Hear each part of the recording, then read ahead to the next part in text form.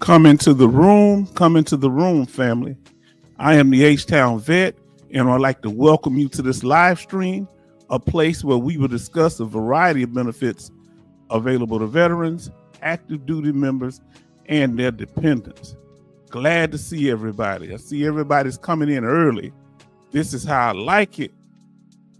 Come on in here, family. Let me know how the sound is. Let us know what's going on.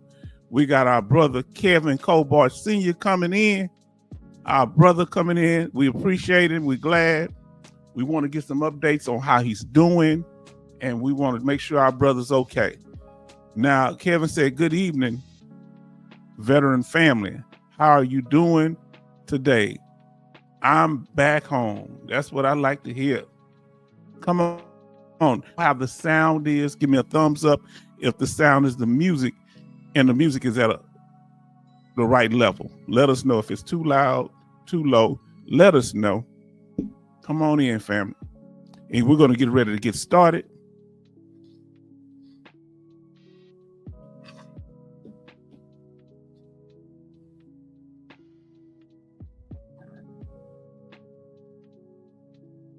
So we have Sister Betty Bob says, H-Town, hope you had an amazing week and a beautiful long weekend. First time ever for you. Yes, it was wonderful. Changed my life. Now, Betty Bob also says, hello to Kevin Cobart Sr. Did you finally listen to it? Sister asking now. Betty Bob say, Kevin Cobart Sr., yay, celebration. Our brother is here. Well, you know, my brother, he was going through something and we want to make sure he was straight. Now, Coasty said, that's letting you know we can help touch and support each other even though we're miles away from each other. This is very important. Coasty say, good evening, H-Town and the family. Good evening, Coasty. Good evening. Our Coast Guard member, now retired and got his TDIU. Am I telling too much? Am I dry snitching? Please let me know. Now, Coasty said, hi, Kevin. Glad you're doing better. Yes, indeed.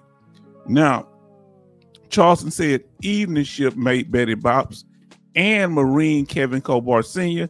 Hope you're doing well. Kevin, I'm filing VA 21-0966 intent to file for PTSD. You don't have to put PTSD on there. Just put the intent to file. Yeah, I'm sure that's what you're gonna do. You don't list no what you're filing for. Just say intent to file. You know, I'm just making sure we're clear. You're probably not putting it on there, but just say intent to file and lock in that date. We're going to be talking about that tonight. Coasty say hi, Betty. Betty Bob says good evening, Coasty. And then Betty Bob say hello, Charleston Zimmerman shipmate. And then we have Charleston Zimmerman says evening, Coasty. Coasty say hi, Mr. Zimmerman. And Charleston says hi, H-Town, Mr. H-Town. Thank you for the greeting. And we got MG Smith in the house. Said good evening, Kevin, Betty Bob's, Coasty, and Charleston. Yes, indeed. Now, Betty Bob says turn down the music a little bit. So the music's a little too loud. Let me get to it. I got it on 16. Tell me how it is right now. And maybe my volume is a little too low. Let me know if the volume, when I'm talking is loud enough. Let us know. How is that? Let us know if that's better. Now, let me pull this closer because that has a big effect on everything too. Now, let us know if that's good. We're gonna get it. We're gonna do it till we get it right. So let us know. Coasty says hi, Mr. Smith, MG Smith, and then everybody's speaking to each other. And we're gonna go ahead and get ready to get started. We've been here over 5 minutes. Kevin says, Charleston, appreciate your support. Yes, indeed. We have to be here for each other. Now, family, let us get into it. Then we have Military Mike says he just walked on the scene in the Gangster Lean. He says, evening family, welcome back, Kevin. Did you get my message? It looks like it was deleted on my end. Okay. Now, Kevin Kobarstein say, Coasted brother, appreciate it. Appreciate you.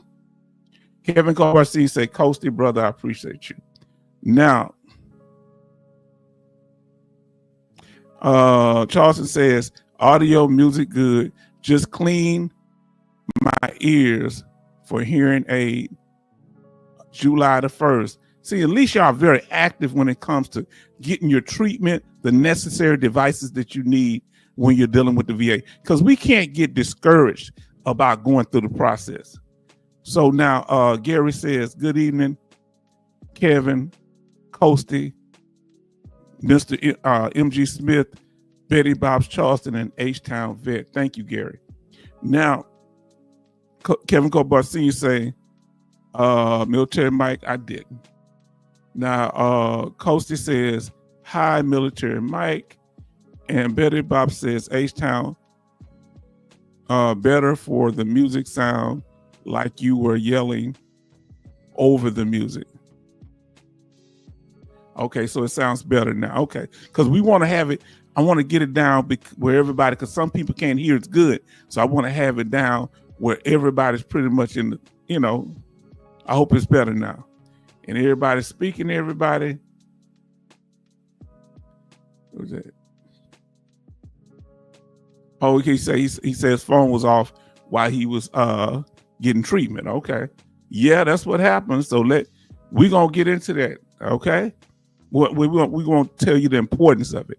Not necessarily, you know, your personal situation. And everybody saying hello, everyone. So family, let's get to this here. Let's do this.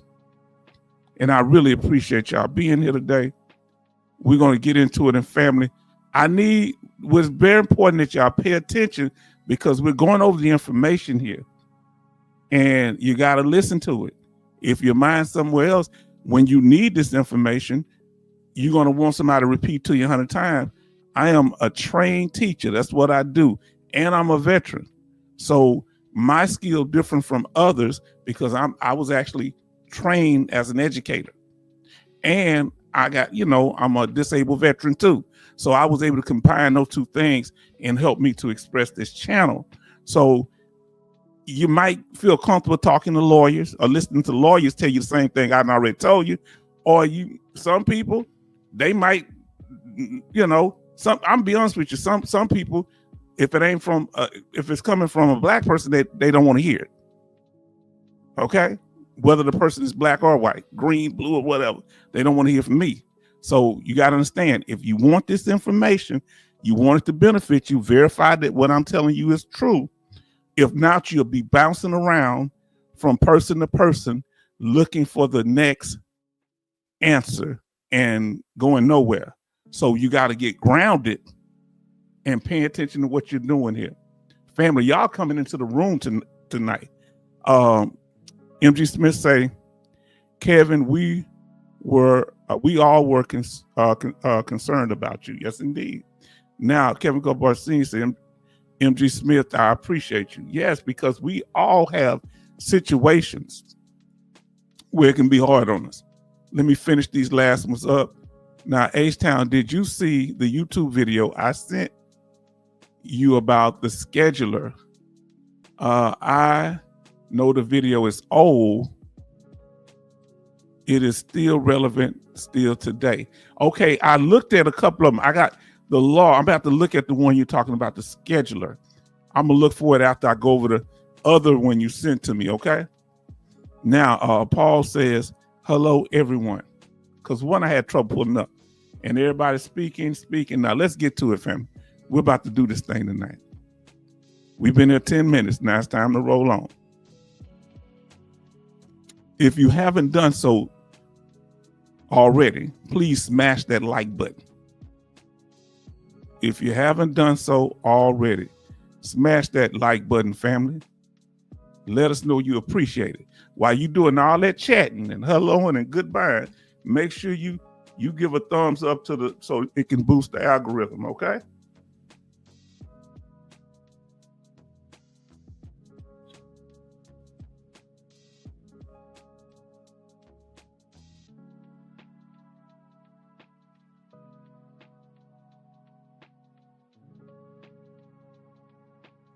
Okay, my family talking about something. I don't know what's going on.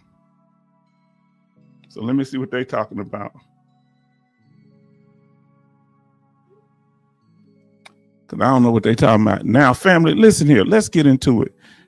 Let me know, Betty Bob's, how we looking. She says there's 10 likes and 13 watching. Come on, family. Let's get those likes up. If you're in the room and you appreciating what we're doing, go ahead and hit that, smash that like button. We really would appreciate it. Let's get to it. We thank y'all for being here. We're going to be laser focused tonight. And this is what we're going to do going forward. Now, we're going to do about the channel in the beginning, okay? For those that may be new to the channel. All right, our channel is the H-Town Vet.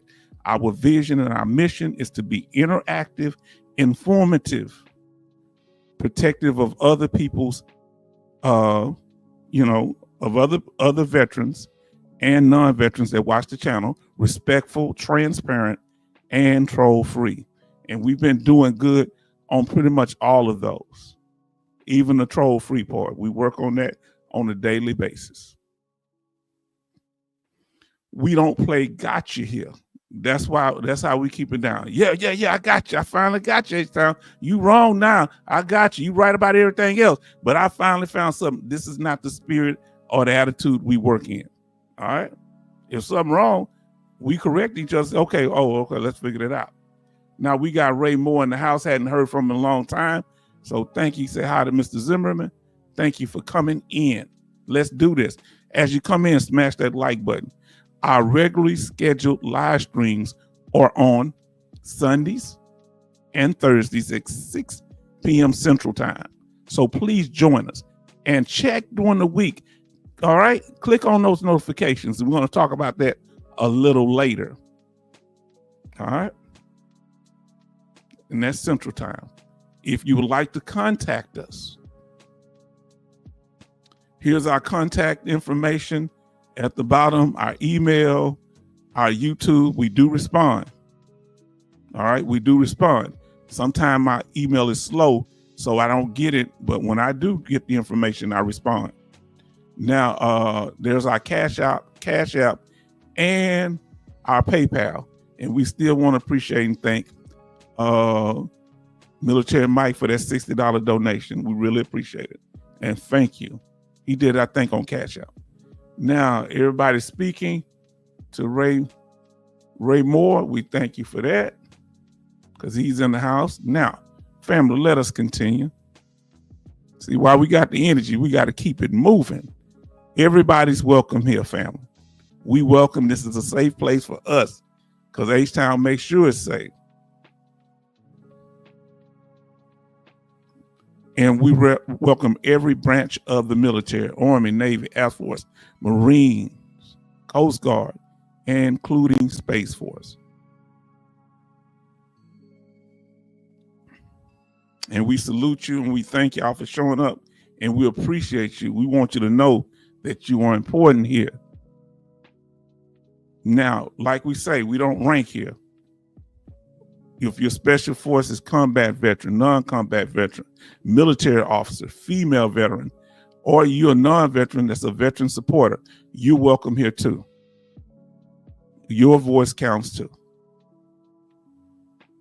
How's that weather where you at? Is it snowing? It act like it was going to rain here. Is it hot? Let us know. In addition to telling us what the weather is, let us know what the temperature is, and let us know what city you're in. What state you're in, if you don't mind, so we'll know. Or you can tell us the city or state or both. Let us know, family. And if you haven't had a chance, let us know. Betty Bob's says we have 11 likes and 13 watching. Yes, indeed. Smash that like button if you just come into the room or you hadn't had a chance to smash it. So, family, now we're getting on topic. All right? So we're going to focus on the topic and we're going to respond to the slides to make this interactive. That way we can actually learn something. That's why we want to stay focused, because a lot of times we'll be saying, hey, can you talk about this? Well, I've been and talked about that. Let us know about that temperature. And say, wish for snow is 91 degrees, always sunny in Pennsylvania. I hear you. We're gonna get to it. We're gonna get to that. Then we're gonna get on topic. And then MG Smith say 85 and cloudy in Cooksville, Tennessee. Coasty say cloudy in Massachusetts, 89 degrees. Why is everybody hot and cloudy? We're cloudy here too. In Richmond, Texas. Now listen to our sister Betty Bob's 83 degrees, sunny, living in Maryland. I hear you. Fam, do you see how we do it here, how we interact? Now let's get on topic. If any other comments on, about temperature, we'll get to that later, but let's get to it. And the topic for today is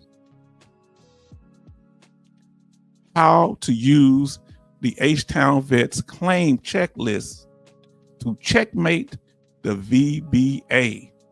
Okay, we're going to talk about it. We have a checklist information that we're just accumulating and getting together. Let's talk about it. That'll help you in your claim process. First, we're going to tell you an interesting statistic. Take statistics with a grain of salt, because the VA very seldom put out the proper information. So we do the best to get a generalized understanding of what's going on. So now let's talk about initial claims. Initial VA claims. Would this surprise you that when it comes to initial VA claims, 75% are denied? Only 25% are approved. Now, I want to ask you why you think that is the case. All right. Let us know why you think that when it comes to VA claims, and this was according to a law firm who did a study on it, initial VA claims, when you first file your initial claim, 75% are denied.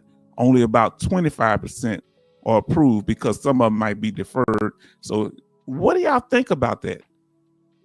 Are you surprised? Why do you think that's the case? Do you think because we don't understand the claims process? Do you think that's the case because the VA scrutinizes us too hard? They don't give us enough direction. Why do you think so many veterans' initial claim is denied? While you're doing that, I'm going to finish up what the people saying about the temperature. So Gary says 92 degrees in Midlothian, Texas. Dallas-Fort Worth area, right south of it, between Fort Worth and Dallas, right south. I've been down there. Beautiful place. Betty Bob says, I lied, 93 degrees and sunny. Oh, these secrets are killing us, Betty Bobs. Paul said it's 87 degrees, rainy and humid in Coleman, Alabama.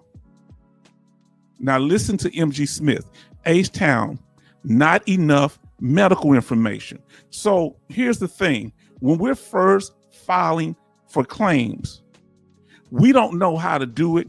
We tend to gather information after they tell us what we don't have, right? So when we first do it, I went in there, I said, I want this. And guess what they told us? Just what they told y'all. What they told MG Smith, what they told Coasty, not enough medical information. That wasn't enough in there in some form or another. Now Charleston says, cause no verifiable proof that the incident happened or not enough correct paperwork. See, let me tell you something. They say that's what one of my first denials. There's no evidence showing that your injury occurred while in service. Yes, indeed. So you got to get that. And that's a good thing where you start on that. All right, family, let's get to it here. You can keep responding to that if you like to. Now let's get our overview. Here at the H-Town Vet, we're going to give you the information that's going to help you. What happens is a lot of people have good knowledge, but if we don't put it in a condensed fashion where you can come back and play the video back, and I suggest that you do so because it takes me time to come up with these videos, this information, sometimes longer than others. But it's weird. I got to be honest with you. Some of the smaller slides are harder to do than the ones that are more complex. I don't know why. It tends to be easier for me when it's a lot of stuff that I'm bringing together. It depends on the topic. Now, Gary says this, before we get to our overview. The VA acts like they have all the cards, and there is very little consistency between VA raters. Oh, you brought up a key point. It's not just that there is inconsistency between VA raters. There's inconsistencies between VA regional offices. There's inconsistencies between VAs in different regions. You might get one decision down here, but over in you go to another area, you go to another state, you might get approval and you got denied for the same thing with the same information at another VA. So this is very important. Consistency with the VA is an issue. Now, listen, Paul say, wow, that's high. I think I didn't know enough about the process. Now, that's the key thing. It's not that we don't just submit enough information when it comes to filing VA claims. We don't really know. We tend not to know much about the process when we're first starting out. We're kind of fighting in the dark. Somebody say, just fill this out. Okay, fill it out. And we don't have mentors or people that are knowledgeable about VA process to talk to. Why? Let me ask you this here. Now, this is going to be a heavy question. Why, when we're going through this, people in the military say, well, go to the American Legion.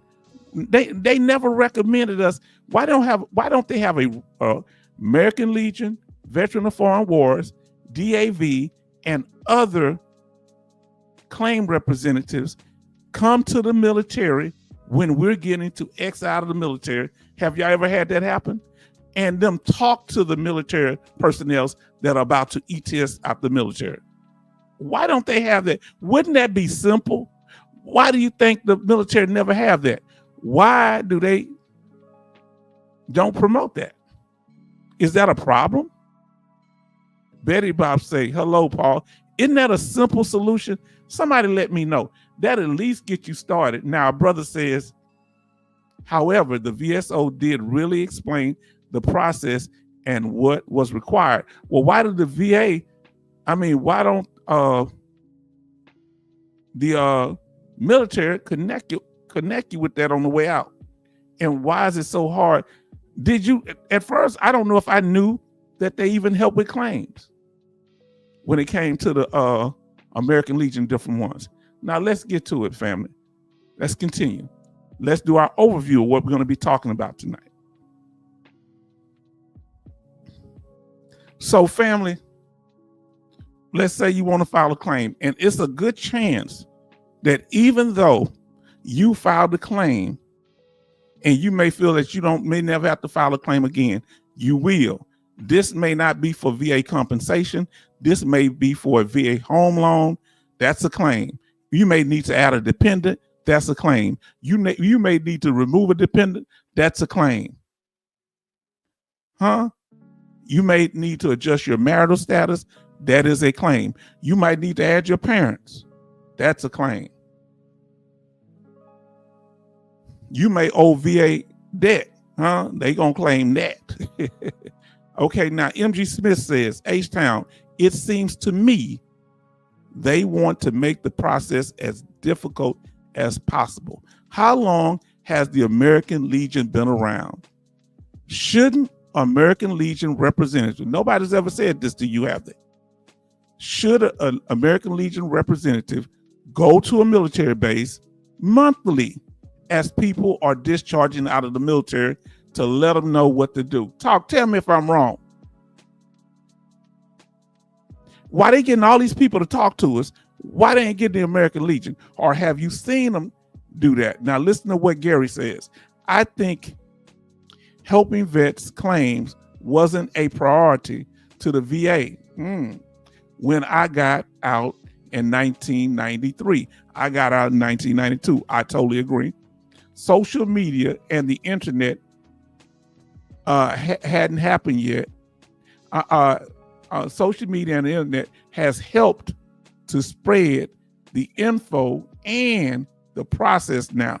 So we had to learn through a third party. The problem with the internet that you got to sift through information and make sure you're getting right and valuable and valid information. What does H-Town say when it comes to information or experts and expert people telling you they this and they qualified this? I tell y'all one word. What's that one word? Somebody put in the chat that when it comes to any information you get from the VA, anybody claiming to be a claims expert, anybody that claims that they're a guru on YouTube, even myself, what is the one word I tell y'all to do? Somebody talk to me. It's going to save your life. It's going to change your life. Kevin said it, verify. Somebody's listening.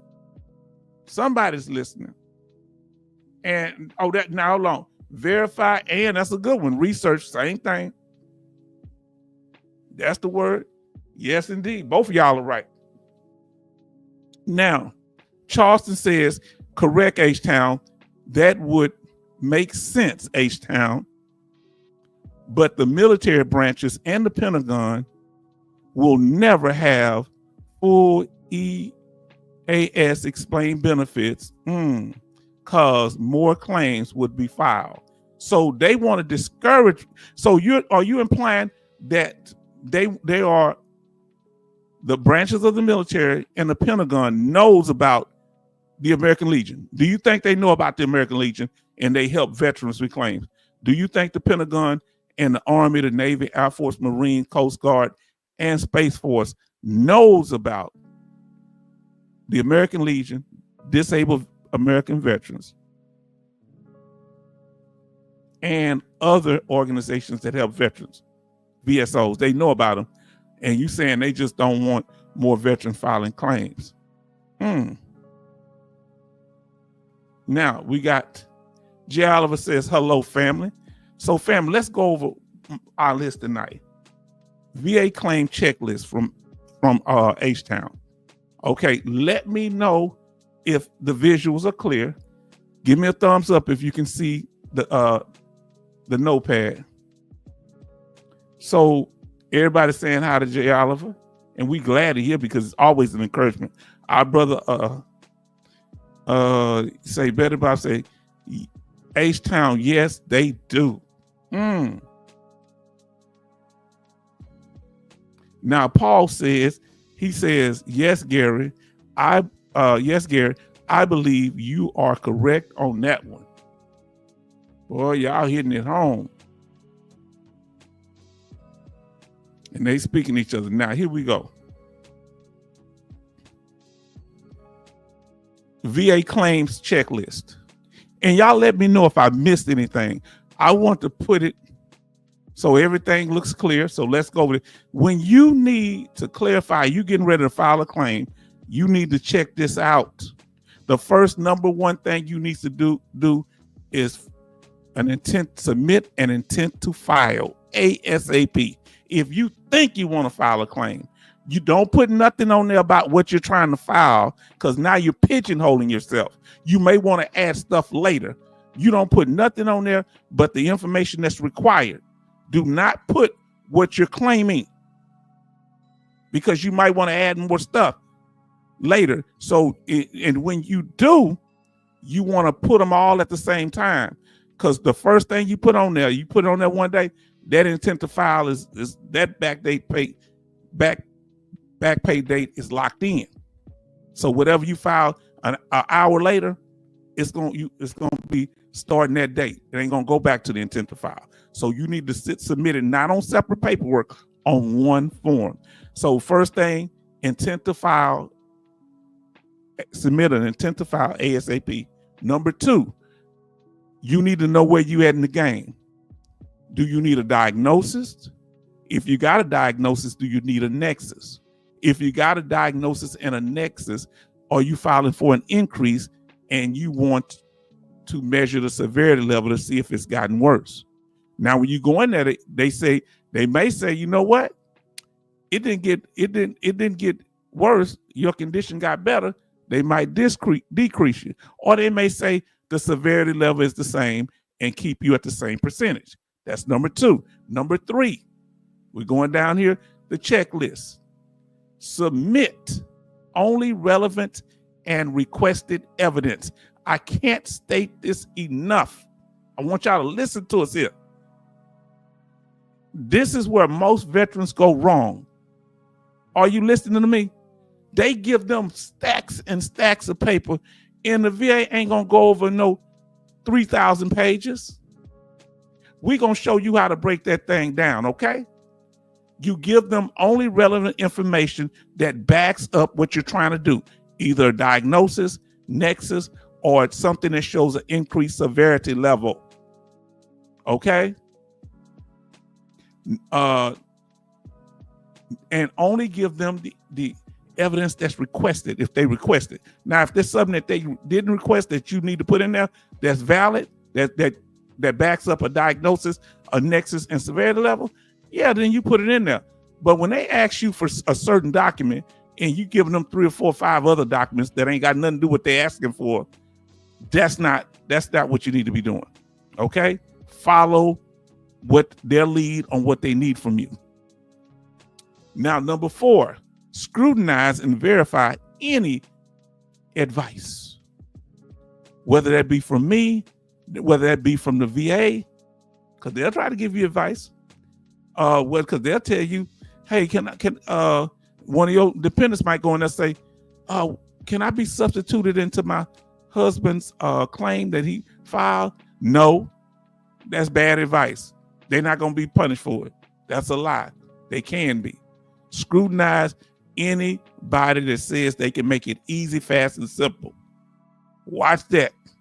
Scrutinize any advice you get, because that advice could harm your claim and your ability to file claims in the future. Are we going into it? Are we cooking with Crisco tonight? All right, we on number 4. Let me see what my sister's saying here. My sister says, H-Town, if my civilian chiropractor knows about his granddaddy is a Vietnam veteran, he knew about the VFW and VSOs, he questioned why was I doing the filing on my own. Real good. Family, you in here, we got 15 in there, we had 16. Smash that like button, family. Smash that like button. We appreciate you. Thank you. Yes, because sometimes we file on our own because we don't know, or we don't trust the other people. You know, somebody don't show us, or we haven't had competent people. That's why you have to verify. Now, number 5, learn the VA claim process. Y'all need to watch the videos that I have that shows from start to finish. I'm the only person on YouTube that broke it down to 9 steps. Ain't nobody ever questioned my 9 steps, but you keep asking the same questions. What should I do? Look at the video. We going through it step by step. Okay? Now, because if you don't listen, if you just want us talking to you all day, that's going to be, you're not going to learn nothing, because that's almost like entertainment. That comes like church. You feel good. You walk out, well, what did he preach about? I don't know, but it felt good. So we got to make sure we're learning something in the process. So learn the VA claims process. Number 6, support of claim form 21-4138. This is a utility tool. This is a powerful tool that you can have some buddy statements on. You can do nexus letters on them. You can do, if you're a reliable historian, you can write your statements. You can have lay statements all on this form. All right, we got a video on that. I need to rename it so you know it's the supported claim form. So that one's on me. Number 7, never exaggerate symptoms or falsify documents. Please don't. Because if you do that and they catch you, Even stuff that you legitimately service connected for can be wiped away. All right? Tell them if the condition gets worse sometime and some days it ain't as bad. Don't ever say it's good. All right? Now, never exaggerate. I think we all know that. Now, let's see what our brother Charleston says. Question, H-Town. Form 21-0966 says on line 20-22 to list VSO agent or attorney. What do I list if I file myself? Listen. In that line, you say none. But if you, now listen to me very clearly, you better make sure that a VSO or agent or attorney does not have your power of attorney. Because when you get with the American Legion, they become your power of attorney. You better make sure you sever that power of attorney, because if you try to submit it yourself, but you still have a power of attorney, that's gonna be a problem. You understand? So you have to do your due diligence, that if you're gonna do it on your own, you got to go back and verify, hey, do y'all still have power of attorney? You go and remove that power of attorney so you can do it yourself. If you've never had someone that had a power of attorney, like an attorney or a claims agent or VSO, a credit claims agent that is, you should be in the good, but you need to check, do your due diligence. Great question, Charleston. Great question. Family, are we getting to it here? Now, number one, we're going to talk, I'm sorry, give me a second. I haven't went over everything. I ain't went over the whole list. Sorry about that. Give me a second. All right. Now, I got to go over the rest of them. Number 8. This is the outline of what we're going over. So I'm glad y'all asking questions pertaining to what we're talking about. Number 8, request updates every 90 days. Now, if it's something after you've already submitted your DBQ and you do the fully developed claim, don't wait that long. Don't let it pass 90 days is what I'm saying. You get a feel for when you think it should be done. You don't need to do it every day, but if everything's fully developed, give them 2 weeks to a month. Give them at least a month and go ahead and make that happen. Between a month to 90 days, which is 3 months. Now, the last thing, see, them updates put pressure. Number 8, those updates that put pressure on them. That's letting them know you watching them, that you riding their back instead of them riding your back. Instead of them having you in the corner, trying to get you talk bad about the H-Town family, you over there, you swinging, coming out the corner, saying, "Now, VA, you need to handle up." Huh? Number 9, use VA law to point out errors and checkmate the VA. Boy, if you point out the VA errors, this is wrong. This is what the law says. This is wrong what you put on there. This is what the law says. Huh? Do you think that's going to look good if they deny your claim and you go up to the board and they have to pop it right back because the VA didn't follow the law? You listen to what I'm telling you. Come on, let me come up on the screen. This is checkmate. You're not writing your evidence for the VA. You're writing your evidence for the people after the VA if it ever gets there. You're writing your evidence. You're submitting your evidence in a solid fashion. So it's plain enough in layman's term that they should give the right decision based on the evidence and the clarity of your information. And if they deny it, they're going to look like Boo-Boo the Fool. Now listen to what Jay Oliver says. Talking about the VHA. Now, this is very important. We talked about this, and that's the Veterans Healthcare Administration. We usually say the VA hospital system.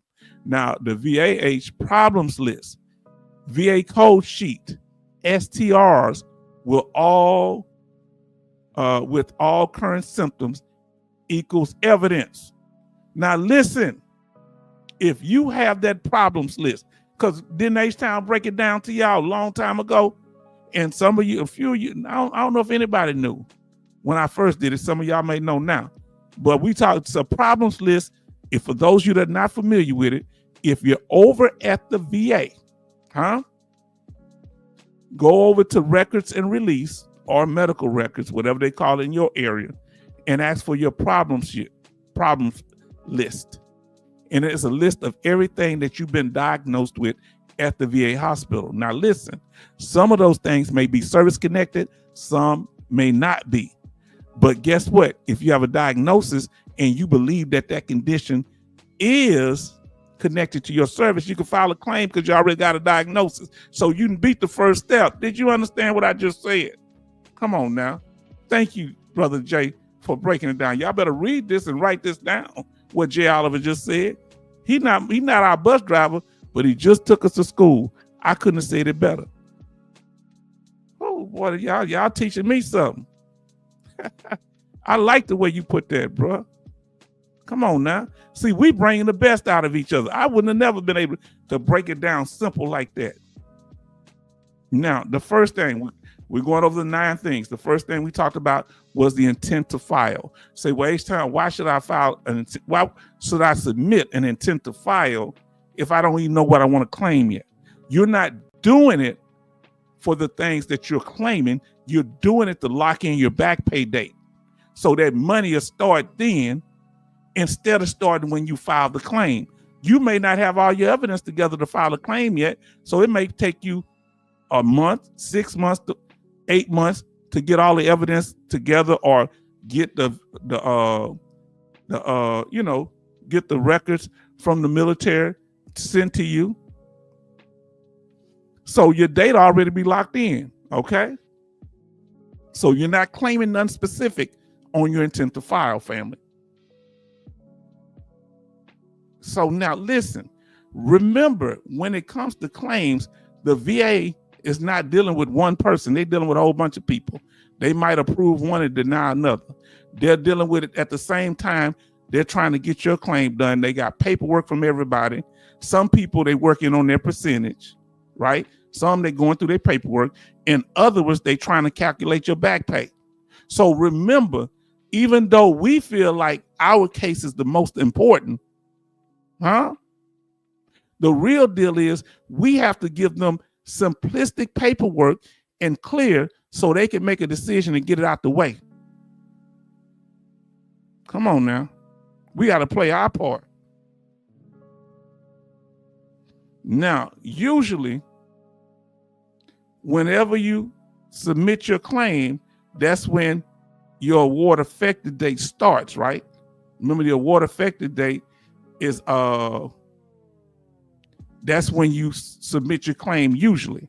But if you put that intent to file before you file your claim, the award effective date will be when you file the intent to file. That's when your money starts building up. Come on, let's talk about it. We got we had 19 people in a minute ago. We got 17 now. Betty Bob say 14 likes and 16 watching. Thank y'all for coming in, family. We're trying to give you this information that you're not gonna get nowhere else in this condensed form.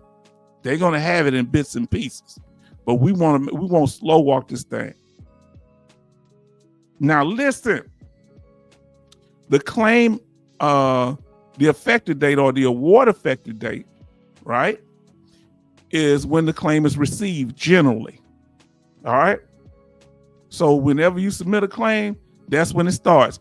Unless you just got out the military within 1 year and you file a claim before that 1 year expires, then it'll go back to when you were in the military, whenever you got injured in the military. That's only if you file that claim within a year of getting out of the military. Okay. But if you just file a regular claim, it's going to start when they receive the claim. Whatever day they receive the claim, that's why you got to make sure you submit it properly, because the VA have lost claims over the computer and people affected day and money was gone. They had to start it over. I suggest that you submit it in person. If you do online, that's on you. Don't cry to me. Just make sure they give you some kind of proof online. That's up to you. I don't do it like that. I get a stamped copy. So That's why I said, man, can you believe this happened? Go to the people that told you it was okay to do it that way. Because I believe in stamped copies.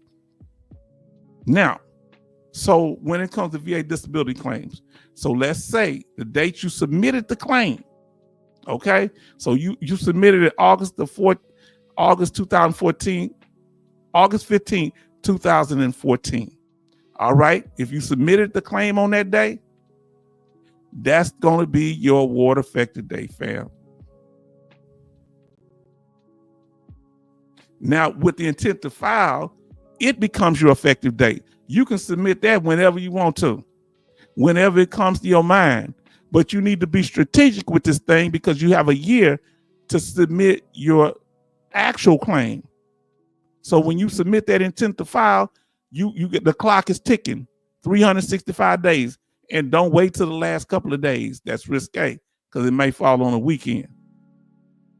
And this year, Ghetto Boys is trick-or-treating. Had to say that because I'm an H-Town 5th Ward boy. You understand? And the Ghetto Boys come out of my neighborhood. Now,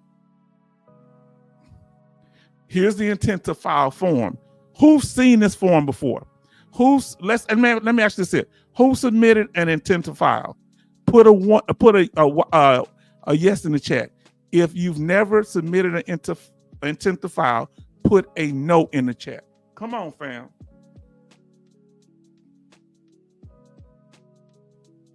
If you submitted an intent to file ever, put yes in the chat. If you haven't, put a no. I've never submitted one. I found out about it afterward. Charleston say no. All right, let's do this, fam. Let's talk about it. Now, let's see. Now, MG Smith says yes. Okay. Then Dallas Marquez says yes, but I submitted online. Yes. Okay. Okay. Long as did you get some kind of confirmation, Dallas? Somebody in here may submit it online, never had any problem. You know, I'm old school. Now, let's see. Betty Bob say yes. Coasty says yes. Dennis says yes. Gary said, I didn't intend to file by starting an online claim, saving it. Let me ask you this here. If you did that intent to file, in person, put an IP in the chat. If you did it online, put the word online in the chat. Let us know how you did it. And I'm putting it there. IP for in person. And right, I got it up on the board now. If you did it online, put online in the chat. Let us know. Now, Jay says confirmation by mail multiple times. Boy, you out of control. Y'all scared the heck out of me with that mail stuff. You a bad man. Jay Oliver be handling that mail. But how you know if an individual gonna get it? I'm scared. If you can do it, you like it, I love it. But that's scared. You got me sweating like a prostitute in church over here, man. God dog. So who did it online? And he said yes. Now what's UP? Oh, you meant to say in person. In person for MG Smith. And I guess Kevin did it online. Gary did it online. MG Smith did it in person. And then, oh, okay. Who did it to put it? If you did it through a VSO, put the VSO. Dennis did it in person through a VSO. Coasty say VSO did it online. Okay. I didn't know the VSO can do it online. It's been a long time since I filed a claim. Jay Oliver say online multiple times. Now, Paul Cox, why I say Jay Oliver, says online. Now let me go back up to my brother. My brother say, I just downloaded form last night on USB, going to print out and mail form. Why would you mail it? You sure it's go? How far is the VA from you? Form 21-0966. I think it's risky. Who know how you can mail it properly? If it go wrong, brother, I ain't nothing I can do to help you, because I don't think that's a good idea. But some people in here have done it. Because how you gonna have proof that they got it? Are you sending certified mail? I don't know. So MG Smith say in-person VSO online. Okay. Now, whoever had a problem submitting your intent to file online? Who had a problem? All right. If you had a problem, put an X in the chat. If you ever had a problem submitting an intent to file online or by mail, let's say you did online or by mail, not in person, because you as long as you got a copy, you good on that. Put an X in the chat if you ever submitted it in person. I mean, not in person, or by mail or online, and you had an issue. Put an X in the chat. Who had an issue with the online? If you didn't, you don't have to put anything. But this is the form. You must get the most up-to-date form. Make sure you have the most current. What is the date on the one that you got, Charleston Zimmerman? And let's get to it. Did we cover the intent to file? Do you have any other questions when it comes to the intent to file? Any questions? That was number one. That's the first thing we said you need to do to checkmate the VBA. Now you say, I trust the U.S. mail, but can I submit form at VA hospital, H-Town? No, VA regional office. How far is the VA regional office? The VA hospital is not where you submit claims. Some of them do have the claims part in the hospital, like in Waco. The regional office is down in the hospital, but most regional offices are separate from the VA hospital. So we need you to make sure you get it to the right place. I don't want to steer you the wrong way. Now listen to what our brother said about in mail. I mailed some overnight mail and online and only had problems when I forgot to sign or date some forms. So I'm going to say it to you like this here. Oh, you far away. Do you have somebody that can help you do it online? And that's a long ways, bro. Yeah, that's a long ways. Now, if it don't work, all I can tell you is I take a road trip. But Jay Oliver says that he had no problem with it, but you can't rely on that, because you can't come back and say, man, you told me this, because it may be different where he at. They may be more consistent, right? Come on, family. Any other questions? He say regional office is 80 miles away. Yeah. Think of it like a new girlfriend you're going to see. Get that filled out properly. Now, listen to what our brother says here. Now, online seem to be good. Do they give you a stamp, some type of confirmation online? Somebody tell me yes or no.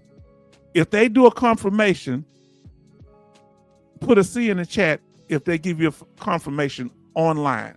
I ain't talking about mail. If you submit an intent to file online, do they give you a confirmation? Let us know. Look, D-Law back in here. I told you my brother's always around. He says the regional office is 3 hours away from me. It's in Nashville. I live in Memphis. Oh, I understand y'all now, fam. I understand. Those that are submitted online, let us know. See, I'm in Houston. I guess I'm kind of spoiled. It's about 20, 30 miles from me. And brother talking, I have to say it. See how I told y'all D-Law B, he said, good evening, Kevin. He be looking, he been knowing what's going on. Now listen, that is an issue, being so far away. Now let's see what Jay Oliver. This is important that we talk about this, fam, because getting the information to the VA is critical. We might have to have a whole live stream. What is the proper way to submit evidence to the VA and it not be lost or affect your back pay date? Come on now. Because if you submit a claim online, and remember they lost over what? Hundreds of thousands of claims online. So people lost their back pay date. A lot of them did. Now, Jay Oliver say online, you get an online confirmation and a email confirmation. Somebody send me an email showing me where to do it online, and we'll do a tutorial on that, so that'll help, okay? Now, Betty Bob say, J. Oliver, 100%. So y'all send me an email on, because I'm not familiar with it. I haven't filed a claim in years. Last claim I filed was in 2014? So you say, H-Town is spoiled, Betty Bops told me. Yeah, I'm spoiled. Because y'all shocked me. I didn't know that the VAs was that far from me. I'm a Houston boy. I grew up 5 minutes from downtown. I thought everybody lived in a big city like me. I didn't know. Huh? I'm spoiled. Man, shoot. I could ride the bus downtown and get there within 10 minutes, 10, 15 minutes. You didn't have to make a lot of stops. D-Law say the regional office was 15 minutes away from me when I lived in Chicago. Now that's wild. Okay, now quick, Kevin Cobar say, quick submit H-Town Vet. Send me a link to quick submit or send me an email with those words. Can y'all do that? Family, I want all y'all to send me what y'all got on. The ones that know about it, that's real familiar with it. Now, Paul Cox said, Janesville, what WI stand for? Wisconsin, what does WI stand for? I think that's an I. Where the VA tells you to send your evidence is pretty good about letting you know that they have received the evidence, because your back pay date is going to be critical, especially if you put in intent to file. Then you go to submit your claim. They say, oh, we don't have no intent to file. So you don't wait. You do your due diligence and make sure they send you some type of confirmation, and them telling you that they got it don't mean that they got it. You need something in writing. All right. You need something you got in your hand once you submit it online or by mail. So Wisconsin. Okay. Okay. So he's saying Wisconsin. Okay. All right, Paul Cox. Thank you. Everybody clarified. Now I better about say Charlton Zimmer should make. They laughing at me. Yes. Then J. Oliver say Houston is a metroplex. Yes, the metro. What? I think the metropolitan area. Yes, Wisconsin. Okay, Wisconsin. Everybody's telling me. We got 14 likes and 18 watching. Thank y'all for being here, family. Now Charleston say Betty Bob's Texas got good public transportation. Us poor folk, oh God, got broken state public services. Oh, you gonna make me feel guilty for living in Houston. Oh Lord. What can I say? It doesn't help you. I grew up in the hood. Huh? 4 of us slept in one bed. Huh? Does that make y'all feel better? Now let's continue. Now the award effective date can be found on all your documentation, okay? When you're looking at it, when you on your decision letter, you look for it and it's going to have a description of what your percentage is, and this is key. If you went from 70 to 100%, they're going to tell you when that 100% is effective. In this case, it was August 15, 2014 for the hypothetical Mr. John Brown, right? So that means whenever that he filed the claim or filed the intent to file, whichever he did, that's where the money started accumulating. So they're going to pay him the difference between 70% and 100%, including any increases during the time. You know how every year they give an increase. If they did an increase during the time the back pay was accumulating. Come on now. Now listen to D-Law. D-Law says when you submit a claim online, it might get sent to a different regional office. Very interesting. See, I'm not as savvy when it comes to the online game. Man, y'all come on now here. Now listen to MG Smith say, H-Town, Texas now has a larger veteran population than California. Now Texas is #1. When did that happen, bruh? You breaking news before the H-Town vet, but you part of the family, so I help take credit for it. Say, one of my subscribers, when did that happen? Let me know. Somebody look it up and find out the date that Texas passed California as the #1 state for veterans. Because when we do our live stream, we got one coming up on DBQs, and we're going to do one also on the best states to live in. We're going to go in more detail again. Now, Betty Bob says Charleston Zimmerman public transportation here in Maryland is to Baltimore to get to the VA will take 2 hours or more. Wow. We have parking rides. Y'all don't have parking ride? I can go down the street by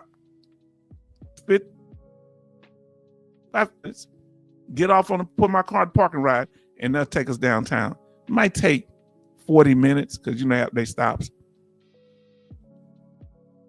Now, Master Sergeant says Texas is becoming California. Now, people from California are moving here, but I don't think the culture is going to change like that because there's some things we just not going to tolerate. They're not going to tell us not to have, they ain't going to put no restrictions on weapons. If they couldn't make it pop in California, they couldn't hack it in California. They can't come here trying to change stuff. Now, one thing that is changing is the price of houses. It's going up. Shipmate Betty Bops. Yes, here in Pennsylvania. SEPEAT in Pennsylvania is bankrupt. The rich Texas, with the all money is uppity. Why y'all give us a hard time? I can't help I was born in Texas. Huh? I can't help I was born in Texas. Now, I will neither confirm nor deny that my family get royalties from oil. I will neither confirm nor deny. Now, here we are, VA award effective date. You can find it on your decision letter, your notification letter, and your VA code sheet. And we got an arrow pointing to each. I know it's kind of small and unclear, but you get the point. Come on now. We try to be humble down here, Charleston. Now, so with that intent to file, you will lock in your back pay date. Remember that. Hope I ain't put that on there twice. Number 2, disabled veteran qualifications. In order to be a disabled veteran, it's the second thing. See, a lot of times we don't know what we're trying to do. We got to meet these one at a time in this order. All right. You got to do it. First thing, you need a medically diagnosed illness. The only option is if you are a Desert Storm veteran and have you under undiagnosed illnesses, which is hard to do anyway. But almost every time, whether you're doing a direct service connection, secondary, or even if you're doing a presumptive claim, you have to have a medically diagnosed illness. Now, where can you find it at? Like our brother said, on your problems list from the VA, you can get diagnosed by an outside doctor. You can't get diagnosed if you go to a public DBQ on your own and get the doctor to do it. Sometimes you get diagnosed at a CMP exam, but usually they won't even set up the CMP exam unless you already have a diagnosis. They'll deny it, say not enough evidence. Sometimes they will let you go. So you need a medically diagnosed illness. So these are the 3 things you need to be a disabled veteran. The second one, you need service connection, a nexus between that illness and your military service. The third thing you need is a measure of the severity level. So let's say you already got a medical diagnosis and you're already service connected. Well, they need a measure of severity. We're going to talk about that. Now, listen to what our Jay Oliver say. National work, what is that? Corey, is a virtual claim database when veterans claims are divided to be worked by the VA, by the VBA rating activities. Okay, but we don't have no access to it, huh? Now let's talk about it. So we're talking about this is what you need if you. So first, like we said, you need a what? Diagnosis. Where can you get diagnosis at? Where did you get diagnosis from? Where did you get your diagnosis? Okay. I'm gonna answer that question when we get to nexus in a second. But recognize diagnosis, because we did the overview. I'm gonna get right to it, Charleston. So recognize injury or condition. Sometimes you got to recognize why you in the military. It happened when you got out of the military. You could have the diagnosis from your problems list at the VA hospital. You could have got it from an outside private doctor or some type of specialty clinic that does it. Even, I guess, one of these other clinics. So if you had an ankle injury, you need a diagnosis, a professional, somebody that's qualified to make that diagnosis, okay? Now let's get to the second one, what Brother Charleston talked about. Now we to the nexus. See, we're going to break it down here like nobody else can, huh? The nexus, the connection, connecting the injury to your military service, okay? That's the nexus. It's a connection between your military service and your current injury. Not just that you got injured in the military, it's the injury is currently affecting you now. Now, listen to what our brother Charleston said when it comes to this. He asked the question, and love y'all questions. Anything on the topic, ask what y'all need. Charleston says, can you have two nexus, one from a doctor and a civilian, and one from a civilian? Yes, you can. Now listen, here. Now this is when it gets tricky. You follow me, brothers. Let me keep your statement up. Here's where it gets tricky, bro. You don't want any contradiction. You don't want to submit both of them. You submit the one that's the most favorable. Okay? If both of them are equally powerful, submit one, and then they deny that, then submit the other one.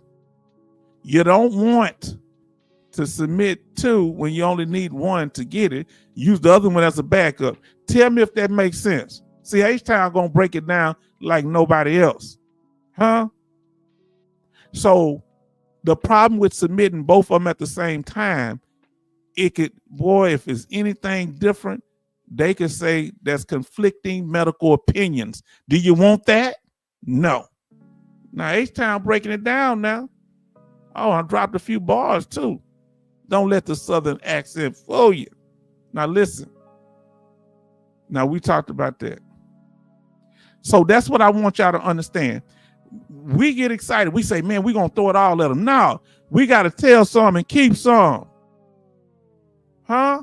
So if you got two nexus letters and they both solid, one from a civilian, the other from a VA doctor, submit the one with the VA doctor. And guess what? Wait with the civilian one. And if they deny the nexus from the VA doctor, submit the civilian one. But don't submit both of them because you got two medical opinions. They might support each other or it might be a problem. Come on now. So if it's any difference, they can say it's conflicting medical opinion. Be careful. Kevin Cobar Sr. says, sounds good to me. All right.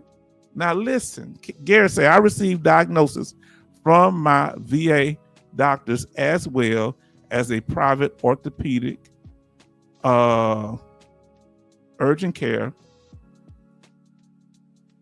allergy, ENT, sleep doc, and podiatrist. Okay. Say, oh, so don't empty whole magazine at problem. Exactly. That's the best way to do it. Please. Only like a military person could say it. Don't empty your whole magazine. Don't throw everything, because guess what the problem is? Can I tell you, when it comes to anything, guess what the problem is when you throw everything out there? They gonna say, even though they didn't read everything, if you got same information, but from different people, whether it be for a diagnosis, whether it be for a nexus, you throw the first one in there, right? The first one in there, don't empty the magazine. You throw the first one, then if they don't accept that, wham, you come with another one. Huh?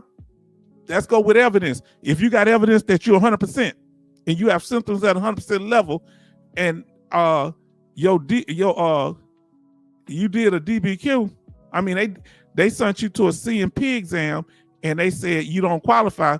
You got that other one from that public DBQ, bam, you slam that on them. New and material evidence. But if you submit them both at the same time, it's not new and material because they're submitting them both at the same time. Now, come on now. Now, listen. Betty Bob say H-Town sounds good. Come on now.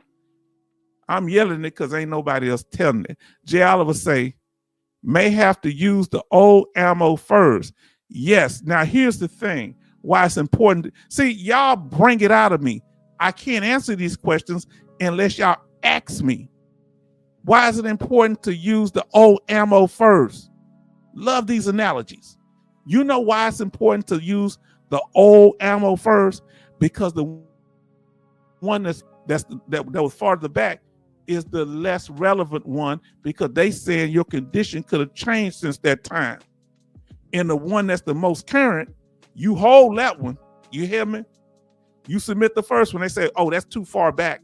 We don't know if that's a current reflection of your medical condition. Huh? So you say, oh, it goes back too far. I got this one for 3 weeks ago, a month ago. Is this more current for you? Huh? I got some new ammo for you. Now listen, Betty Bob says this. I went to my orthopedics.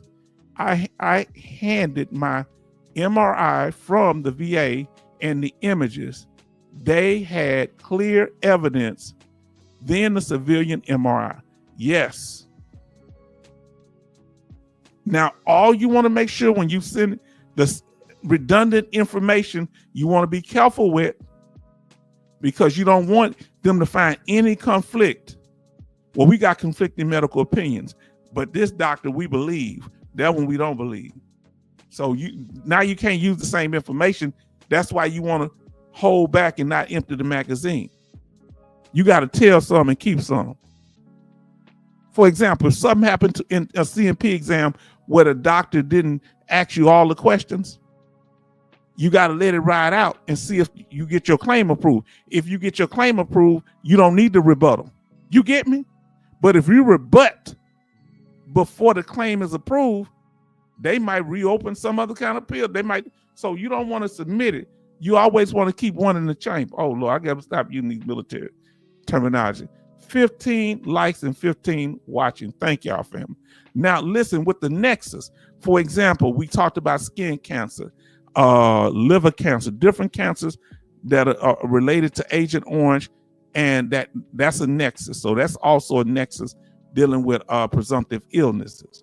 Your military service, that nexus between your exposure and your military service.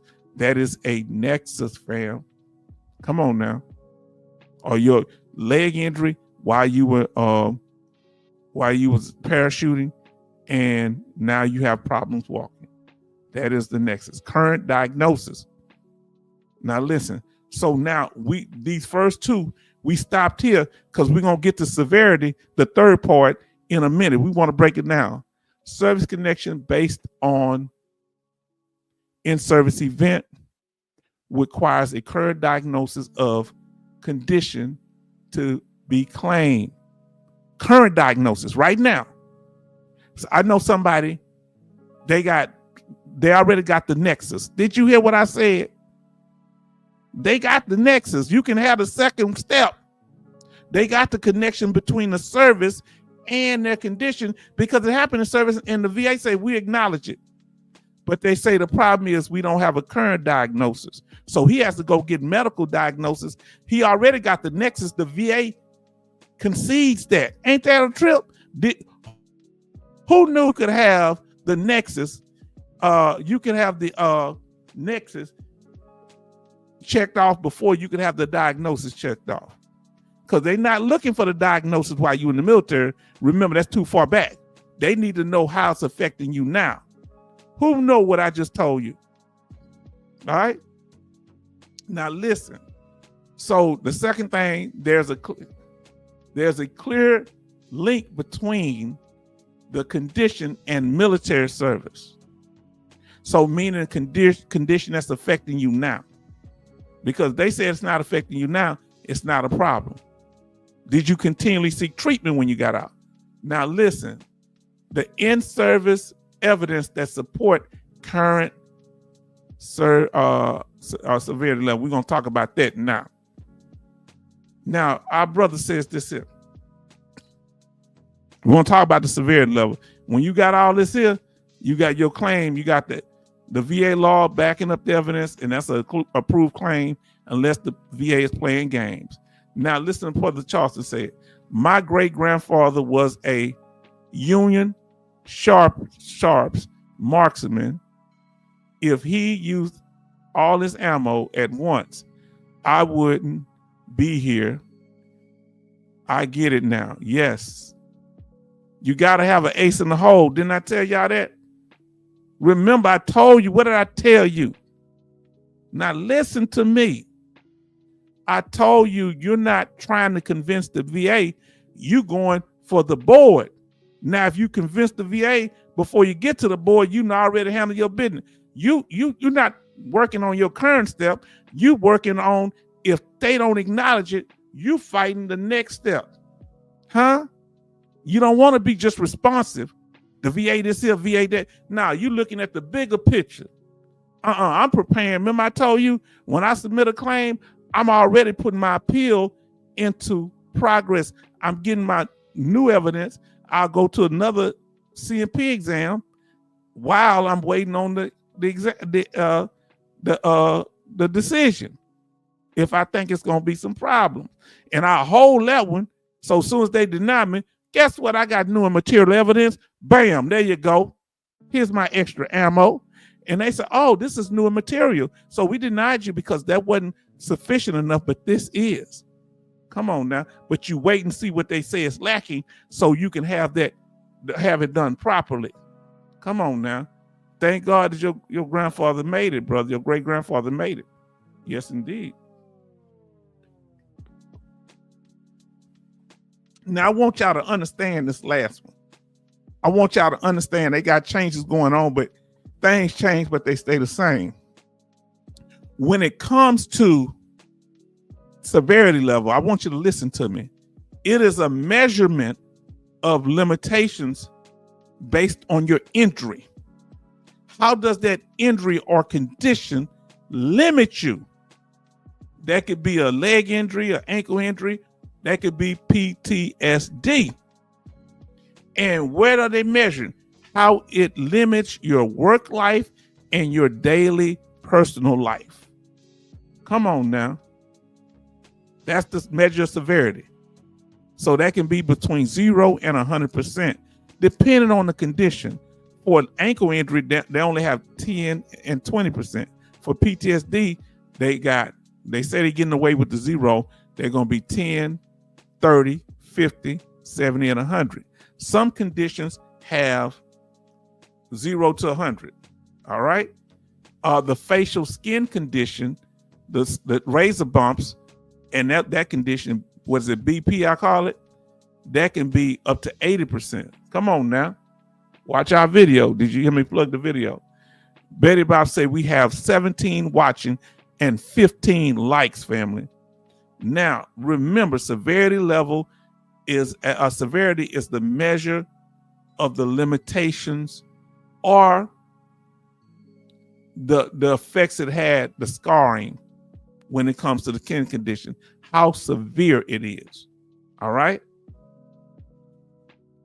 So if the scars are visible, that you get more compensation, even though it may not limit you from work, but you may be missing an ear, you may be missing a finger. That limits you but the missing, the scars on the skin may not limit you, but because of physical visible damage, it can. And don't forget, with the creams and the other medications you use for these conditions, you can get what can you get if you got skin creams and other creams that you use and medications you use and it damage your clothing? What that's called? Somebody tell me. I forgot. I ain't gonna lie to you. Ain't that sad? Somebody knows stuff I don't. My grandma say, boy, I ain't got no common sense. I forgot what it's called. What is that thing called, family? Tell me. So the measure of severity, family, thank you, MG Smith, is called a clothing allowance. I'm not lying. I forgot. So, yes. Now, somebody brought up the issue about the clothing allowance. If with the clothing allowance, you have two different, they have an approved list of medications. Where can you get that approved list of medications that you use on a service-connected disability?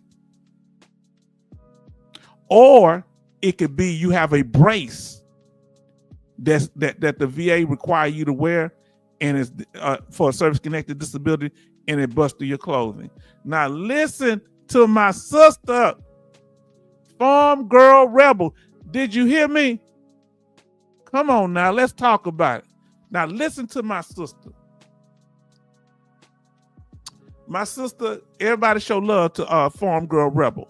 Say, evening family, I just got an increase for my neck and arm.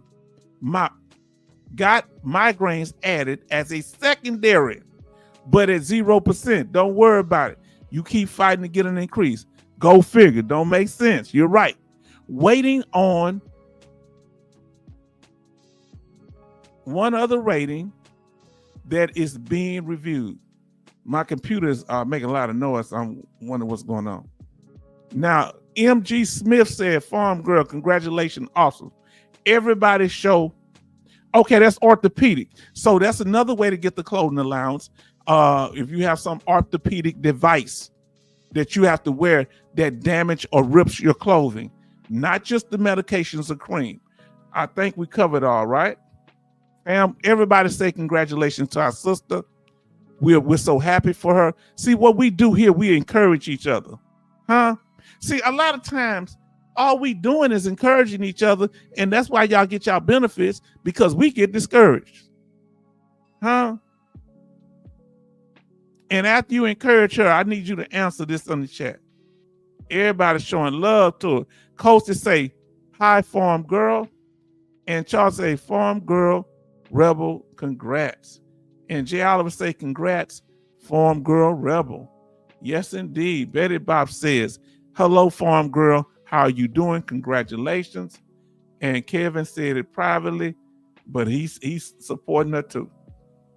Now, listen to her. She say, thanks, everyone. Doing good, Betty. What's your percentage at now, sister? We asking you because I want to know if you'll be able to file for unemployability. Let us know where your percentage at now. How close are you to the? Are you over 50? Or are you close to 100? Let us know. Boy, family, this is such a blessing. I mean, we get good news all the way around. Now, here we go. Like we were saying with the ankle. With the ankle injury, whatever your condition is, find out what the rating schedule is. Did y'all hear me? Find out what the rating schedule. And it's a 38 CFR for your condition. PTSD has a rating schedule. Depression and other mental health conditions have a rating schedule, which is pretty much the same as PTSD. Scarring on the skin, a rating schedule. Loss of creative organ, rating schedule. Come on now. Now listen to our sister. She says, went from 40 to 60%. Let me say it again. Went from 40 to 60% right this moment.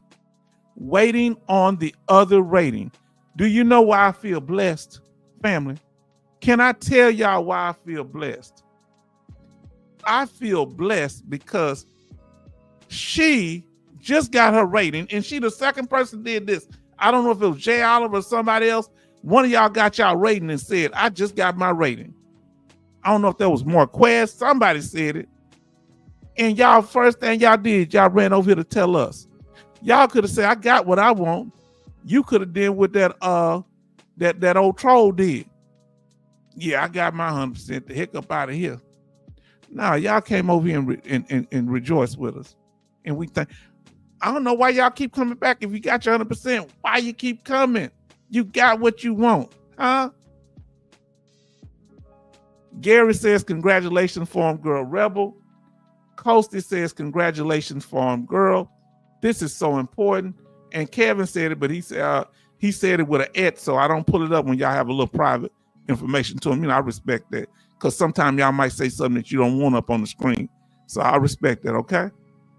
That's between y'all. Because everybody don't need to know on the outside what we talking about. Now listen, let's say it's that ankle or whatever condition you have. You said, well, I'm at 10%. I'm trying to go to 20. You better have a diagnosis that of the condition, and then that condition being service connected to your service.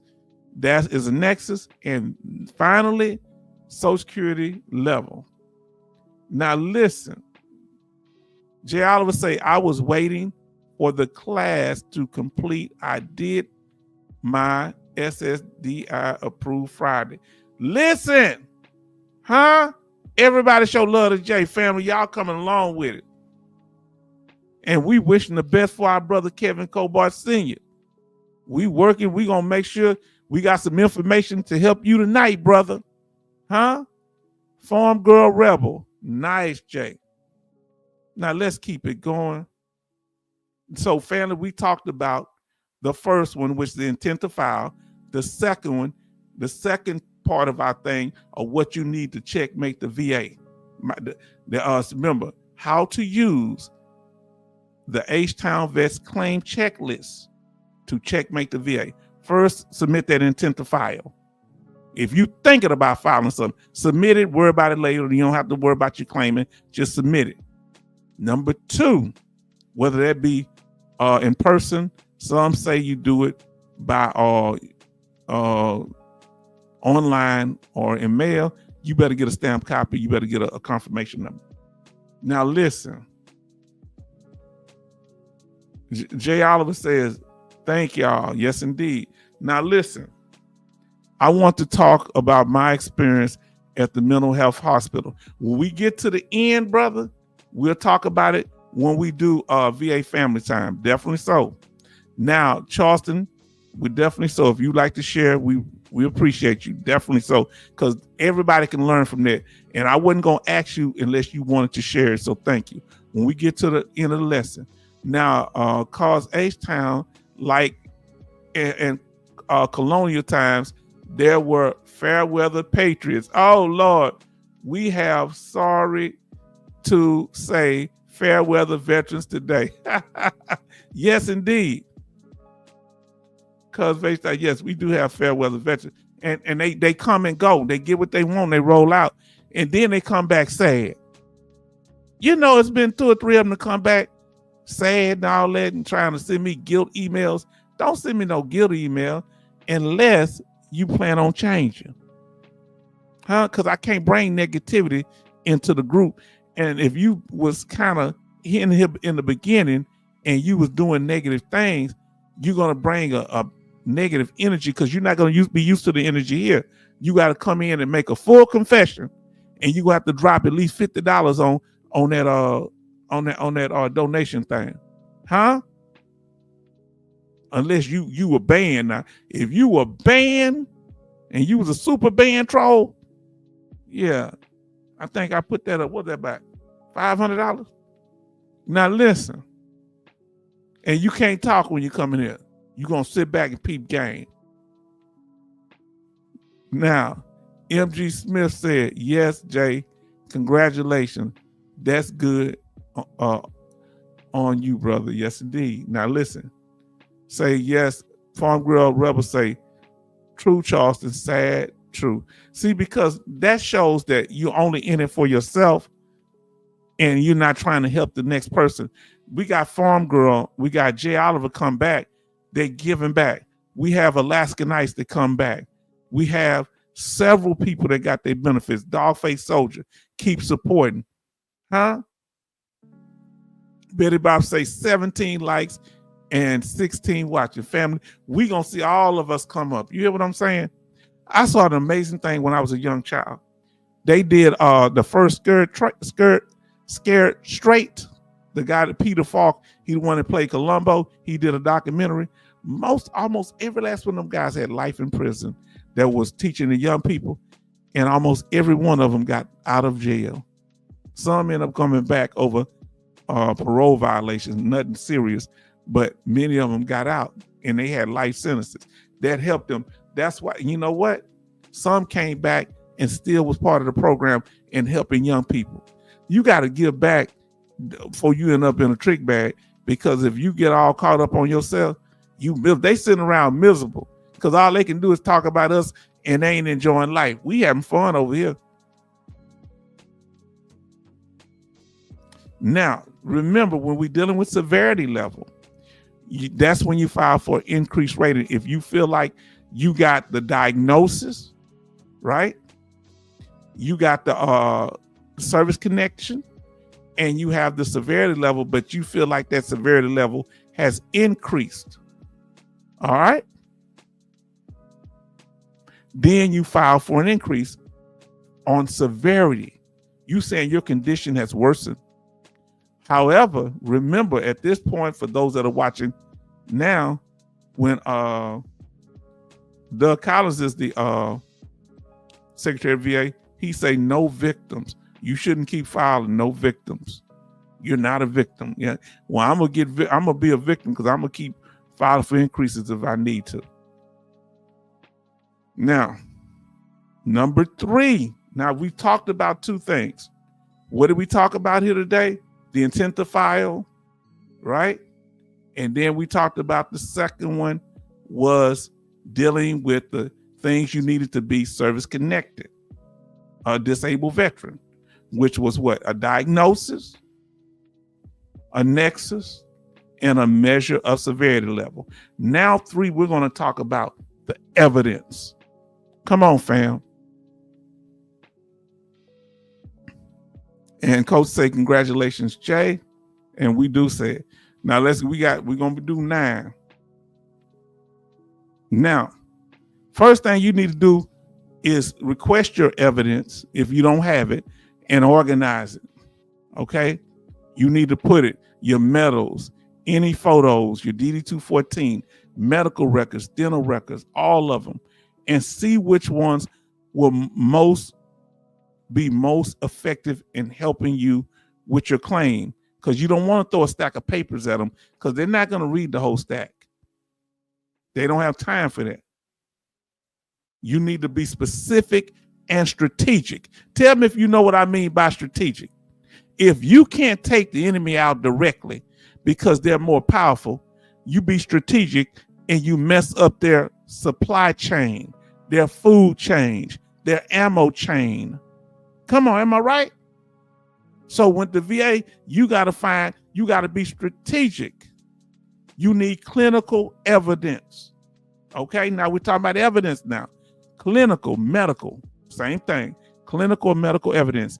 Any medical records or other evidence that supports a veteran's disability claims. But you want it to be concise. You don't want to be hundreds of pages. You need to condense it down. You hear me? Now, the evidence can include medical test results, hospital records, including, guess what, our brother? Emergency room visits. Huh? You need to get a copy of that. My brother that went to the emergency room, I've been there. And that's going to be submitted. That's going to be part of your claim, okay? New and material evidence.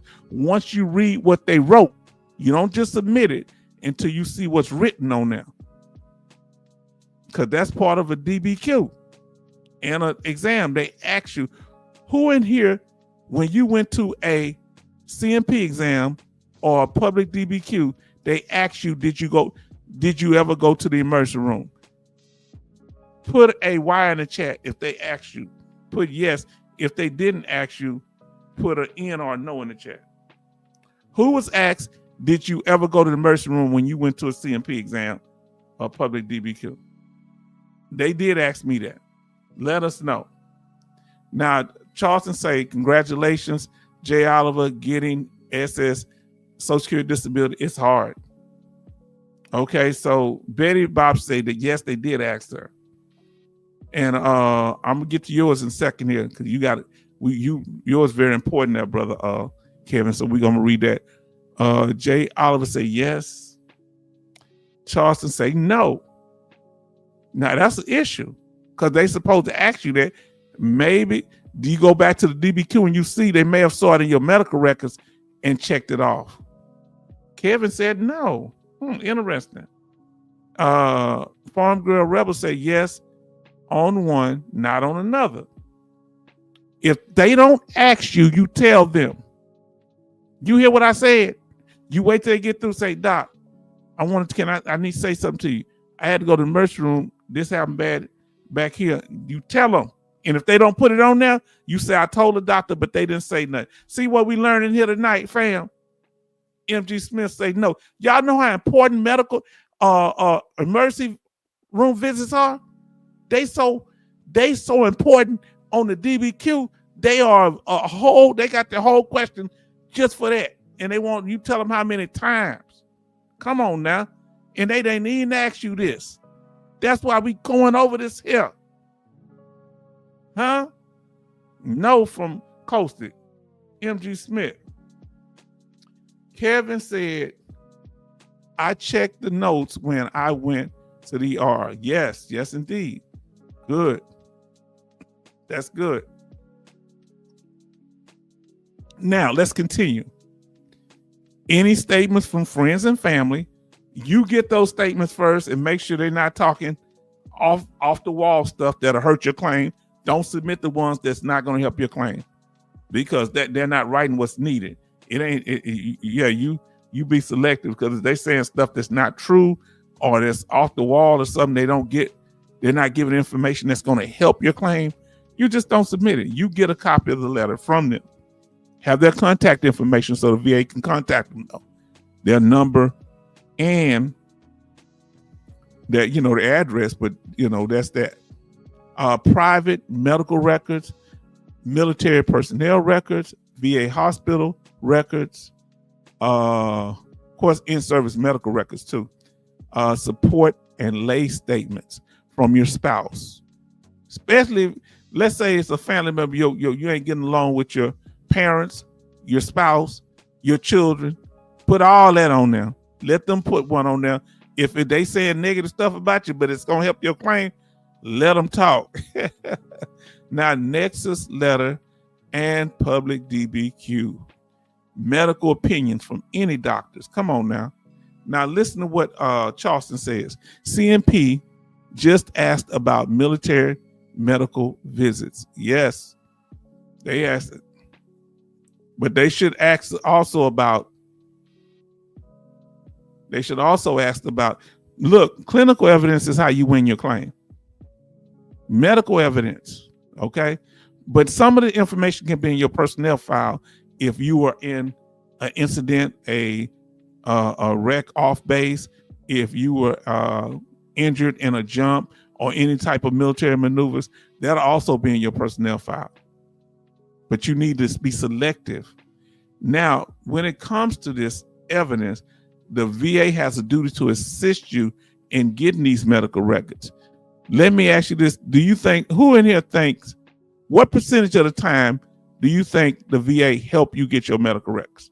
Is it 100% of the time, 50% of the time, 10% of the time? What do you think in getting your medical record? Even if they get them, that don't mean they're going to review them, does it? I'll say, I don't know. Getting the right information. Well, let's say getting the right one. Okay. I don't know. I think it's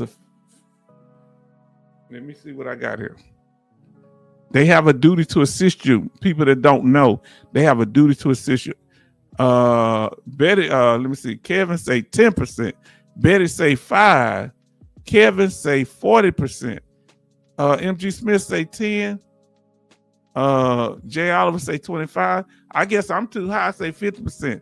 I guess I'm an optimist. I'm an optimist. Okay. Jay Oliver say 25. I think y'all correct, because when it comes to accurate information and them actually reviewing information, very seldom. Let's continue. Another thing, I want y'all to listen to this. May have put this one out of order, but remember what you need to do when it comes to the evidence, when you're dealing with evidence-based claims, or these are direct claims or secondary claims or evidence-based claims. Presumptive claims are not based on evidence. They're just based on you having a diagnosis and being in that area, like Vietnam or one of these toxic exposure sites, and you have the diagnosed illness. That's different. That's not based on evidence. It's based on proximity to the chemical. Evidence-based claims is it happened in service, and that's how it go. Look, he say H-Town is a polyany optimist.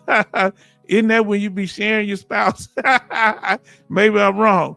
Now, you need to focus on the evidence. Focus of the evidence, meaning the evidence need to focus on a certain disability. Then you need to organize the evidence. You need the VA law that supports evidence. You need to request your request supported by evidence. Don't request nothing that ain't supported by evidence. That's what we mess up. That's why 75% of the claims don't really work in the beginning. Come on now. Now, then the claim approved based on evidence. Remember that. Now, listen, our brother says here, let me pull it where I can see it clearly. He said, I was in a car accident while I was in service. I had to testify against the Marine who unalived or killed a motorist in 1998. They asked me about a PTSD stressor statement. Yes, indeed. But your statement, you gave that when you was there. Who asked you at the CMP exam? Who asked you that, brother? That's what I'm curious about. Y'all are really doing excellent here. That's evidence. That stressor statement, I have forgot all about that. We're going to talk about stressors. You can write down a list of your stressors, things that trigger you. Stressors are the things that trigger you. For people like that, riding in cars, different things. Now remember, for combat veterans, they can write their own level medical evidence. They can write their own letter that's considered a reliable historian. Oh, I didn't mean to do that. All right. That's for combat veterans. I was able to write a letter myself, but you can't be exaggerating. They can't catch you in lies, because then you're not a reliable historian anymore. Tell me if I make sense. We got 16 watching and 17 likes. Let us continue, family. You got to be. So we're on number 3, the evidence. Talking about evidence. Now, remember, when it comes to evidence, one of the don'ts, don't have a lot of paperwork. Travel light, family. Okay? Meaning don't bring a whole file cabinet. Bring a few papers. When you're submitting to the VA, the VAB, keep it as simple as possible. Now, they can have all your paperwork, but you need to submit a supported claim form that only focuses on certain pages. Say, go back to this page on this date in my medical records, find this. And you lay it out like that, okay? Or when you go to a CMP exam, you give them a copy of your problems list, a summary of the injuries that you had when you were in the military, anything. So, because you don't want to get a doctor a whole stack of papers. He or she already has a lot of stack of papers to deal with. Now, listen, the brother say, Kevin say, my deferred claim status sent me a form from the VA. Okay. Now, Let us continue, fam. Here's one of the biggest problems all of us make. We submit our claims or respond to the VA on the wrong form. We submit our evidence on the wrong form. Okay? That's why we're going to talk about the specific form. But if you're trying to do an intent to file, as Brother Charleston said earlier, there's a specific form for that form. Okay? Excuse me for my southern accent. And who in here has ever filed submitted paperwork to the VA on the wrong form? If you have, put a Y in the chat, or put yes in the chat. Just put yes. If you have not, put no in the chat. You ain't never sent them wrong. Because sometimes you can send them the right form and they still say it's wrong. Let's just say if they said you send them the wrong form. Yes, they say you need to send a different form. Yes, and then jail say guilty. Whoever got from the VA, other than us, H-Town, J. Oliver say we both said that they said we sent the wrong form, whether we did or not. They said that we had to send it back.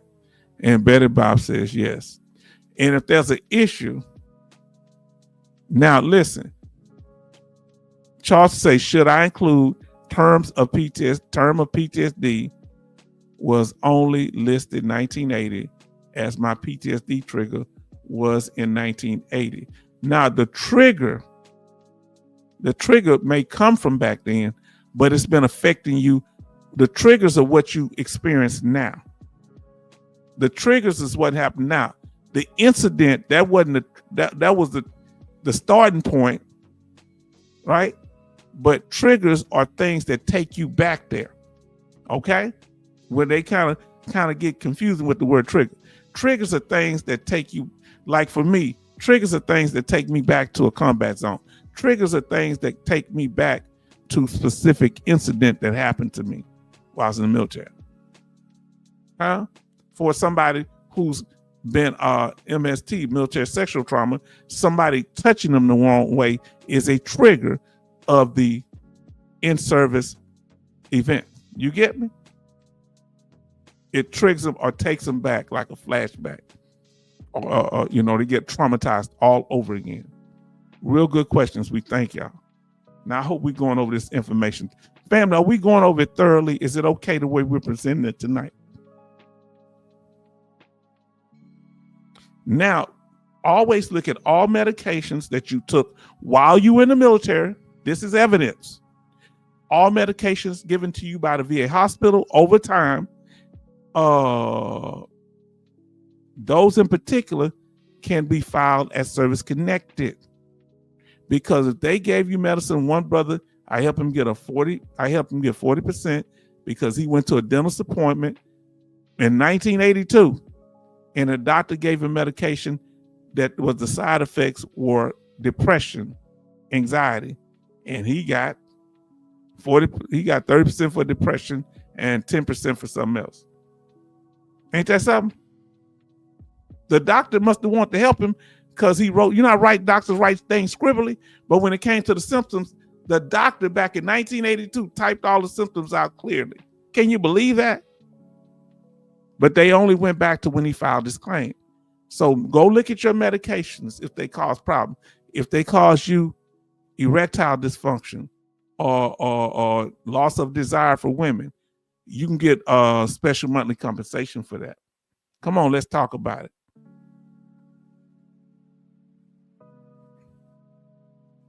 Now, remember what gets you these percentages, what gets you the severity level that you need, what gets you the nexus is signs and symptoms.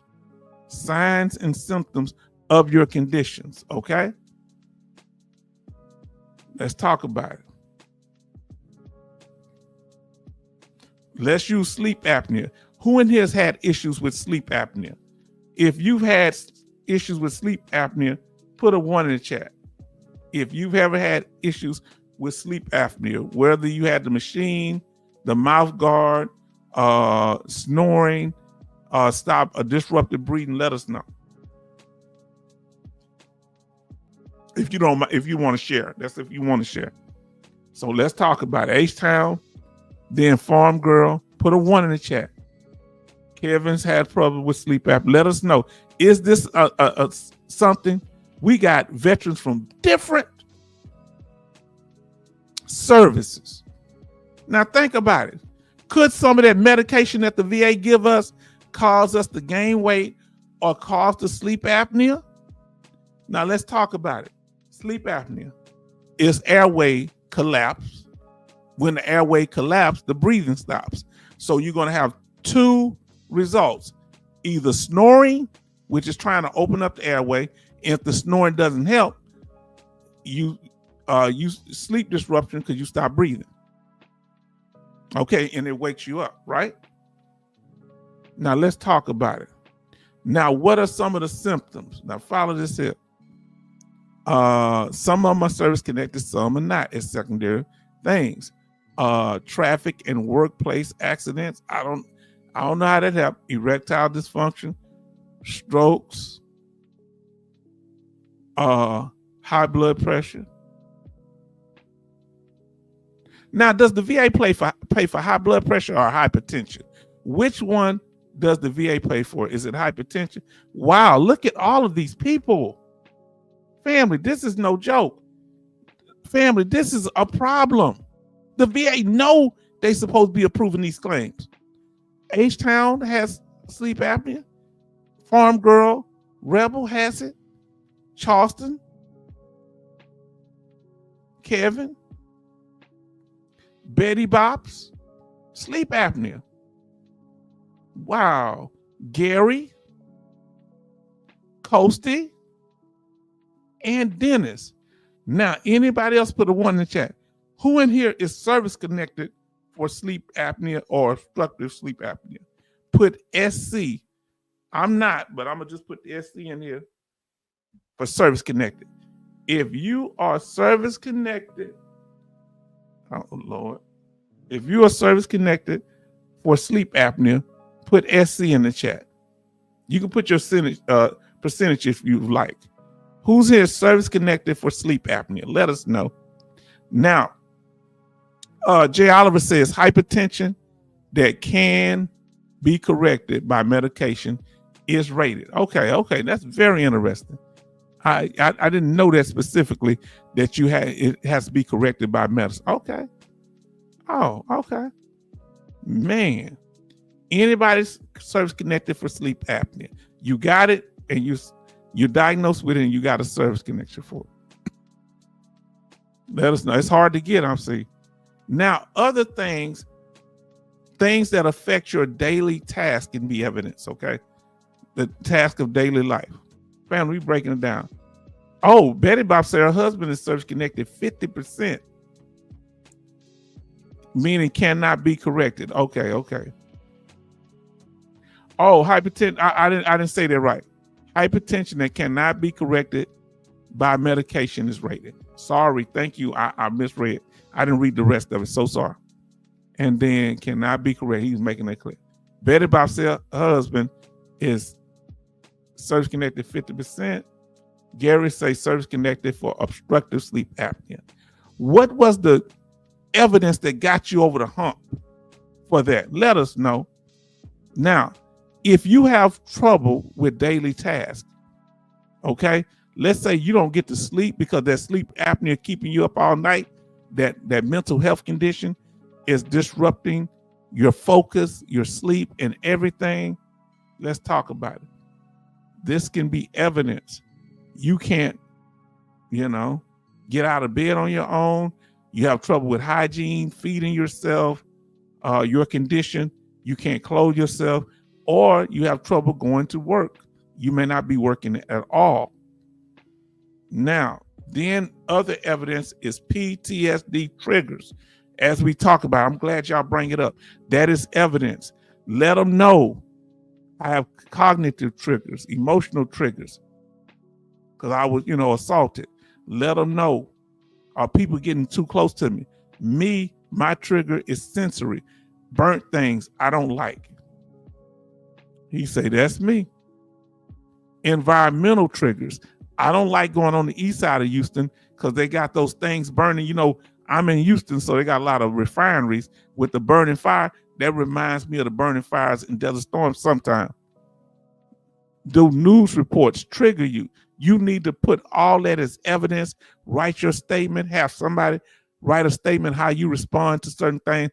Stop burning that food, fussing at her. Now, here we go. Farm Girl Rebel. I'm laughing at myself, fam. Farm Girl Rebel saying, I'm retiring early due to a brain fog and fatigue. Please, I beg of you, my sister Farm Girl Rebel, because we want you to have your 100% no sooner as you get out. Now, I want you to listen, my sister.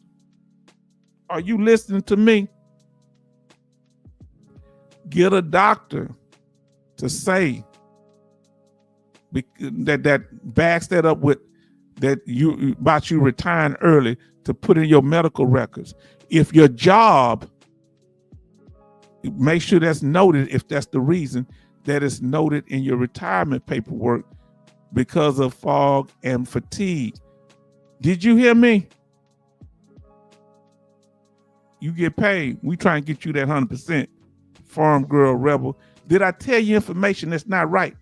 You need to see, can you get something from your workplace? If they won't do it, you get it from where? You get that from an outside doctor. Tell them your situation, a psychiatrist or a medical doctor, somebody that deals with fatigue. Say, it has been noted.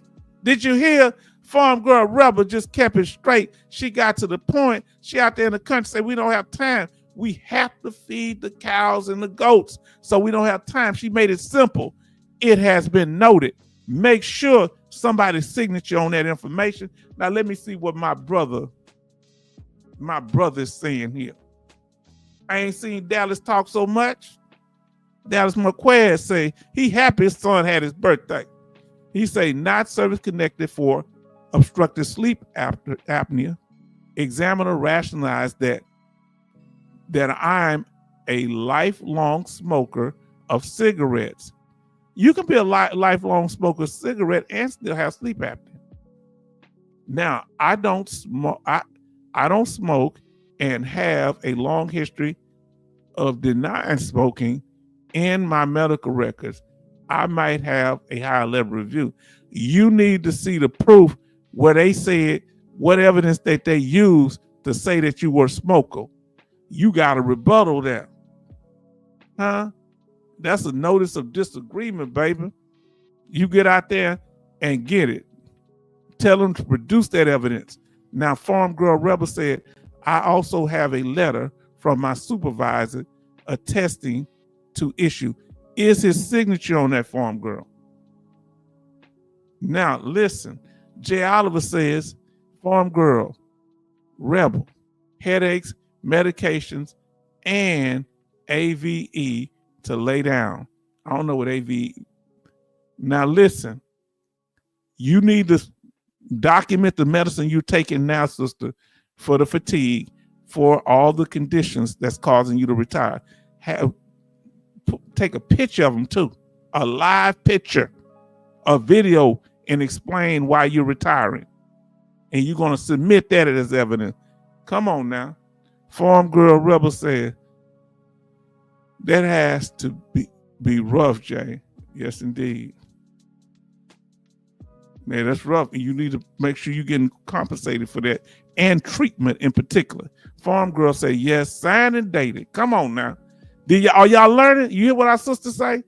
I know this is long, but we going over this information. Let's do it.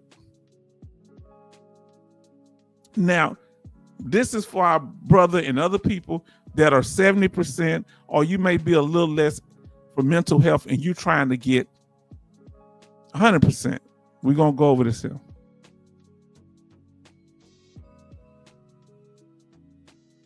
Now, here are the symptoms at the 70% level, okay? Occupational and social impairment with deficiencies in most areas, problems with family relationships, mood, suicidal ideation. It can be severe or mild, okay? Not as severe. Now listen, It can be all these here. This is what gets you at the spatial disorientation, neglect of personal hygiene, but it might not be gross. So look at these things. If you go look at your CMP exam and look for the sections under symptoms and also section right before it. We're going to go over that. Now listen, she says, I use ChatGPT to draw a letter and what the problem I was experiencing at work.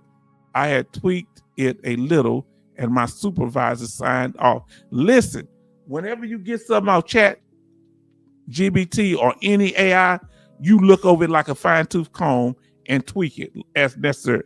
Don't submit anything from an AI thing that you're not fully confident about. Now listen, so look at these. If you are 70% or you just had a CMP and they like our brother just did, and these are the symptoms at a 70% rating. Look and see how many of these are checked off. Run off a separate copy of your paper and check them off like that, okay? Do that, brother Kevin Kobar Sr. Now, Dallas says, another reason for the denial is because examiner opinion that I'm obese, which technically I am by medical standards, but I've been around the same weight for most of my military career. See, that's another thing they use, because most people, we're not the same size we were when we joined the military, even, some of us. Now, here's the key reason. Now, look, I forgot about this. I have always needed to pass tape because I have always had a thick body, neck, and muscles. Because muscles can make you weigh more too, and they need to take that into consideration. Real truth, brother. Now let's talk about the 100%. This is for you, brother Kevin Kobar Sr. and others. This is what you needed to see, and I want you to follow me on this here. Now, if you had the ones at the 70% rate and you don't have none of these, you can still file for unemployability or TDIU, because those are enough conditions that you don't have to work and you can get your 100% that way, okay? Now, watch our 4 types of 100% videos and live streams. They'll break that down to you. Now, listen. This is what you need to look for, Kevin Kobar Sr. in your paperwork. On the last few pages that talk about symptoms and they checking boxes, look for this. They saying total and occupational. Okay, but look on that paperwork that we talked about. Here, I'm giving it to you. You're going to look on them last few pages where it says a symptom. I'm going to show you how it's similar to the one I'm about to show you in a second. This is what you're looking for. This is the 100% symptoms. Social and occupational impairment due to such symptoms. Here go the symptoms. You're looking for gross impairment of thought process or communication. If they don't have that one checked off, you're not a scheduler 100%, but you can still be TDIU or IU. You can get it based on unemployability if you don't have these, but because it might be severe enough where you can't work, but it may not be severe enough where you can't be a scheduler 100%. But it don't matter. If you get TDIU, you're still 100% permanent total. Now listen, I hope you follow me on this. You at 70, this is what you want to see in the latest evaluation that you have. Did they check the box that said gross impairment? Go look at your paperwork. I should ask you to pull it out. Anybody else want to do it, you pull yours out. And you don't have to say yes on this or not. You can just look at it and read along. Does it say gross impairment in thought processes and communication? Is that box checked or X'd out? Persistent delusions or hallucination? Is that box checked or X'd out? Gross inappropriate behavior. These are all on that DBQ. Is that box checked or X'd out?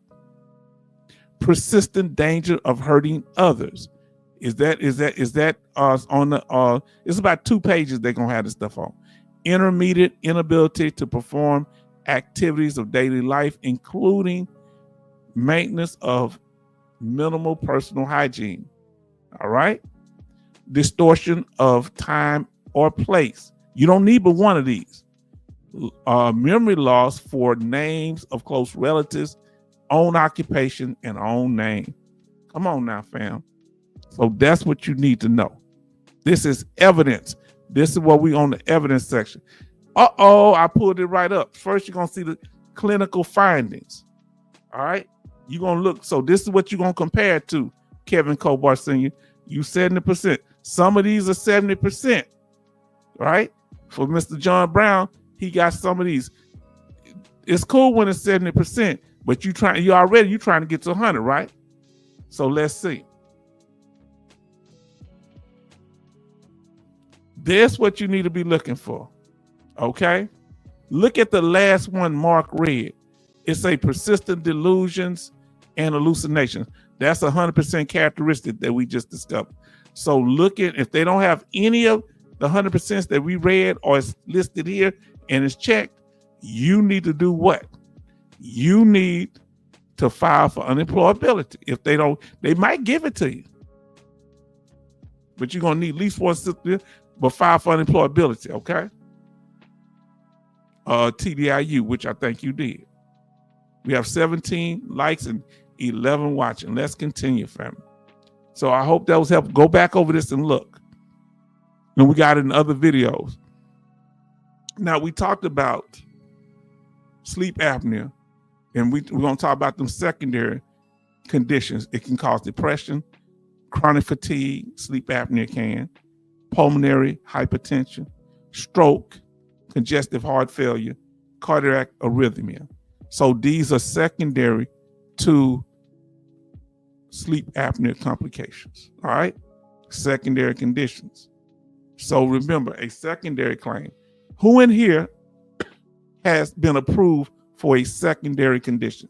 Let us know. So a lot of times tinnitus can cause headaches. Headaches can cause depression. Then depression, you gain weight. And then if you're service connected for all these, right? For the one right before it, then the weight gain can cause sleep apnea, which is hard for them to give. Who fills out the DBQ? The CMP examiner or the specialist? If you do a public DBQ on your own, somebody that specializes in the field that you're doing. If you having a mental health exam, you need a mental health specialist filling it out. Come on now. Did you hear me? The DBQ is that the CMP examiner going to have it. They going to send them a copy of it. But if you want to get a private doctor to do it, you need to print it off for your condition. And they need all your medical records that a CMP examiner would have if you're doing a public DBQ. And that way it's like a simulation of a CMP exam. Come on now. Now listen let me see what it says. Okay, let me close this. I would say I'm approved for multiple secondaries. Who in here, tell us if you're approved for a secondary, tell us how many. How many secondaries that you guess if you don't know right now? If you say 1, 3, 5, 0, how many here approved for secondary? I don't have no secondary conditions, I don't think. No mean you getting paid for secondary conditions.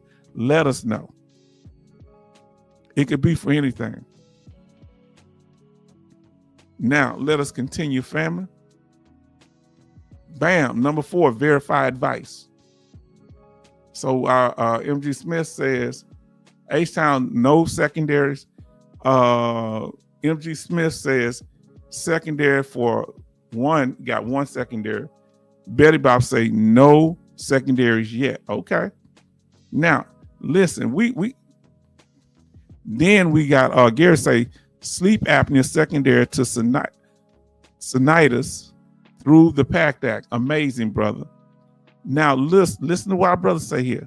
Mild memory loss such as forgetfulness, names, directions, and recent event. No, it has to be severe. You gotta That's mild. 100% is not mild. We're going to talk about it in a second when we get to the end. Jay Oliver got 8 secondaries. Wow. Benny said, hello, H-Town and chat family. We're going to talk about it when we get to the chat time for the family. Charles say, yes. Charles say, hi, Benny. Benny said, how much is the clothing allowance for razor bumps? I don't know. It depends on the chemical. But we'll get to that part in the chat, okay? We're covering over the information right now. We got to stay on task. Okay, family? Number 4, verify information. These are the things when you're filing a claim to checkmate the VA. We'll talk about that in a minute. Number 1, verify information. If you get an organization to do it, a VSO, if you get a claims consultant, if you get a lawyer to do it, verify the information. If you do it yourself, verify the information. You hear me? Don't submit anything. So whoever you get to help you with a claim, verify the information, whether they're claims agents, accredited, unaccredited lawyers, claim consultants, state or county governments, or VSOs. It don't matter. Verify it before you submit information. Because Jim telling you stuff, you're going to be the one that face the consequences. So when they say it's this here, before you let them submit it, don't just take their word for it. Say, let me look over this. Watch out for that. Everybody's talking about they make it easy. You know, you got some of these people talking about they help you out. Oh, the money over here, but then they put you in that trick bag. All right. Number 5, the claims process. Now that's the next thing you have to do to checkmate the VA. You need to understand the claims process. In our video, the claims process from start to finish, we have a live stream. We break it down. Now, here are the 9 steps. Nobody else give you the 9 steps. Focus, your evidence, VA law, submit claim, the disabled veteran checklist, go into your exam, getting the update on your claim. If you get denied, what to do. And finally, what? Your approval. Come on. That's the 9 steps. So you need to know that. You need to know the public DBQ and the private. The public DBQ, I shouldn't have scratched it out on this one. And the CMP exam, they supposed to be weighted equally. If you submit a public DBQ from a private doctor on the outside, the VA is supposed to help honor that just like it was a CMP exam DBQ if you had all the same documents that a CMP examiner would have. All right? But if they don't, they might still send you the one. Go to it, but then fight it. Remember, you get in there do's and don'ts. Go watch our video on do's and don'ts when you go into the exam room, fam. All right? You need to make sure you let them know about your condition. You're not there to talk about nothing else. You're not there to tell them about, you played basketball last week and all that. You're there to tell them what's wrong with you, like a mechanic. Then you need to make sure when it comes to this, you need to make sure you choose the right thing to do. Okay? Either you're going high level review, supplemental claim, a car, or the BVA, Veterans Benefit Board of Veteran Appeals. I'm sorry. And we're not going to go over the definitions, but supplemental claim, you can stop the video later. Here's what supplemental. We're defining it. Higher level review. We've done this before. And Board of Appeals. And if you go to the Board of Appeals, you can do a direct review, no hearing, or new evidence. You just want to make a decision. Evidence submit. No hearing, just add new evidence. And okay, so direct review say no hearing. Let me go back to the blue. No hearing or evidence, decision only. When it comes to evidence submitting, that's the orange. No hearing, add new evidence, and decision. When it comes to court hearing with judge and a decision. Come on. Now let's do this, fam. Now, this is the next thing you need when it comes the checklist for filing a VA claim. The CHECKMATE them. This is the most powerful form that you can use. You can write all that medical evidence, getting it together and organizing it on a supportive claim form 21-4138. Who've used this form before? Let us know. And you want to use the most up-to-date one. You can write your statement. You can write lay statements on this here. They got a form for lay statements too. Remember this here. When you're filling this out, give only what the VA requested. When you go to Santa Claus, you don't ask them about stuff for the 4th of July. You just ask them about Christmas presents and what you want, not what you want for your cousin. This is a no-no. Don't go there. Don't be with the VA trying to tell your whole story. Get to the evidence that supports your claim, okay? And here's an example of H-Town. I don't know how clear it is. This is how I use the evidence to get my 100% permanent total. I use medical quotes. Now look, he say, Jay Oliver said, I submitted one with every claim or high-level review or supplemental. Okay. So this is how you use the supported claim form to back. See, that way you don't have to have all that information in all your medical records. You can go through the medical records and find the key things and reference the law that backs up your evidence, right? Isn't that what we talk about? Come on now, we got other videos you can watch on this. Number 7, we talked about it. No exaggeration. Please don't be exaggerating, because they can get you for malingering, okay? You know, doing stuff out of, listen, malingering. I don't know why, malingering, yes. That, and then when they get that on your paperwork, they're going to say you kind of, you know, you over the top with it. You're performing. And that's when you fall in that. That's because a lot of people fall in that money trap. I know we need the money to help what we're doing, but you don't want to let the money trap mess you up. Either you running after money because you're greedy, and I'm gonna tell you something that other people don't like to know. You fighting other people because he got she got 100%. Why can't I have it? They ain't no better than me. We got to stop thinking like that. I was in this war. I went through more than they did. Now you can't compare to other veterans because you don't know their situation or what happened to them or how they presented their evidence. So you can't judge your disability rating based on what another veteran got. Am I making sense with that? You checkmate the VA. Oh, and no pretending. Exaggerating is out of the question, and pretending is fraud. You hear what I said? And fraud is the intentional misrepresentation of information to gain undeserved payment for a claim. Understand? Number 8, we got 2 left here. Now, and we're going to get to Brother Kevin Kobar Sr. if he's still up. We want him to tell his story about what happened to him, you know, when he had his, you know, mental health crisis. We're going to talk about that.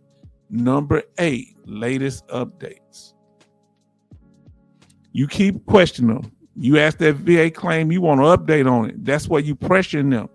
Now keep them moving so they don't take years.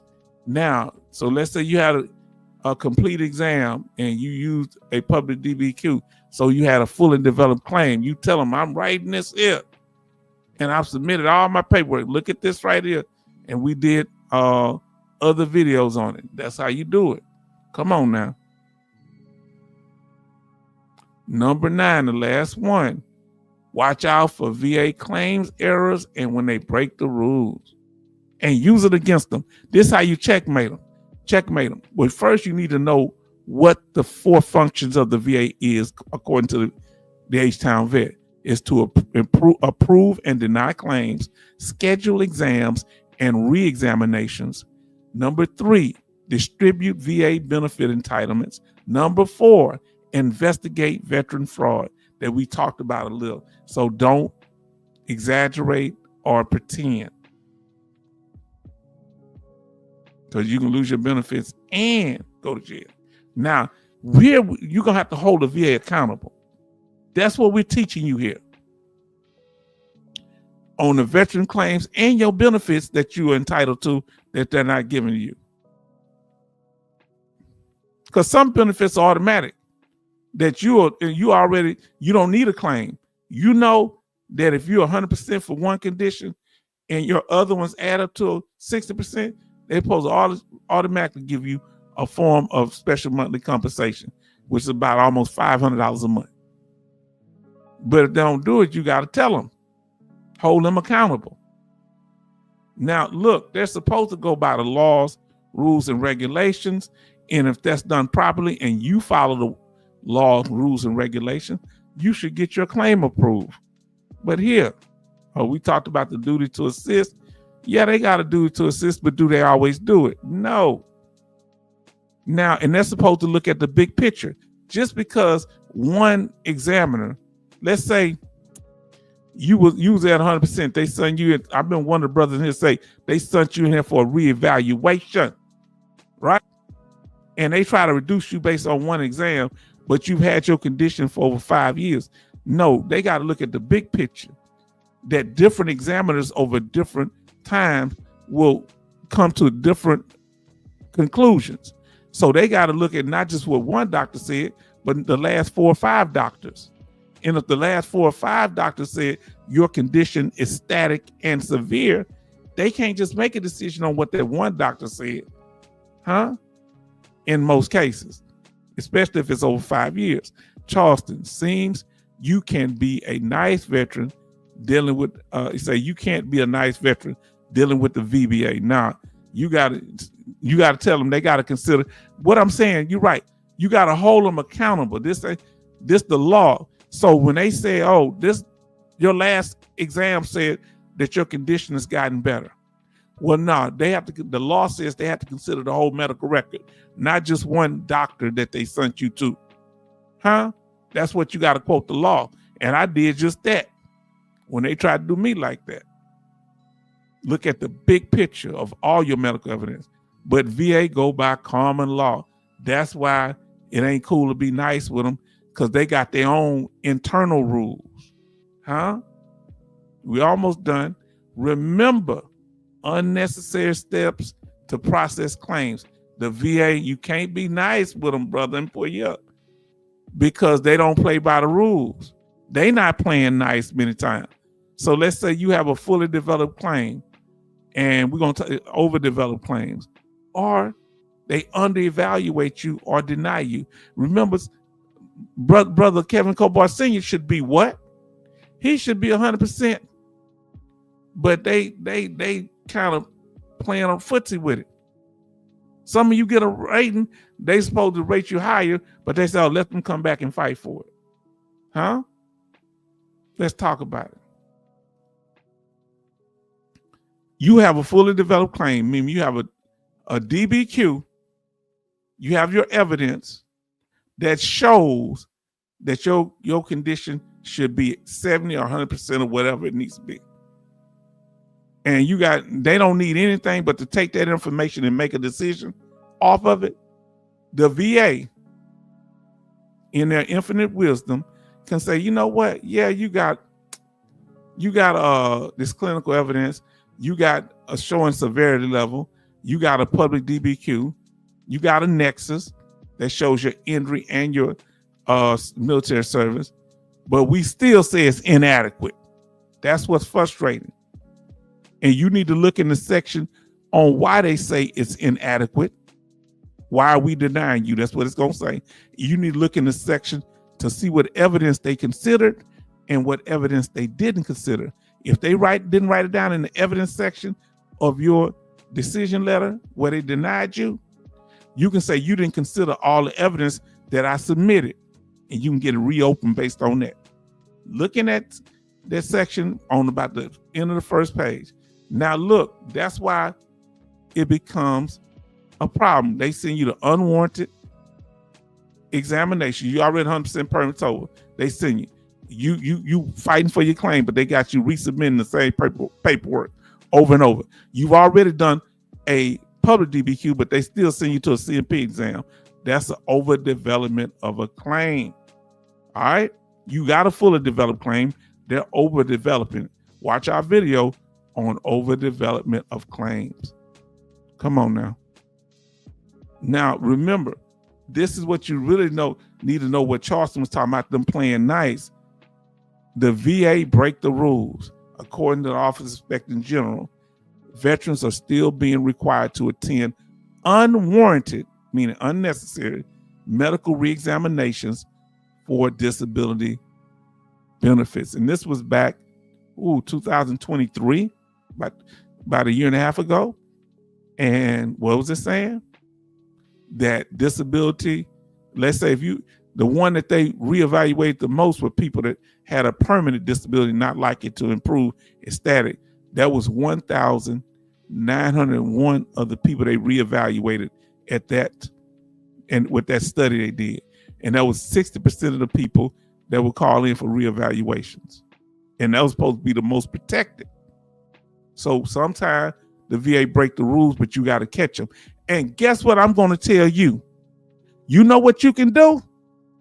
Use this exact report. If you're 100% permanent total and they try to mess with your benefits, quote the Office of Inspector General saying that you are doing an unwarranted claim.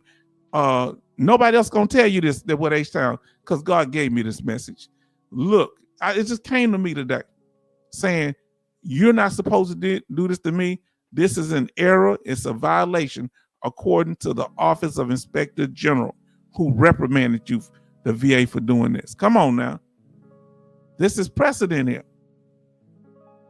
Now, another one, if they give you an unfavorable rating based on an incomplete exam, they didn't write down everything you told them.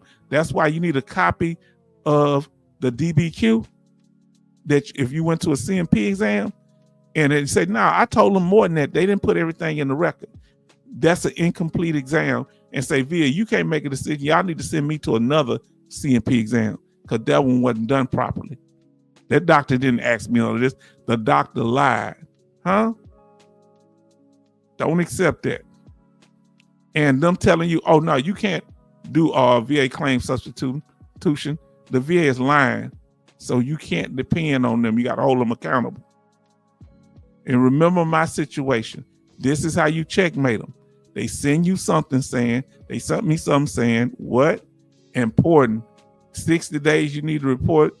They going to withhold money out of my check. Remember this here? They say they going to go through all my finances, and they want, if I got a spouse, they want to know how much she make, and they want to know all my investments, stocks, bonds, property I own, all the stuff I spend on bills. And this was unfair. So what did I do? I ain't sent them none of that. I told them this is a violation. Told them it's a violation of my divorce decree and undue hardship, direct violation. So you got to make sure you kick back at them. Then I told them this is a warning. You are violating my rights. And according, I guess what? It wasn't enough for me to say that. I had to quote the law that said if I'm already providing from my dependents, they can't take no additional benefits for such dependents will be paid. It'll be paid to the veteran instead of anybody else. So I had proof that I was providing, so they couldn't take nothing. This is how you checkmate the VA with VA law. So they can't. 38 CFR 3.450 general apportionments. See, they were saying that they were gonna take money out of my VA check for my dependents, but I said already providing, and I showed proof, and I quoted the law. Now, say my CMP said, and he said about the fair ups and downs, up and didn't. Okay, if he didn't cover everything, you need to deal with that. We're almost done here. And then I did my rebuttal. Always do your rebuttal. I had 9 points. I say, this is double dipping. I already pay child support. I said, she makes more money than me. I said, this would only be used to enrich her. And I just broke it all down. And the last thing I said, and you want to always do this here, this is how you checkmate the VA. After you give them the law, I contest and disagree with any withholdings from my funds, okay, my disability payments for the purpose of the child support, because I'm already paying. So whenever they do something that's contradictory, you hear with. Now let's see. Then they sent the denial. Checkmate. I made them concede. What did they say? The claimant failed to show a need, meaning my ex. Then it said also the veteran is paying $500 a month. I'm paying more than that, but whatever. Now, here we go. Kevin, did they ask about law enforcement flare-ups? I don't know what flare-ups. Oh, you say flare-ups. So I'm trying to understand. Now, here we go. He's saying, my CMP. So we about to get to it now. I'm going to cover these. So, fam, this is a recap. We went over tonight. The VA claim checklist. We covered number 1, the intent to file. Do that ASAP if you plan on filing a claim, even if you don't know what you want to file. Number 2, the disabled veteran checklist, meaning diagnosis, nexus, and severity. See, as we drill this into, you're going to learn this. Number 3, submit only relevant and requested evidence. This is how you checkmate the VA now. Number 4, scrutinize and verify any advice from anyone, especially the experts. Number 5, learn the VA claims process. Number 6, support of claim form 21-4138. Know how to use that as a tool and a weapon. Number 7, never exaggerate symptoms or falsify documents. Number 8, request updates every 90 days or less, okay? Number 9, use the VA law to point out errors and checkmate the VAB. Did we cover it, fam? Let us know. Now, we're going to save the law section for next time because we went over a lot. We're going to get to the last part here, fam. If y'all want to go over the law section, let me know. Please like, share, and subscribe. Now, look, this is what I want to tell y'all about the notification. Look at the screen now. And you see where when you go in, if you want your notifications on, go check to see if I have a new live stream and say, click on where it say notifications on, okay? That's how I did the last video. Right at the bottom, you'll see it. I screenshot it so y'all understand how to do notifications. Now, VA law. We might do the VA law. Here we go. Let me see. Can I pull it up? This has come from my sister Betty Bops.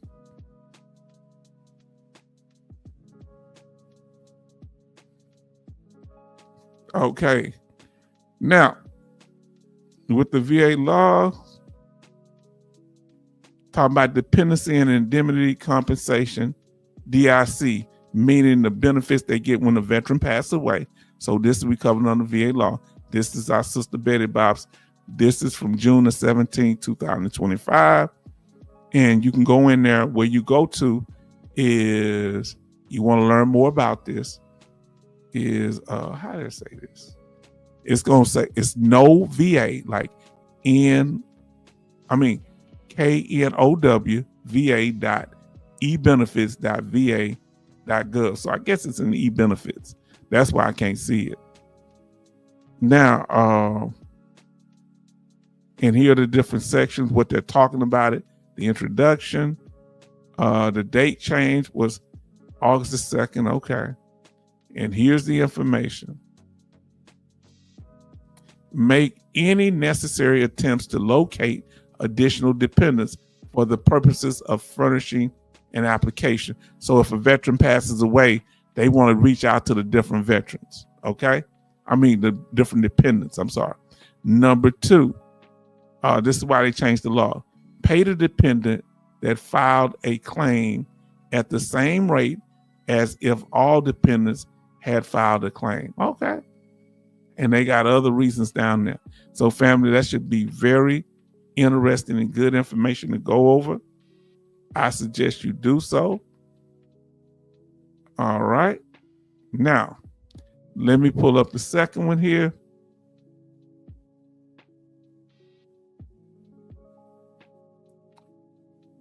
This one is from, I want to say, and I want to lie, I think it's from Alaskan Ice. I may be wrong. Yes, I'm right. So Alaskan Ice said, individual unemployability if you can't work. Now, here, this is very important for you, brother. Anybody that's got unemployability going for it. This is important for you, brother Kevin Cobart Sr. Look it up, and here's where you look it up at. Put that in there, individual unemployability, you can't work. And you go to VA, home, then you go disability benefits, then you go to, hold on, I didn't even pull this up. Give me a second. I apologize. So here we go. Let me see, can you see me? Now, so you go to, up the top here, you see where it say va.gov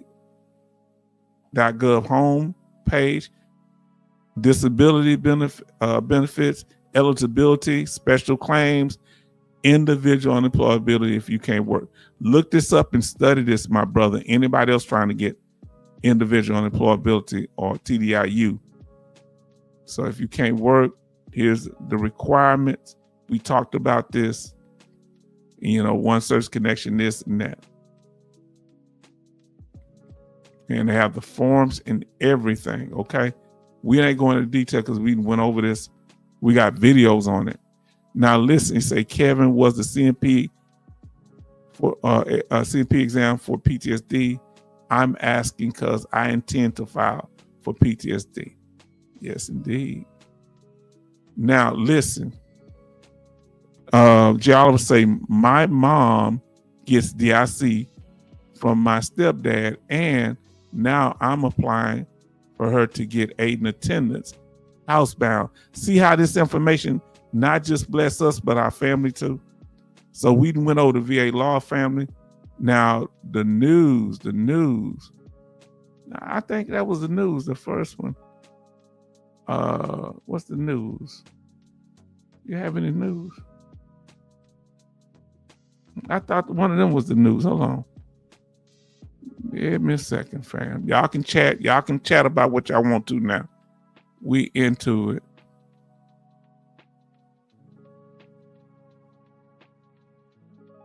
All right. Let me see what we got.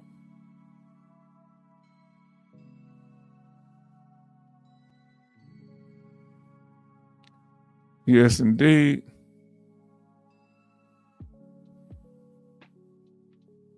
Now I want to go over this about the Sarah Dust that I didn't get to go over before. So we're going to go over it now because Alaskan Ice did go over it, but y'all can chat about it. Feel free to chat away, fam. We went over the information. I hope it was helpful. Now, chat away, and I'm going to share the screen.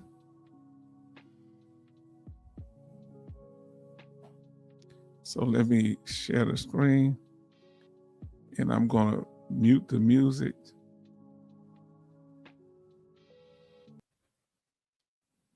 All right, let's get to it. All right, let's get to it here. Add to the screen.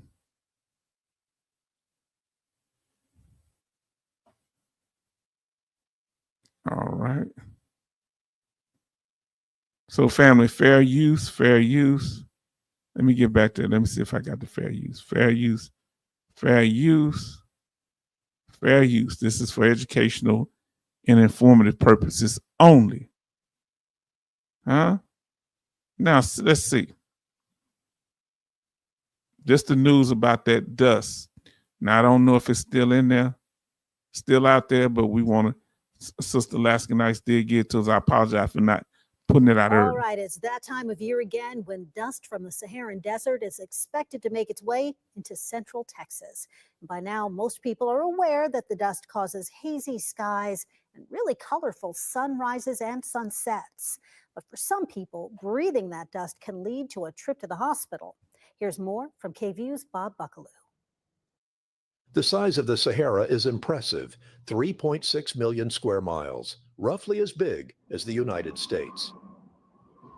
Saharan dust reaches the U.S. by being carried across the Atlantic Ocean by trade winds from the North African desert.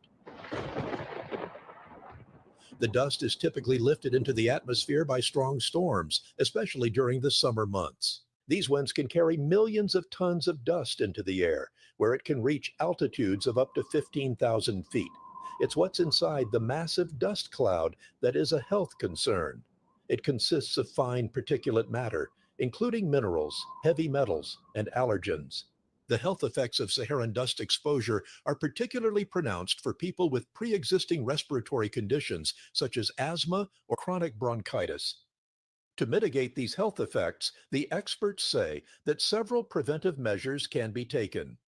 Keeping track of air quality reports helps people take appropriate precautions. During high dust periods, it is advisable to stay indoors and keep windows and doors closed. Staying hydrated helps keep respiratory passages moist and less susceptible to irritation. Doctors say by adopting these measures, the health risks associated with Saharan dust can be significantly reduced. Bob Buckaloo, KVU News. If you're having trouble sleeping, you got to stop sleeping on magnesium. I'm Daniel.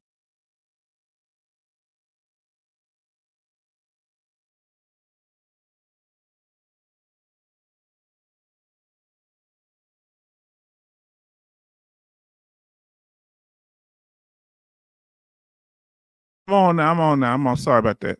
Do you have any type of air filtration system in your house to deal with the contaminants in your house? Do you know the air quality in your area? Let us know. And Charles say big sandbox. Yes, indeed, brother. Yes, indeed. Now it's family time, so we're gonna get into it. Any questions, concerns, Brother Kevin? We're gonna go into what you're doing now.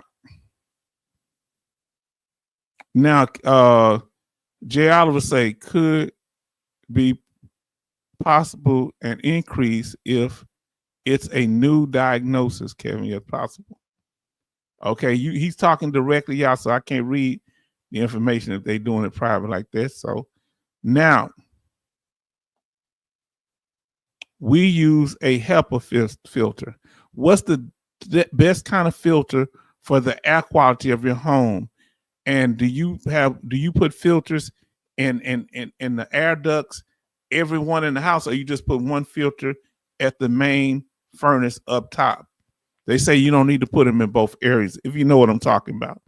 So family time, any questions, concerns? And Brother Kevin, it's time. Let us know what happened.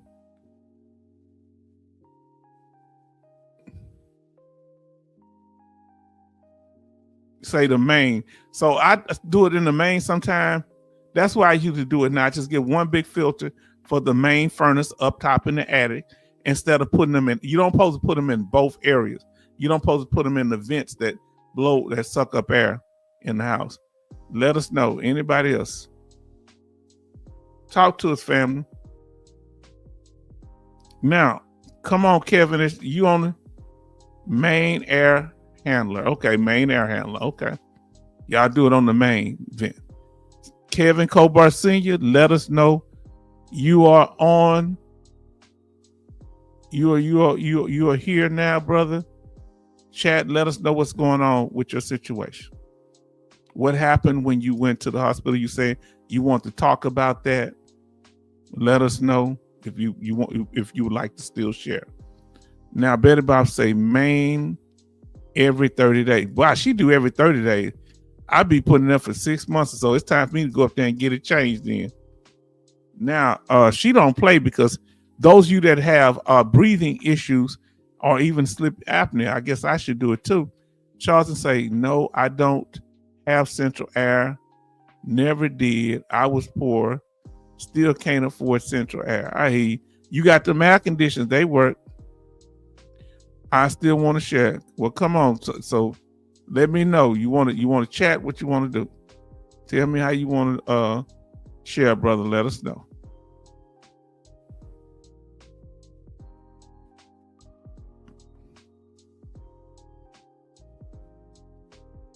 Did you want to come up?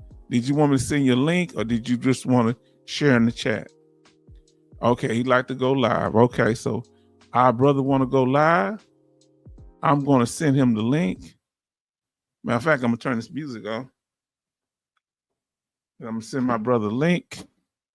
Oh, sorry about that noise. That's my water. That was my water bottle. I'm sorry. Let me get the link to the brother.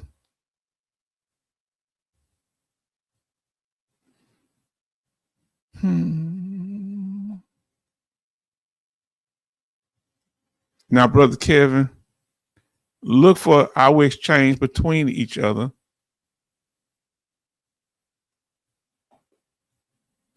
Look for our exchange between each other in the email. You're going to be receiving one from me quite soon.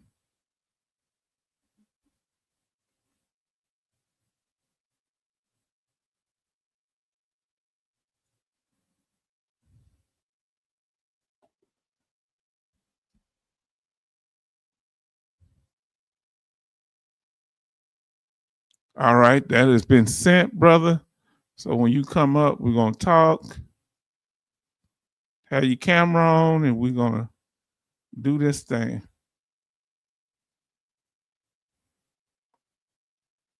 All right, so family, any statement. He talking about he was poor. Do y'all need air conditioners, Brother Charleston, up there? Let us know. Any questions, concerns, or comments? Let us know, family. It's family time. It's H-Town family time. Before our brother come up, let us know you have any questions, concerns. Chat. Now it's time to hear from you. And Benny says, hello, Betty Bobs. Like I say, anybody that hadn't had a chance to tell us about how the weather is where you at, what's going on with you, let us know. Give me a second. While he's coming up, give me a second. I'm going to step away. Give me a sec. Brother, if you come on, just hold tight. Make sure you just have this on. Let us know how it's going. How do y'all deal with AC? I have a central unit myself. Give me a sec.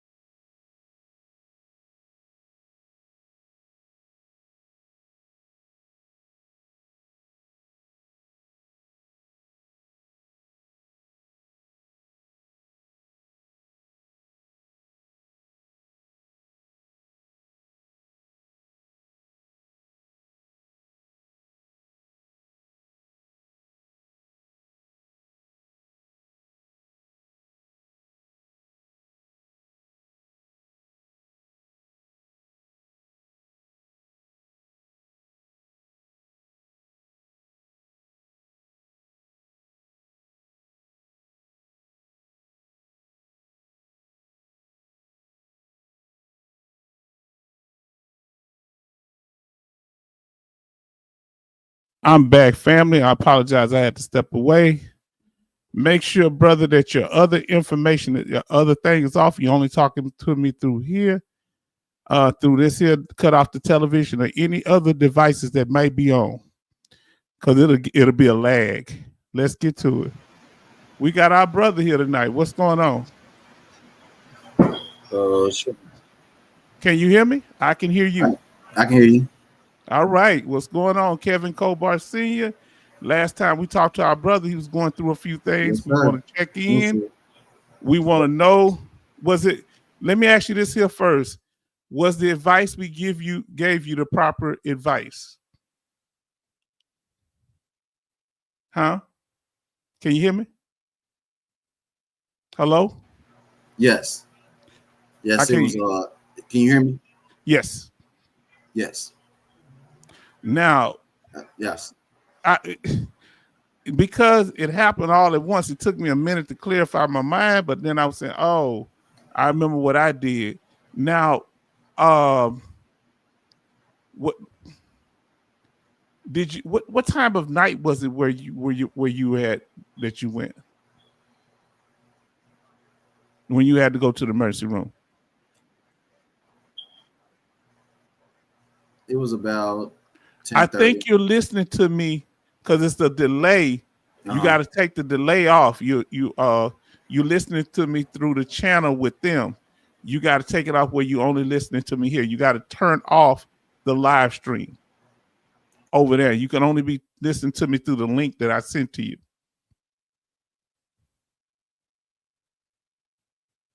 Because that was the issue before. Now you muted yourself.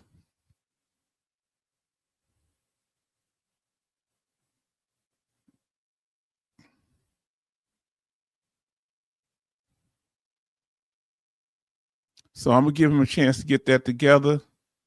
And I'm going to read some of the chat here. So what you got to do, I'm going to say it from over here. Give me a second. I'm going to take it. So listen, what you got to do when you come in through this, I had to learn this in myself. Okay. You have to have that. You only go to the link through the email. You cut off what we've been doing where you were connected with us. Live chat. Can you hear me? I can hear you. Okay, so it took me a while to figure it out because I was actually doing a live stream with y'all, and I'm listening to the video instead of doing it through this here. So it takes a minute to get that understood. Now, let's see. What y'all got to say with my brother? He say, Jay says, good to see you, Kevin Kobar Sr. Now, let us know what time of night, brother. What day of the week was it? Refresh our memory. It was basically Friday. It was Father's Day evening. It was about 10. I got there at the ER here in Memphis about 10:30, 10:45-ish. How far is it from you, brother? Is it close on freeway or it's just going down the regular streets? I had to take the freeway, so it was I got there about 15, 20 minutes. See, now a lot of y'all saying how far. You got people, how far? Let us know, family. How many minutes is the VA from you? Me, it takes me 40 to 45 minutes to get to mine. You know, I'm in the Houston area. You can ride in Houston for an hour and still be in Houston. Wow. That's I think that blow people mind. Let us know, family, how far by hours. How far is it from you? If you don't know the number of hours, tell us the number of miles. But I prefer hours. For me, it's 45 minutes. But you say it's how many minutes for you, brother? About 15, 20 minutes. Okay, so let's see. We need to see. This is important, bro. Your situation is going to help others. People watching this live and record it. This is why this is important.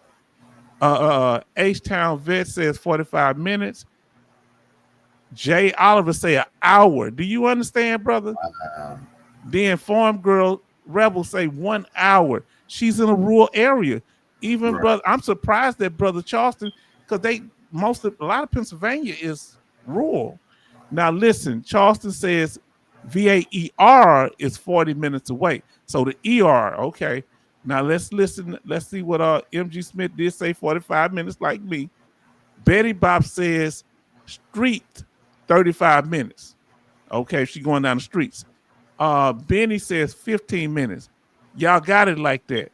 Now, brother, Coasty say 45 minutes. You are blessed, brother, that you that close, and you need to know that everybody that don't know how close the closest ER, especially VA hospital ER, if you can't make it there, go somewhere else that can specialize whatever you going through. Now, brother, when you went there, were you dropped off, or you don't have to say who went in with you, or you had someone go in with you? No, I was there. I went there by myself. Okay, so you went by yourself. When you Yes, sir. went in there, they was it a lot of people in the waiting room? It was nobody in the waiting room. That's the weird thing. When I went for dental, or I went in there before for other, mental health or whatever, sometimes it'd be a whole bunch of people.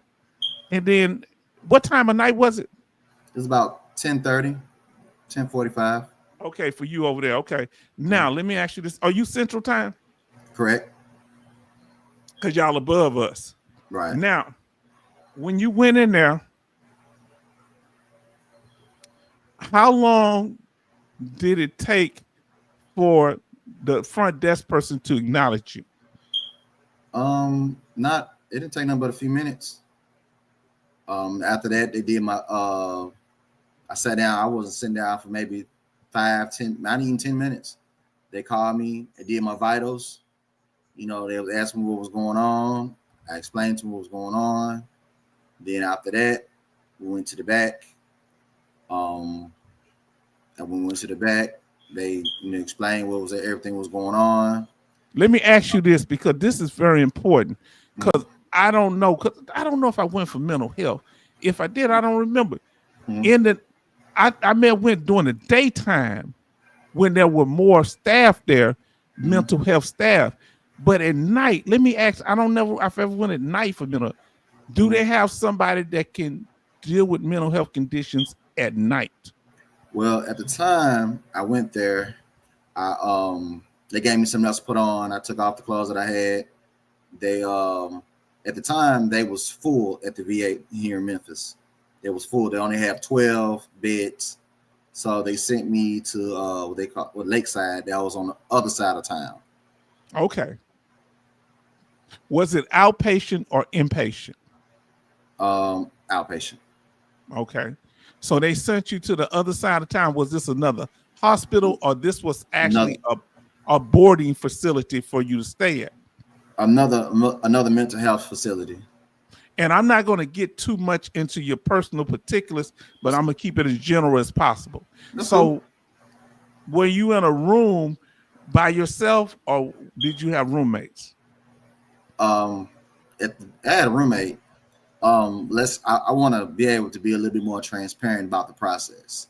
Go ahead. Because when I first I was there at the VA, like I said, they gave me a little scrubs to put on. Because they took all your belt, they took all your shoelaces, your shoes. They took my shoes. They took shoes. Like I said, I had but a t-shirt and some shorts, and my shoes, whatever. They just took everything. Only thing I had was just the scrub top with no shirt underneath, and undergarments, and things of that, and socks. Okay. Like I said, they took blood. They asked me some questions. They asked me maybe 10 questions. That I was sitting in a room with a camera in it. They had a small little TV. They gave me some food. Let me ask you this here. That room that they sent you in, did it have a doorknob on the inside or not? I know. Did it have a doorknob at all? I don't think so. I'm not for sure. I don't think it did. I'm not for sure. Right. I didn't pay attention to the doorknob. Okay, yeah. After that, I sat there till about 2 or 3 o'clock in the morning. Laid there. Like I said, I was there for 2 or 3 o'clock in the morning. Then they had to sign. I had to sign some paperwork saying that they was going to transfer me from the VA Memphis to Lakeside. Was Lakeside a civilian hospital, or a Yeah, VA basically hospital?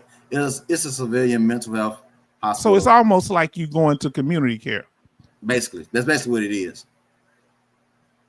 So I'm listening. Go ahead. once I got there, they took me by ambulance. Um, once I got in the ambulance, like I said, they put me in a stretcher. They transported me by ambulance. Once How I many? got How many? How many? What do you call it? People? What they call them? EMTs. How many EMTs, was it? it was just two. Just two. Okay. Yeah, male and female. Okay. Did they And talk to you at all? they Were did. they They was nice. They okay? was professional. They was very nice. Okay, I'm listening. And once, like I said, once I got there, they had to take my paperwork, and they had to basically sign me in. Had to just go through their process. So once I got there, they took my vitals, and then basically the stuff that they had to put in the bag. They had to I had to sign it in. They had to make sure that whatever I had in my bag, there was, So I let them know that my wife was ready to come to get my keys to my truck. Okay. At the time. So I asked them about their procedures about someone's picking something up, personal effects and stuff like that. So they made sure that they said they'll make sure that she get them. Let me ask you a question.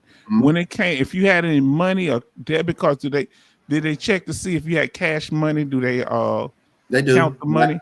They do, but I didn't have any cash on me at the time. I only had maybe like 8 quarters or something at the time. So was the process different? Did they keep your personal effects with you and only the keys with your wife? No, all of my personal effects, like far as my personal stuff. What about your clothes? My clothes, shoes. I had my walking cane with me. They took all that. Only thing I had was my scrubs, and they just gave me. And the only thing I had scrubs in a blanket. That's all I had when I went. Please tell me, brother, they gave you some of them hospital socks. They did. Actually did. Were you able to go home with them, bro? Yeah. I love them. I love them hospital socks, man. Yes, sir. Oh man, go ahead. I'm listening. Go ahead. And then, like I said, once I was sitting in the little holding tank for like 3 hours, 3 or 4 hours. You know why they do that, right? I have no idea. They monitor you.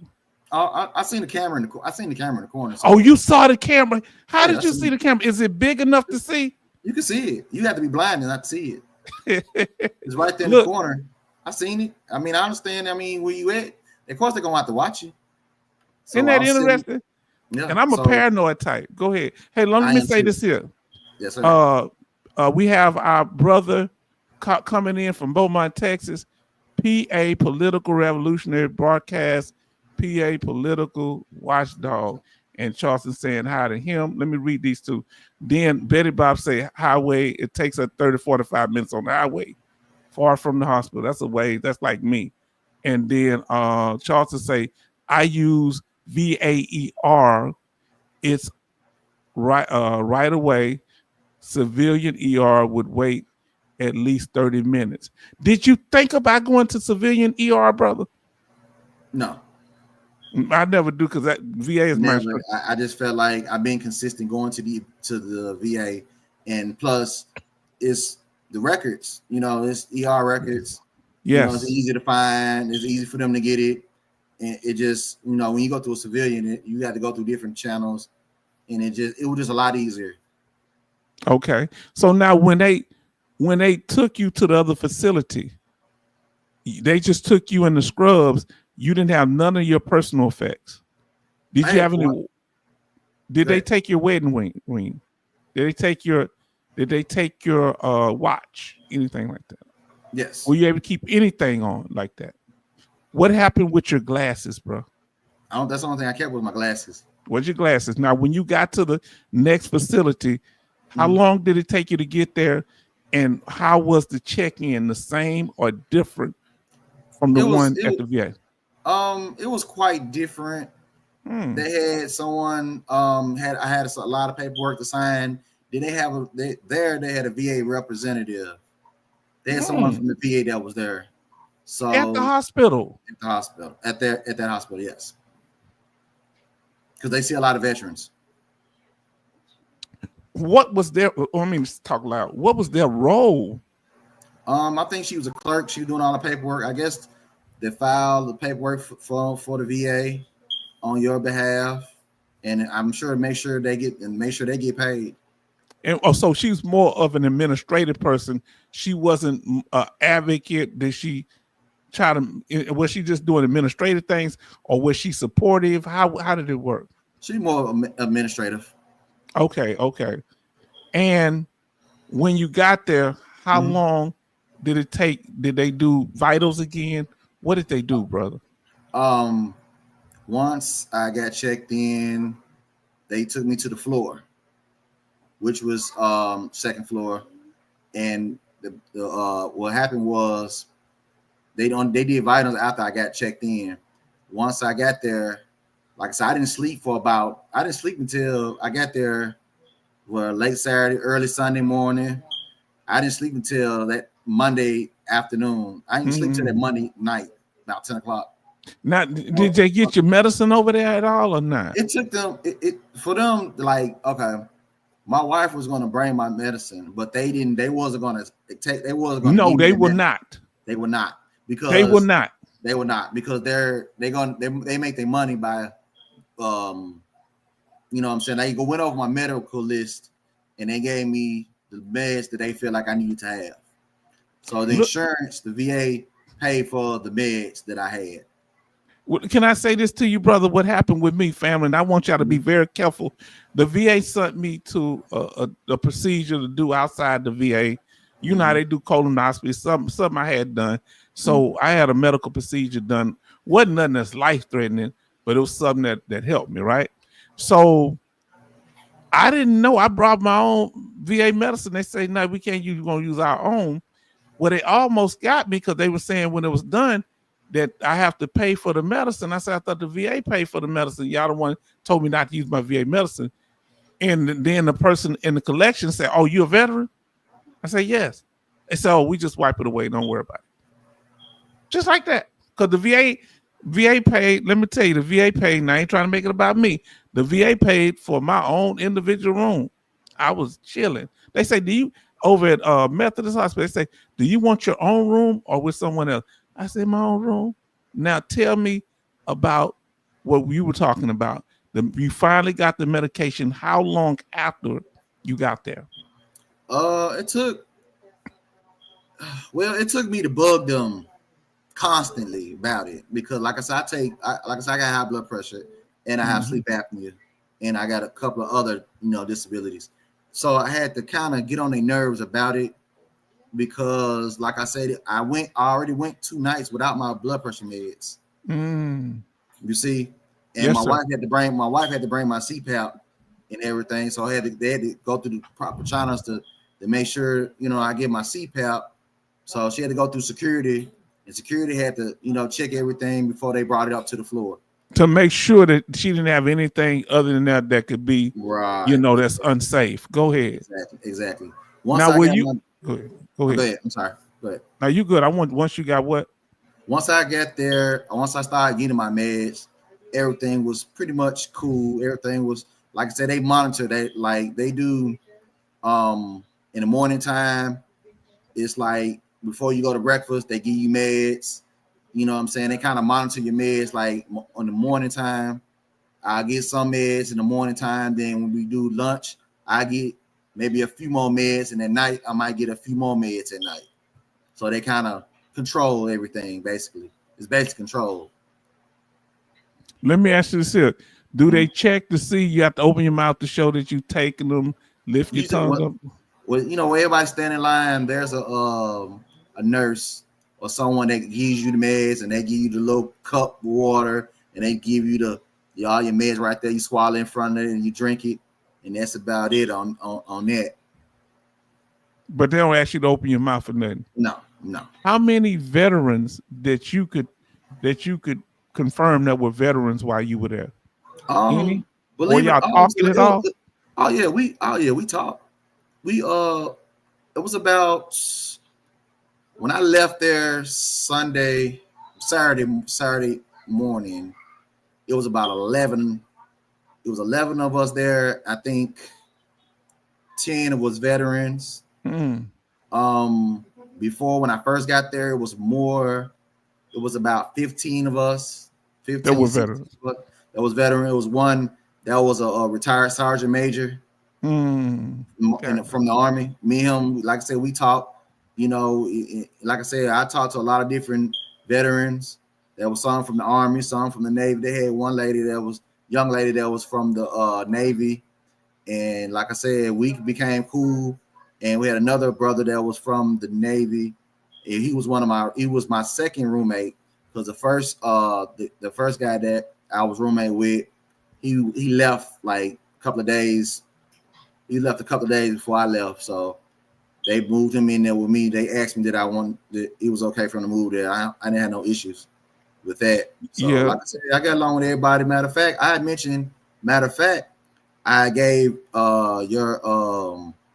your chat, you know what I'm saying, group for the veterans. So, you know, I gave them your information as far as like the groups, you know, helping veterans and stuff like that. So I gave a couple of veterans. I felt like that was pretty cool, low key, you know, cool type of people about like good. About your channel and everything. So I just told them to check you out. That's good. Look, I don't know what movie you saw. Was it Shawshank Redemption? This guy said, Charleston said, I saw a movie where an inmate stuck another with glass ear piece and neck. Yeah, because they want to make sure it's safe. And they make now did they let you shave, or did you have to they watch you while you shave, or how's it go? I didn't shave. I didn't think I was gonna be there that long, but I didn't shave. Then they have a certain time they give you like a single razor. I seen one of my roommates, he was shaving, but it was like a little bitty razor. But you know, okay, I guess he didn't have that much facial hair. And another thing, what they do while I was there, they give you these little beacon things they put on your arm, or you can put them on it's like a little beacon thing. They put on your arm, or you put on your ankle or whatever. And at night, like not even at night, like say if they do random checks, you know what I'm saying? Because everybody pretty much was, you know, had a situation going on with, you know what I'm saying, you know, suicidal ideations, things of that nature. And did y'all put on suicidal watch? Did they have they had a check? They come every so often to check you? Yes. Like this is key. How often? They had like a little tablet, and they have everybody that's on this unit, and it was called a Patriot unit. Okay. Patriot unit. It was basically for veterans. This wing was basically for veterans, but they had some civilian people that was there. So what they did, they had like a nurse and they had a tech, and the tech will go check everybody's room, and it's like she came in everybody's room at least 4 to 5 times an hour at least. So they don't just check outside door. They come in and make sure you all right. Oh, yeah. You can't close your door, even if you take what? No, you can't close your door all the way. You got to close it to the point, or you have to let them know that you're going to take a shower or whatever, or you got to use the bathroom. But it's like the way it's set up. They had like the door, then they had like a curtain. You know what I'm saying? Instead of a door, it's just a curtain, and then it's the shower right here, the toilet's right here. And when you get in the shower, you can slide the curtain, but you know what I'm saying? You couldn't close the door all the way. So it ain't nowhere you can secure the door. Now let me catch up on everybody here. Bonnie Woman said, "Good to see you, Kevin. Thanks for coming on camera." That's what she said. And Betty Bob said, "Did they not take your blood test to make sure that you were taking your medicine?" Now that's interesting. That's from Betty Bob's. Well, actually, Miss Betty Bob, they took a blood test at the VA. They took a blood test at the VA, but they didn't. They took a blood test and they took a urine sample at the VA when I first went in, and then when I went to the other, when I went to Lakeside, they only took a urine sample. Okay. And they just said hi to each other. I'm getting down now. So you think they were checking you for drugs? Possibly. I'm sure it was. I mean, I didn't have no problem with it. you know, I take my meds like I'm supposed to. I do what I need to do, so I wasn't really concerned about it. Yeah, I know. Because I sometimes when they have me doing them urine tests, I say, you checking for drugs? I don't even use drugs. Never And have. a lot of times they lie to you. They'll lie to you. Like, nah, we just say it's standard operation procedure. Oh, they'll lie. They'll lie to They'll you. lie. They'll lie to Okay. you. It's just like another thing that was a problem when I was there. It wasn't my issue, but it was a problem with other veterans that came there. They was telling the people from the VA was telling them that they was only going to be there 72 hours. No such thing. And that's what another one of the veterans had told them is that there's no such thing. It's going to take them 2-3 days just to get you in the system. And the more you ask to leave, the longer they'll keep you. Tell me if I'm lying. You gotta. It's a little game they play. You gotta get chill. And the thing about it is that like when I got there and we started getting used to being there, it's like they do like in the morning time. It's like they get you up at 5:30 in the morning to do vitals. So you're gonna do vitals at least 3 to 4 times a day. They're gonna check your blood pressure. They're gonna check your temperature. That's like every day. Like in the morning, like the cutoff time. My Lord, it's like the cutoff time. It's like they have everything basically on schedule. Like at 10 o'clock, the TV time in the TV room is everybody gotta go to bed at 10 o'clock. Now at 5:30, when you get up, they're gonna wake you up by 5:30 in the morning to take vitals. But breakfast was until 8 o'clock. So most of the time, when they get me up, I go in and get my vitals, and I go back to bed. And then I get back up about 7:30, go watch a little TV. Then we go do a medicine call in the morning. And then before we go to breakfast, we go to medicine call. Then we go. That's when we do the breakfast, we just all go out. You know, the wheelchairs, people that's in the wheelchairs, they go first. You know, we go. Some of them go down the elevator. Some of us go down the stairs. We go down to the cafeteria, and then the wheelchairs get their food first, and then we get our food, and then we sit down, and they'll give us but 30 minutes, and then after that they go. Some of the people, the veterans, some of the people they want to go smoke, so they got a little smoke section that they go smoke at. Okay. And then we go back to our room, and then we chill. Then we do meds again. People that need to take their meds, or they need to check their insulin and things of that nature. Like I said, it was a eye-opening experience for me. Hold on, I want you to hold that thought. Yes, sir. Let's what Charleston say. Sounds like my county jail time in 2001, Kevin. Do you feel that way, brother? That was like jail? Yeah. It was easy to get in, but it was hard to get out. How hard to get out? Now it was hard to get out. But now see, the thing about it is that if you do it, like they have like different groups that they have like every day. They have group. It's something that they call group. They have psychotherapists coming in. They talk about depression. They talk about the anxiety, and you have to participate in these groups. Got you to. See what I'm saying? If you don't participate in these groups, then you're not going to leave. And the thing about it is, everybody's assigned to a doctor. And once you find out who your doctor is and your what they call your therapist, those are the two people that's going to be able to approve you leaving or you going to be staying. Hold on. The therapist and who else? And the doctor. The medical doctor. They gonna come together. So if you ain't participating in the groups, you ain't going nowhere. So you saying you government property and they own you. And let me ask you this. Go ahead. Go ahead. Were you able to get any snacks take back to your room? No, you can't take a snack to your room. Oh no! They ain't doing that. No, Lord. Oh Lord, I couldn't handle this here. What if I try to sneak a little bit? They do that. They doing that. They sneaking cakes and stuff in the room, but I wasn't doing none of that. You wasn't trying to get in no trouble. Like I said, you get 3 meals a day, and you get a snack at night. Okay. You know what I'm saying? So they feed where you eat the snack at? Your room? No, you can't eat in your room. It's like they have like a they had like a big room, like a little TV room. They got the little 55-inch TV, and they got different chairs and table and stuff like that. And everybody eat in there, watch TV and stuff in there. So you got to share the TV. You can't like watch what you want. Well, I watched what I want a few times. You know, everybody was cool. It was like, everybody was taking turn watch what they wanted to watch. So it wasn't like just everybody. County jail. It sounds like county jail. Now look, Look what Benny says. Benny says that they usually check to make sure we're taking our meds.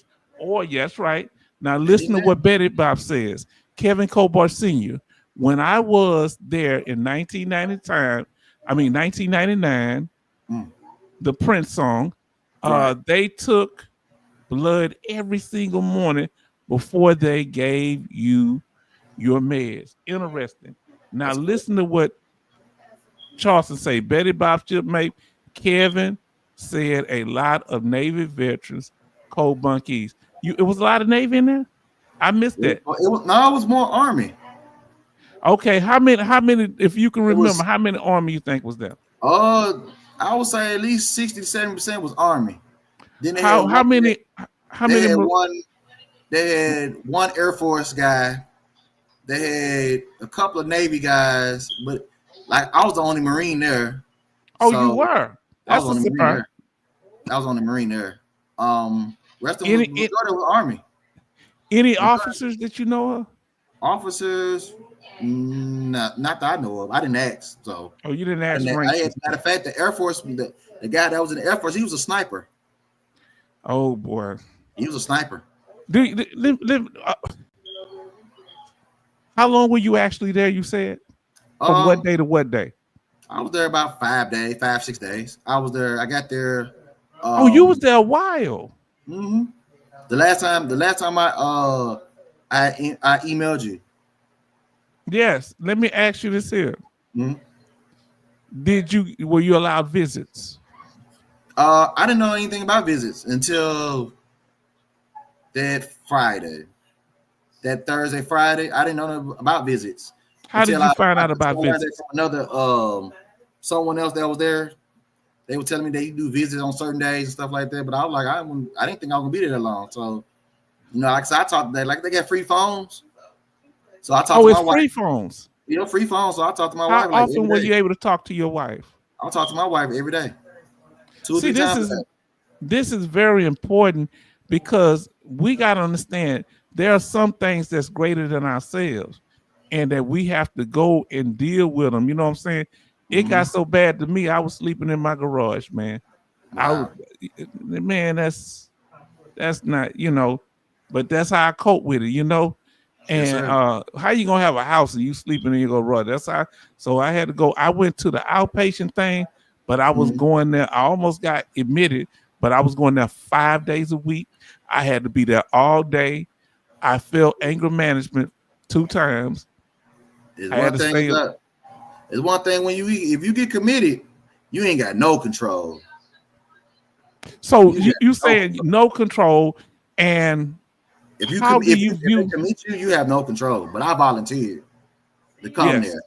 That's a big difference. Was some people admitted without their, they were brought there and they didn't, how can I say, they didn't ask to go there. They without their consent, they were committed because of that you know of? Not that I know of. Not that I know of. I can't, I've talked to very few people, but like I said, I've been hearing a lot of stuff about everybody that was in the hall, and I ain't heard one person yet that was I ain't heard one person yet that was committed like that. Now, we had one young lady. She was in the Navy, and she had her brother had passed away, and she was young. She was like 30. My Lord. And she had a lot of stuff going on. She had a lot of personal trauma, and she just was she getting her benefits at all? Actually, she was. I talked to her. Like I said, me and her, we was cool. We formed a little bond, and she was telling me she was 94%. Oh man, she's so close to 100. All she needs is 2% more to get to 100. Now listen, Betty Bob says, Kevin Cobart Sr., that is a big change because when she went in, free phones. There was no such thing as a free phone back in the day. So they got the free phones. Let me ask you this here. Did they have y'all do any type of exercise activities or? Yes, we have to do some activities. Matter of fact, Friday, I think that Friday, was it Friday or Saturday? I think it was Friday. That was one of the best days I had. Matter of fact, Friday and Saturday, because we did like the activity lady that we had the last day. She was real cool. We did some type of trivia. We was guessing like the sounds of cartoon. Do we know the cartoon? We get a point. If we know like the cartoon, like the music theme or the cartoon or song or movie, stuff like that. So it was really fun because everybody participated. We did some activities. We did like some ping pong. We did like air hockey, play cards. It was very stimulating. Okay, so now that's really good. And you have you seem much more relaxed than you were, it seemed like you were at the time. Right. Any questions or statements, keep it, don't get too private with him, but any That's cool. concerns, questions, he says, okay, That's any cool. questions of our brother that y'all want to ask, any statements, let him know because the brother is here. Let me ask you, did you know the day that you were you released that you were going to be released? Did you know? Yeah. I knew. I talked to the nurse that Saturday. Matter of fact, I talked to my doctor, Dr. White, and him and his assistant. He was asking me some personal random questions while I was here.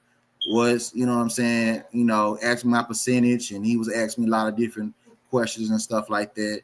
So when I explained everything, explained why I was there, this was my first time being here, and things of that nature, just elaborating on some few other things. And my last question was to him, how long I was gonna be here? So he was like, well, if everything go well, you'll be out here Friday or Saturday. So I said, okay. So I took him at his word. So he left. We talked in private. He left, you know what I'm saying? And I talked to the therapist just to see what she was, to see if they was on the same page. Right. So she told me something different. So at first I got a little discouraged. Yeah. But then that Saturday, that Friday, one of the nurses was like, "You leaving tomorrow?" And I was like, "I don't know. I just play dumb because that's the last thing you want another patient that's there when they trying to go home. Here's somebody else going home. Yeah. You see what I'm saying? That's kind of discouraging on. So I kind of played dumb. You know what I'm saying? So like I understand. Right. So I had to verify.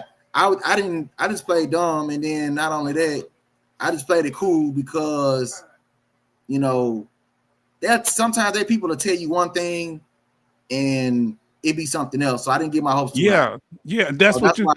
And I told my wife I didn't tell her if originally when I first heard about it because I didn't want to get her too excited. And then they tell you it'd be something else in the middle of the game. Or say, well, we can't do it on the weekend. You got to wait till Monday or Tuesday or whatever. So that's why I really didn't mention it.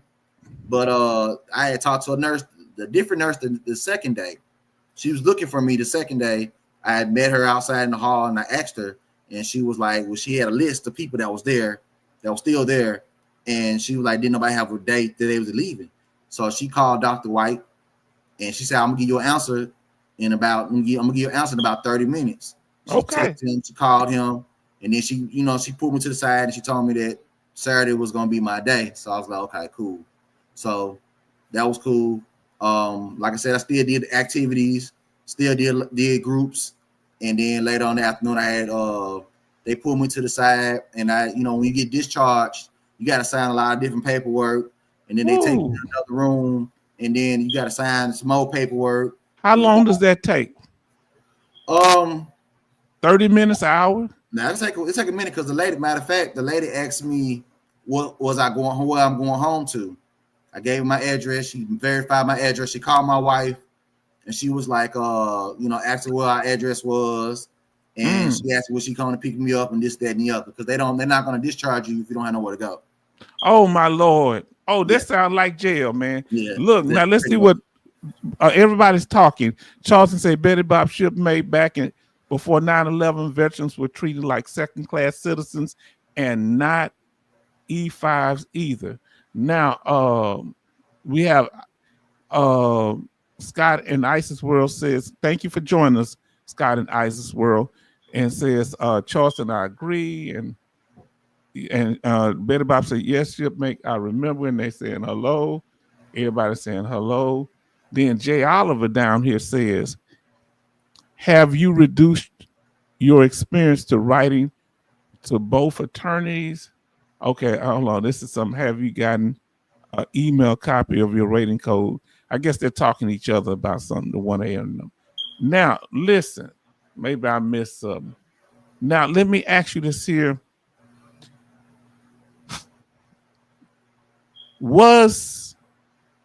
I'm trying to put the right words. That's it.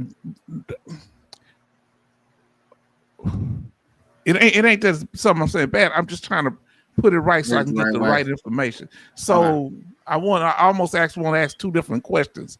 Okay. What was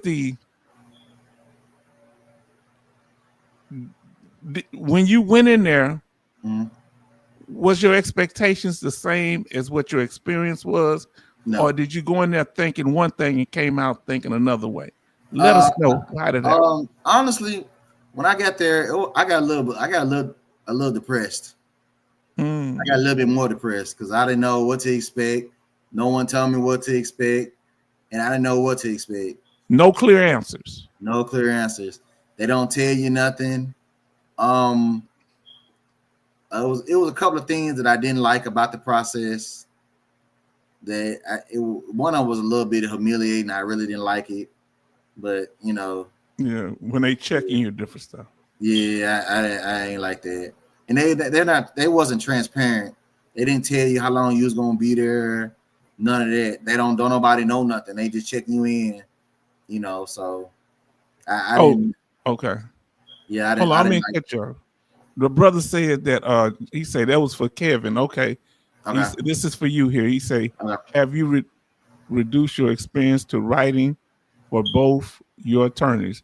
Have you gotten a copy of the email of your rating code sheet from the 1-800 number?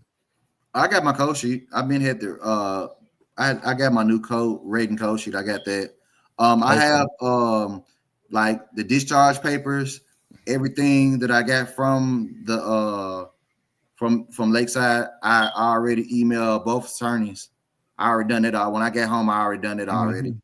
So I emailed my attorney, my VA attorney, and tell I need to talk to her about some stuff and need to add something to my claim and stuff like that. As far as go ahead. I don't mean to cut you off, but you need to wait until they write all the records and you get a copy, not just your discharge. I don't know if they put everything in there, but what the doctor said while you were in there. Okay, wait about a week. That'll get a doctors a chance. So you want to get them, if you haven't, you can send that also.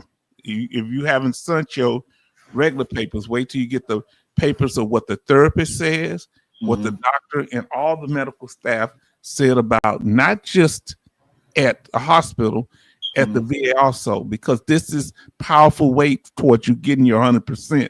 When you go to a treatment program, that's what helped me get mine, because I went to an outpatient, even though it was 5 days.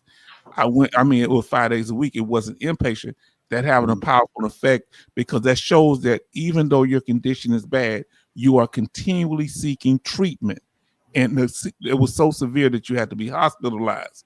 So make sure you get those, okay? Yes, sir, I will. And I'm very proud of you, and I appreciate you doing it, because I know when I was going to the outpatient to the treatment, and when I say outpatient, we were there all day. Right. And we could be locked up at any time if something went left. So, and I know I felt like, man, why am I here, man? One minute I was doing this, now I'm over here with a whole bunch of people, and we going through this here. Now, let's see what our sister said. Oh, a couple of people have responded. Benny says, sorry to ask the question, Brother Kevin. Was this your first time being checked in this facility? Yes. Yes. Have you been in VA facility before for the same type of situation? No. Okay. Now, if so, does the VA usually help you in keep you in longer. I couldn't answer that. Yeah, I know people have been locked up in there, and they kept them for over a week. Now, Betty Bob say, I didn't tell you I'm a female, different state, and it was in 1999. Betty Bob, we know you're a female. What you talking about, girl? We know you're a woman. We know you, huh? Right. We don't have to check your birth certificate. Now, Jay Oliver says, yes, H-Town, his experience, the paperwork. Now, listen to what Jay Oliver, he breaks it all the way down. Yes, H-Town, his experience. I didn't think about that. You need to write a journal of your experience. Thank you, Jay Oliver. Look at the big brain on Brad. You ever see that movie, Pulp Fiction? He said, look at the big brain on Brad. You write down a journal of what you experienced, and you can use this. Go back to remember what we talked about. This helps, right? Because I'm full of questions, unfortunately. I think that's a gift. I don't know if it's a gift or a curse, but I'm always asking people questions. The paper, now look what it say, the paperwork and what was documented, what they put down. You got your discharge, but you need to go back and see what that doctor put in those notes. Now I'm going to get deeper with you. Can I get deeper with you? Sure. They going to have some stuff talking about release the patient. You want the stuff that they didn't release to you.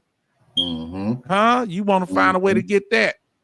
Get your attorney to get that. Your attorney can get that. I'm gonna be on top of it. I'm on top of it. I'm like I said, she's supposed to give me a call tomorrow. I'm gonna call her early in the morning tomorrow. We're gonna get on top of that because, like I said, I looked at the notes. When I always go to a doctor's appointment, I always look at the notes in my Healthy Vet. And like you said, it's some notes that they put in there, and there's other some stuff they didn't. So I'm definitely looking at my attorney to everything she can get. I'm gonna get her to get it. Look what he said here. He said, dot the I's and cross the T's. Be on top of it. See, now you got what you needed, the help you needed. Now you can focus on what you need. This is gonna be a battle, so it's gonna be a back and forth, but you hang in there. We here for you. Now, yes, Betty Bob say they treat men differently. Okay, how so, Betty Bob? Let us know. When you were there, do you feel like the female that was, how many females were there that you remember seeing? It was only 2. Okay, did they kind of have a different arrangement? Did y'all go to therapy together? Did y'all eat a child together? We had a child together. Okay, now let us know what was your experience. And she went back in 99 and she was at a different facility.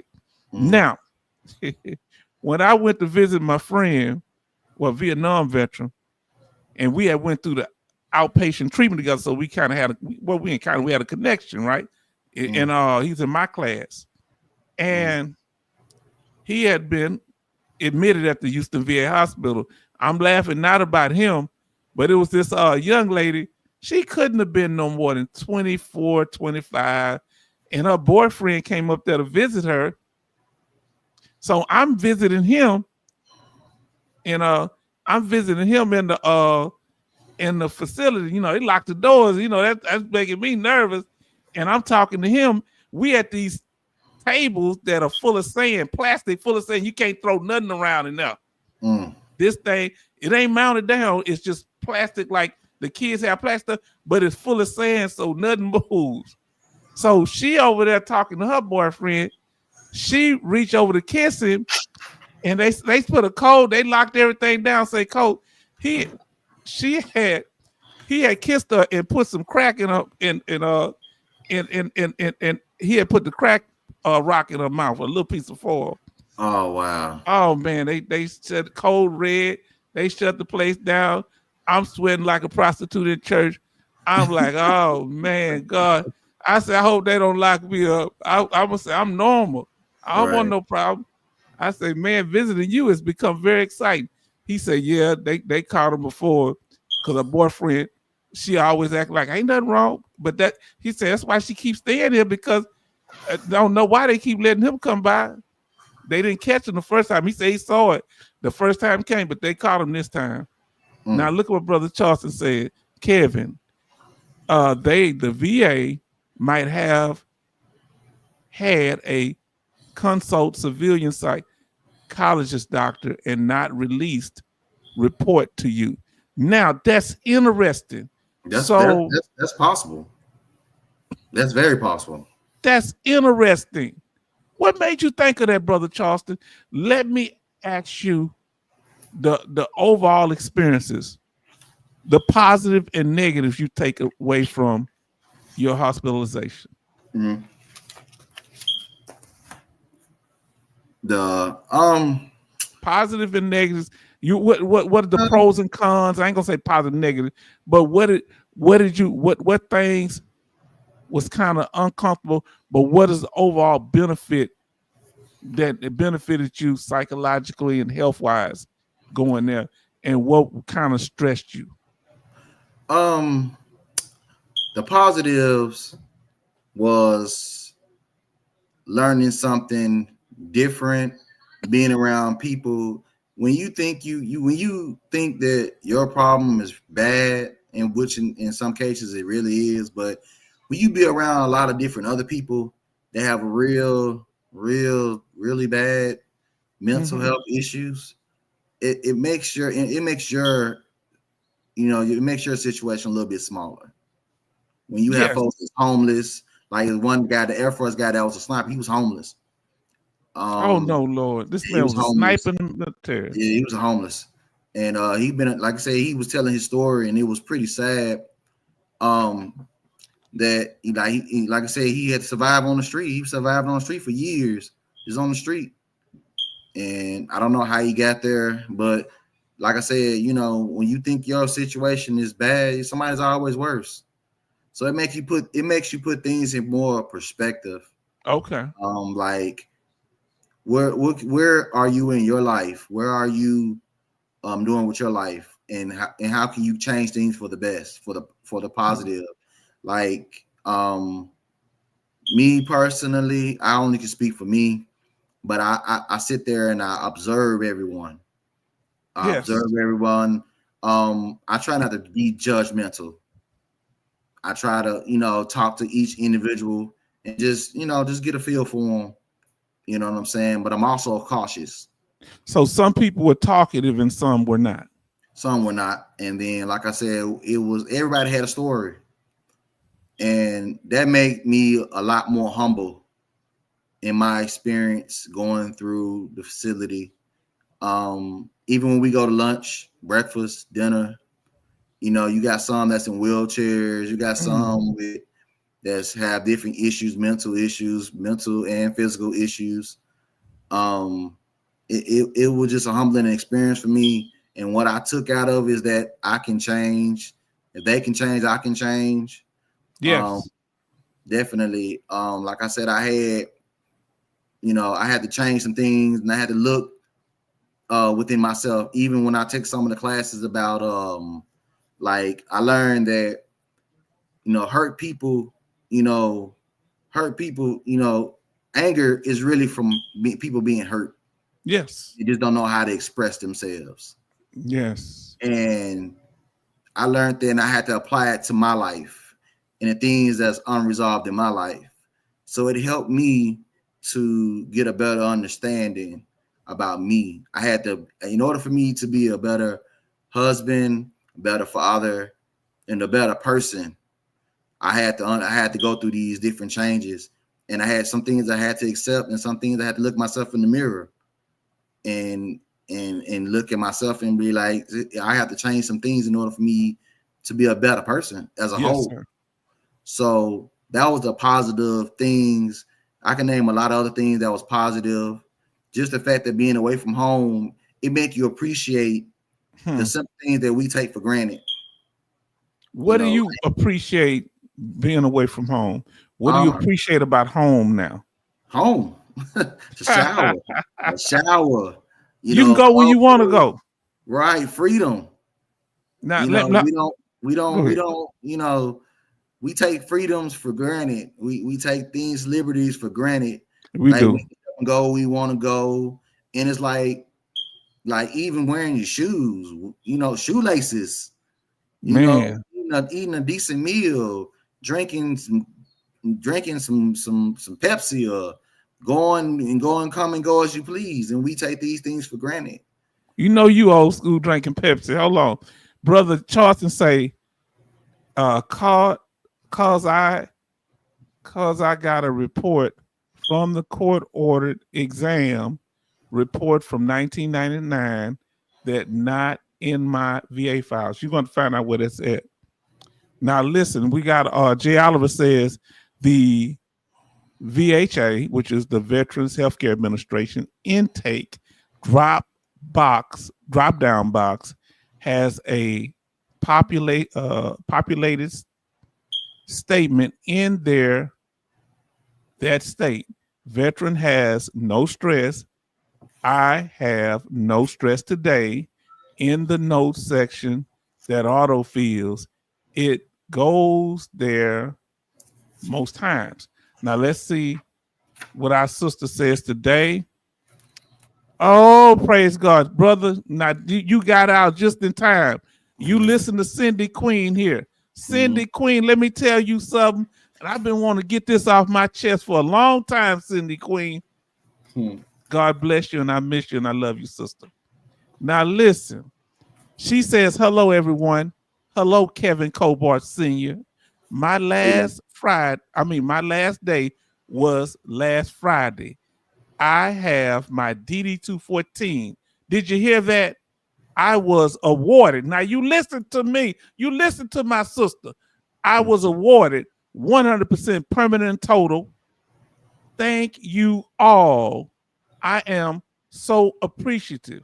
Congratulations. Well, you're not going to, Congratulations, Cindy. Yeah, you're not going to make me cry. You understand? You the reason black men cry in the dark. I ain't doing it. That's why they wrote that book. I'm not doing it. I'm so happy for you. Now, Coasty say hi. Cindy, congratulations. Jay Oliver say hi. Congratulations, because she was 90%. And she was working toward that 100. Betty Bob says, hello, Cindy Queen.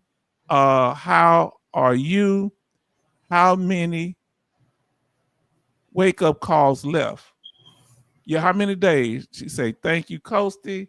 And then MG Smith says, Cindy Queen, congratulations on your 100%. She says, thank you to Jay Oliver. And then Charles say, Cindy Queen, I am so happy for you. And then Cindy Queen say, thank you, MG Smith. Then Betty Bob says, Cindy Queen, congratulations. And Bionic Woman say, congratulations, Cindy Queen. Now, she say her last day was Friday. She did say she was out. Now listen, I have 3 words to all the people looking to get award. Document. That's what matters. You understand? See, and then Farm Girl say congratulations. Brother, everything is an horizon for you. Do you think being here is a blessing that whether we help you directly with your benefits or not, what is the blessing of the group? What made you come here? Let me ask, I'm kind of asking 2 questions. What made you feel free to share about the distress that you were under on the last live stream that we had, the live stream when you revealed that, you were having issues? I was frustrated and upset. My mind was going a lot of different places. Yes, sir. And I felt comfortable. At first, I wasn't going to say nothing, but something in my heart was like, just reach out to someone, and I felt really comfortable. I felt like family. And I felt like if no one can understand what I was going through, you all understood what I was going through, not personally, but just, in the physical. So I just first thing I was thinking about was the group. And I was like, maybe I just, put it out there, and maybe, I didn't expect anything from it. I just put it out there. And like I said, I had got great information from you and everybody, and a lot of love from everybody in the chat. So I think everything happens for a reason. And I'm blessed. Like I said, everything in my life and go on in my life, I don't take for granted. It's a lesson. You can learn anything from any situation. So I just kind of keep more of an open mind. Now look at with Farm Girl. Now you know Farm Girl got to go to work tomorrow. This woman work all day and on the farm. She's Farm Girl Rebel. Say thank you, Kevin, for putting it out there because prayers and we love you. We want you to heal. Now listen, brother. That's good that you did that. We're glad that you did that. I'm gonna tell you, I'm from Texas, so we so direct. So when you said it, I say, what is he talking about? Is he talking about I thought you were talking about your claim, you know what I'm saying? Mental health. And I say, then the sister say, hey, go back and see what he said. Because down here in Texas, we'll just say, hey man, I'm ready to go ahead and take this to the next level, and we'll just say it. You know, so I'm glad that you handled it the way you did. So let me see what our sister Betty Bob say. Cindy Queen, make sure you keep up with everything and keep close checks. And tell them again, 10 to 5. And well, if you got everything, don't file nothing unless you got something. Don't you know? But if you thinking about filing, like you saying, put an intent to file in. The VA can reduce you just like that. Not really. They're not gonna bother you right now. Now listen, this is from Cindy Queen. Now think about this. This is a young lady who got her 100%, didn't have to come back here and tell us nothing, but she want to sit here and encourage our brother Kevin. When we read her response, we want to know what you had to say to her, okay, brother, and tell her about, you know, whatever you want to say to her, freestyle. Now, you can tell her about your experience, you can tell her about her situation. Now, listen, Cindy Queen say, my dearest brother Kevin, did you know that if you go back to that hospital and politely ask for your medical notes from your stay, they have to honor your request? It is the law. Continue. Did you know that, brother? Didn't know I that. didn't know that. Do you see the blessings? So she coming back and blessing us. Now, what would you like to say to our sister? Congratulations on your on your new award and your future endeavors. I take everything with a grain of salt, and I appreciate you. You know, I appreciate the advice, and I'm definitely going to take advantage of that. I really am. Yeah, you go out there, make most definitely. I know you go get it, but I didn't know you could do it like that. Now, Charles say, Kevin, we all blessed for H-Town. Hold on, we all blessed for H-Town and family here. Back in the day, vets had no one, and our family would turn against us. So that's how it used to be, because they told me I was crazy and all this here, the war messed me up. They would say stuff like that. And I didn't respond, but that stuff dug at me. You know what I'm saying? Definitely. Because I used to pop tents up in the backyard. When I came back home, I popped tents up, and my grandmother come back there. You all right, baby? I said, I'm good. I'm just sleeping. Why you in a tent? Why you can't come in the house? I said, I don't want to have to kill your son. So you rather me be out here. And that cow was standing behind my grandmother. You understand? Hide behind her because he made me mad. And I'm going to put him down. I was going to take him to that next level. But I ain't like that no more. I'm trying to be a good person. I'm glad. We got 17 watching. And 16 watch, 17 likes. Jay say, yes, you can call them and they will have them printed for you at the desk before you arrive. Wow. Now listen to this here. Brother, do any of y'all know of any other channel where you can come in and share information like this? Do they have where you share like this? I saw one. I don't know if it's maybe VA Insider. I saw him do it. Have you ever seen, do they have things like this where you can openly share about your experiences like that? Not that I know of. Now listen to what I don't know either. That's why I'm asking. I just don't know. I ain't trying to do no ego thing, but I'm glad because I just don't know, because I want more places where people can share. MG Smith say, no, we can do it here. Now listen what Cindy Queen said. Cindy Queen said, Kevin, the HIPAA law ensures individuals have the right to access their health information, including medical records. Sister, break it down. Break it down. When I Nope. get my food stamps, Sister Cindy, I'm going to do something nice for you. You understand what I'm saying? I'm going to do something nice for you, girl. Thank you. Oh, man. This is, what is this? What is this environment here? Bro, what's going on? What's happening here? What's happening here that everybody we do you think positivity brings more positivity, family? What do y'all think? What have we created here? What you say, Brother Kevin? What's going on?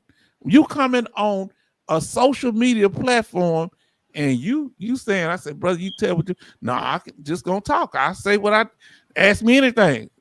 Yeah. Why you feel that way, bro? I know they can help somebody else. You never know what somebody else struggling with. You never know what nobody going through in their personal life, their everyday life. We all have personal lives. We all have families. We all, have friends. We all got to deal with things in our own way. So I just felt compelled to come up here and show and just tell my experience. Maybe my experience can help someone else. Yes. You can't hold your hand and bless people with knowledge if you keep it balled up in your hand. That's right. That's right. I hit so many walls. Man, I hit so many walls. I wish y'all were there when I was, young. I didn't know I had PTSD. I didn't know I had a problem. I was a workaholic. I wasn't an alcoholic, but I was a workaholic. Man, hold on. Let me see. I didn't know I had issues either. I know I was withdrawn from people. I didn't like being around people. I'm always lashing out. I'm always my thoughts are irrational at times and speaking negative, and I didn't want to be around family and friends. I don't have any friends. I don't do a lot of socializing and stuff like that. So I didn't know really what was wrong till like years later. Like I said, it's when you come from an environment like when you don't have a lot of male role models, yes, sir. It's a little bit different because you have to go by what you think a man should be. And I know, yeah. And like I said, I was a single parent before I got married. I was a single parent, right, for years before I got married, and I had a set of twins, boy and a girl, and I raised them. And it was rough. It was tough, but it was something that had to be done. Okay, now listen, Farm Girl Rebel say this place is more like family. I've heard that several times. Thank you, H-Town and everyone. I don't know how to be any other way. Charleston said a powerful thing on the last live stream, bro. It touched my heart and made me feel so good. He said he sit around when he first got here, he was waiting to see what my angle was. And when he realized one time when I checked that policy plug dude, he say H-Town cool. He just cause I don't like nobody mistreating people. I don't like nobody picking on the underdog. So I don't like nobody coming here mocking, and y'all don't know that they mocking, but I know they mocking. I don't like nobody with them little innuendos. Say what you feel where I come from. Now, listen to what Cindy Queen says. She say the HIPAA law stands for Healthcare Insurance Portability and Accountability Act. Did not know that. I heard of HIPAA, but I didn't know what the acronym stood for. That gives you the right. You should archive your notes on the VA website. You better do it. Archive and save and print some up. I've been on there. That's one thing about me. When I go to every doctor visit, I check the notes. There you go. I need to start doing that. I check them every time. I want to see what they said about me. I'm gonna start doing that coming up this week. They taught us when we did our BDD claim. That's before they get out the military, that board. Right. Now it's MG Smith say real talk, Kevin. He said that earlier. And then Cindy Queen says, Kevin, your medical notes are solid evidence. Your enrollment to the hospital is solid evidence. That should justify your 100% goal.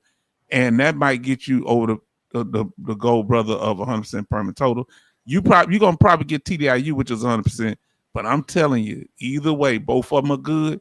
But I'm telling you, that doctor wrote something in there, and we're gonna get to that. We'll talk about that. Jay Oliver said, huh? Because I'm looking at my notes from the they gave us a folder and stuff like that, and they got me as the diagnosis they got is a major depressive disorder, recurring severe without psychiatric features.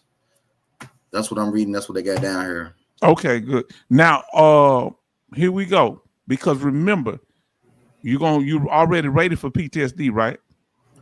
Well, I have the PTSD, but they didn't. It's actually depressive disorder. So good. They either way, whatever they'll just combine them all.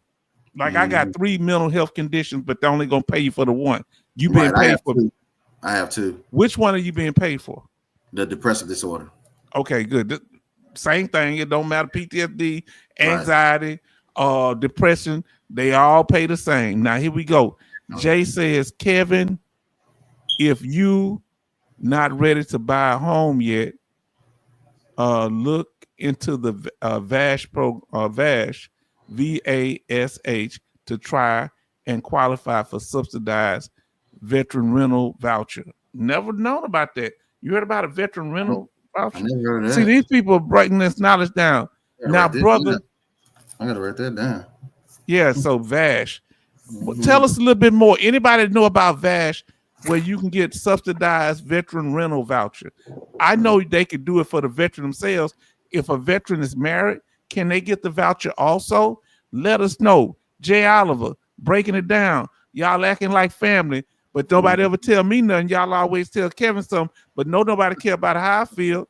Like my aunt say, I miss my aunt. She died in 2019. I said, Auntie, you know what you do that? Look, I say, Auntie, why you always stand at the door and just go sit down somewhere? And I say, you know, you be stressed me out. I don't want you to fall down. She said, how do you think I feel? I said, my aunt was something else. Whenever I tell her I'm mad about this here, she said, how you think I feel? I said, it's not about you right now, Auntie. It's about me.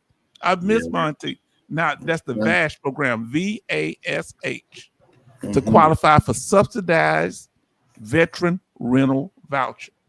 Fam, y'all putting that knowledge out here. Anybody got any encouraging words for our brother before we let him go? Because he's gonna give him his final words in here in a second. Because we appreciate him. Kevin, I have a sleep paralysis severely, so much that when I sleep, I sometimes wake up and see dark shadows, figures. Wow, sister, I understand. The VA classified that as hallucinations. When I read my award letter, it got me to 100%. And I'm gonna tell you why it got her to 100%. Remember I told you what is one of the symptoms at the 100% level? Hallucinations, right? Okay. Hallucinations are things that you see. Delusions are false beliefs. Okay. So she has one of the symptoms at the 100% permanent total level. All you need is one. And because of the dreams, that happens. So that's why I express with them doctors, whatever you seeing, don't be ashamed to let them know. Now he's telling you more about thank you, sister Cindy Queen. Let me tell you, Cindy Queen came in and she left, and I was worried about it. I was praying about it, and our sister came back home. You understand? Now listen, this was a while ago. I ain't talking about we know you've been in the fold lately, but I was worried about you. And I'm so glad. And guess what? Now, look, you out. You ain't never worry about that first sergeant again. But guess what? Go watch the movie Fallen. that spirit is going to go into somebody else. You're going to always run into that person. It's just going to be a different person with a different name, but you're going to know how to deal with them. And we here, you let Unc handle it. I'll come over there and stuff a mud hole in them. Yeah, and then check, once they take me out of jail, I check myself in a mental health facility. Now, Jay says VASH is an actual Section 8 HUD program for homeless vets. Did not know that, my God. Now, listen, Charlton say Cindy Queen, once in the Navy on duty, stayed up 72 hours and saw snakes. So now, what you mean? I mean, I know. So know what you mean. Okay. Now then, J. Oliver says homeless vets are not just vets sleeping on the streets. They are veterans that are stressed to the point they're at the risk of homelessness. Now listen to our sister Cindy Queen. Please don't bring that subject up. I'm sorry, sister. I am still fighting demons because of what he did to me. Yes, indeed. Please don't talk about that. Yes, just going forward, sister, you just be prepared and be ready for what's going on. I do apologize, sister, okay? But you be prepared, because when you going forward, there's always will be obstacles in your life.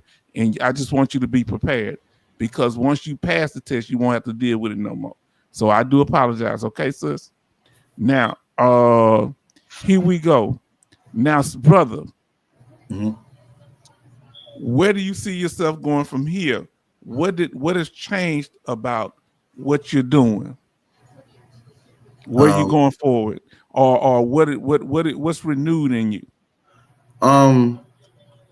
What's renewed is a hope, positive outlook. Like I said, I'm still gonna continue to strive. I'm striving for 100% permanent total or TDIU 100%. That's not gonna change. Right now, I'm just, like I said, I'm working on me every day. I'm working on my mental every day, working on my physical, exercise more, get my mind right. Yes. Just put my mind in a better place, not to be upset, not to let my anger, control me. I control it. So I'm just trying to take it a day at a time. Some days I might struggle with it. Some days I might be fine. Just taking a day at a time. And like I said, just keep God first. Yes.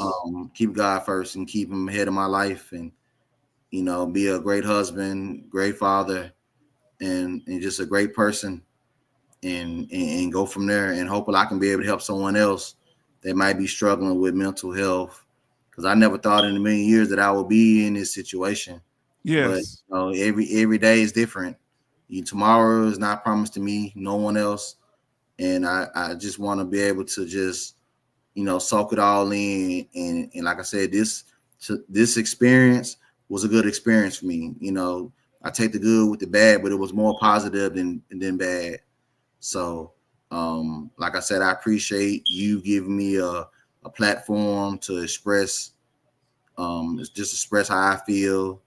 It takes a lot of weight off my shoulders. And I hope that I can help other veterans, other people that's dealing with mental health, and just, anybody that's dealing with mental health issues, please go get some help. Don't allow it to just manifest and just eat away at you, because there's some help out here, whether you're a veteran or a civilian. I just hope that you can be able to get the help that you need. Okay, now, do you have anything to say to the chat before you go? Any last words or anything you want to say? First of all, I want to thank everyone that was concerned about my health and my well-being. I appreciate you all. I thank you all. And like I said, I thank everybody, everybody from H-Town to Betty Box, to everybody that was concerned about me. Like I said, it's rare that people that you don't know really care and be sincere about caring about you. Yes. So loyalty is key for me. And I felt the loyalty and the love from everyone here on this channel. And I just I'm just looking forward to helping anybody that I feel I can help. And I'm looking forward to just listening and learning, still learning everything about the VA process. And I thank everybody. Okay. Well, brother, thank you for coming up. I want to thank you. I want to congratulate you in your recovery. I want to congratulate Jay. I believe you the one that you had something good happen with your benefits. And Sister Cindy Queen, thank you. And I apologize to your sister, and we pray for you. We want you to be strong. I'm not here to trigger you. We want to make sure you're straight. And we thank all of you, bro. Any last words? Just keep doing what you're doing. Keep fighting for your benefits. And, you know, if you see a veteran, help a veteran. Well, thank you so much. God bless you and the family. Thank you, brother. We thank you for sharing, okay? Keep us posted, and we're going to do what we can to help you, all right? Always. Always. Let me Always. kick from all right, always, bro. Now, family, we did that. Now, Farm Girl Rebel says, may God bless you. Everybody show love to our brother. Everybody show love to everybody that's doing good and on their feet. Family, say, show love to our brother for coming up. Show love. I believe it was the Jay Oliver. So what happened? Which one of y'all had some win? And say, everybody show love to Cindy Queen for getting her 100% permanent and total. Have you went back, Cindy Queen? Have you went back to California? Have you made it back to California yet? Now, MG Smith says, thank you, Kevin, for sharing that. And we love you, girl. You know we love you. Say thank you all for helping me. It ain't over with. We ain't gonna stop helping you. We gonna be there the whole time. So everybody show love to Cindy Queen. I believe it was Jay Oliver. Somebody let me know. Oh, it was Jay Oliver. He got his Social Security win. Thank you all. So Jay Oliver got his Social Security. Our brother was in a mental health crisis.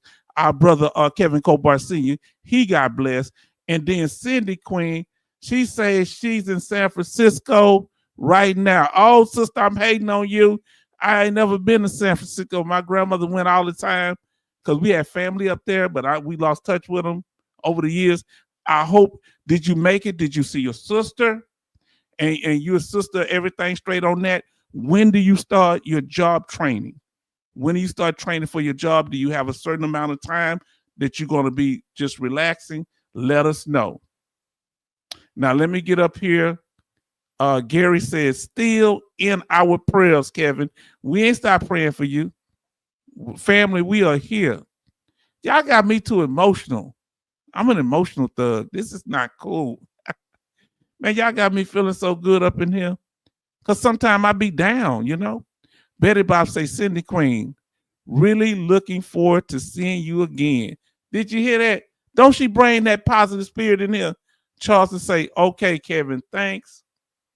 And I got to read this. She said to all y'all, everybody, thank y'all. Thank you all for helping me. We appreciate it. We're so happy for you. Now, Jay Oliver says, yeah, he did win. Now look at Coasting. We are all here for you, Kevin. God bless you, brother. Now understand something, family. Remember the last time we was here? I said, well, you know, yeah, you asked about it. I say, well, let's not bring his name up right now because I want to make sure. I didn't know where he was at. And sometime if he can't reach us, if he can see some social media where we at and he couldn't talk to us, he might get upset because he can't talk to us. That's why I didn't want y'all to say his name yet. But I'm glad he came here tonight. He told it all. Hold on. Say, Kevin Cobar, see you have an amazing evening. Then we got Jay Oliver say, Cindy, get that certificate of eligibility. Yes, indeed. Now listen, Cindy Queen say it's cold. What? Oh, it's about, man. What is?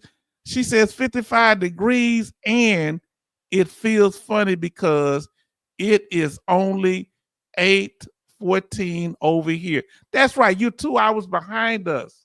My Lord. Now listen, Jay Oliver says, Kevin, you almost there. You're pushing through. The Bible say, putting those things behind us that are behind and pressing toward the calling, the higher calling in Jesus Christ. Yes, indeed. Now, Jay Oliver say, Coasty with the ship. Yeah, you know, Coasty got a ship named after him. Now, listen, now the day is the what date, y'all? She ain't waiting. Listen to this. She just got there. She got off Friday, and she said, I started my training at Simmons Technology Wednesday, the 25th. She right on top of it. Do you hear me, fam? Huh? When you need a ride to the bank, let us know. Jay, what's certificate? Yeah, what is the certificate? Let us know. They talk about now the certificate of eligibility for a home, I believe. He mentioned it. He say for the VA home loan. That's right. That's right. Make sure you get that and you hold on to that, sister, because you gonna be in the right spot. Now, when you going, listen. Any advice y'all could give her? She's young with 100% permanent total, and she's going to be working, so she's going to be doing real well. Family, this is important right here. Let me come up on the screen. Sister Cindy Queen, if you're still here, I want you to hear this, because you are a young sister getting out what we learn. What I would say, y'all tell me what y'all opinion is. And sister, you take, respect, you do as you feel, but I'd be very careful telling people when they start asking questions, they're going to be hinting around how you do this and how you do that. Ain't nobody business unless you choose to share. But I'm saying you got to watch, because people will be hating on you. And don't tell nobody at your job about your 100%. You just go there and do your job. I'm telling you, because people be, wow, they get this and that. Some people might be happy, others might hate. Keep that to yourself. Huh? Now, Charleston says, Cindy Queen, congrats. Maybe in a year or so, get a trip to Germany for training. Yes, indeed. Yes, indeed. Family, y'all done this thing today. Family, y'all, we really done this thing tonight. This has been an excellent live stream. Family, I want to say thank you. And any advice to our brother Kevin, any advice to our brother Jay Oliver, any advice to our sister Cindy Queen, let us know. Now I say, okay, but my mom says I can stay with her as long as I need to. What you say? Hold on. Cindy Queen said she has a 4-bedroom and she stay by herself, and she don't want me to leave. I love my mama. LOL. How many? So are you the baby or are you the oldest, Cindy Queen? Because I know you got a sister. So where are you in the pecking order? Did you get spoiled as a child, Cindy Queen? You ain't, don't hope your siblings ain't watching. Well, you the favorite. Huh? Look, it was only 2 of us. My sister 13 years younger than me. Huh? Who was the favorite? Well, I'm the firstborn. But she loved both of us. I'm just telling you now. Betty Bob say, Cindy Queen, keep people out of your business. Please, see, because you're going to be doing things that other people can't do. Stack that paper. Because I know somebody that was working. Listen to me. I want you to follow me. He was like Cindy Queen, but he was older. He was a little older, and he was about my age, but he stayed. He was a little younger than me. And he was in, he got out, and he was 100%. He was 100%, but he's working at this job. Okay? He was working at this job. Oh Lord. Oh Lord. Listen to her. See, there's a problem right here. There's a problem. Listen what she say. Yes, I am the baby, Mr. H-Town. You are very intuitive. Of course, Mr. H-Town. Yes, I am. That's why they call me H-Town. I run this. Let me tell you something. Look, let me tell you something. I always had a place to stay. You understand? I went, when I got out of the military, I rode all the way up to Virginia. My family always wanted to know where I was. They loved me. And I came back home. My mama passed, my grandma passed, and I realized how important they were to me. My granddaddy, my great granddaddy, and man, y'all don't understand. My great grandmother, my aunts, my uncles. Let me tell you something. I'm the second oldest of my grandmother's grandchildren, but my older cousin, he spoiled me too. So he was 7 years older than me. He was the oldest, but I was allowed to be the favorite because he was just cool like that. Man, let me tell you something. I already know. That's when your mama said, "Nah, you ain't got to go nowhere." I've heard that before. Family, I want to thank y'all. Let me ask you this here, family. What is your goal? What is your goal going forward? I know, Cindy Queen, you got your 100% and you're going to be working. What is your goal within the next 5 years? Do you want to own a home? Are you going to or you plan on investing in stocks? Or you plan on seeking other personal accomplishments? You know, you don't have to get personal, but let us know. What about you now, Jay Oliver, that you, look what he says, stack that paper. Now that you got your Social Security, Jay Oliver, what do you plan on doing, brother? What's your next step? And brother Kevin, now that you've renewed yourself, where you go from here? Fam, thank y'all. Y'all been so incredible tonight. Now listen, tell me what y'all goals are. Let me tell you what my goal is. My goal is to get my niece out of college either January. My daughter starts as an accountant in October, okay? And my goal is to get my niece out of college. Then I'm going to start traveling, going up to Virginia and traveling the United States and the world again, having fun. And I'm probably going to get me a mail order bride. Do they still do mail order brides? I want me a good Christian, clean woman. Now listen, Sister Cindy. Cindy, my sister say, Cindy Queen say, I wish you could see it here in San Francisco. It is so nice. However, they are protesting at the Civic Center. I want you to be safe, sister. Don't try not to go out at night and just be safe, okay? Stay away from the conflict areas.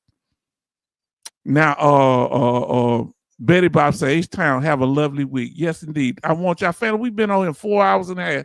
Family, anything y'all need to say. And you can send some pictures to the email. Or sister, if you ever want to come up, you're welcome to come up and show us what's going on. Thank you. Gary said, I would like to retire in 5 years. 6 at the most. What do y'all want to do in the next 5 years? Let us know, family, before y'all leave.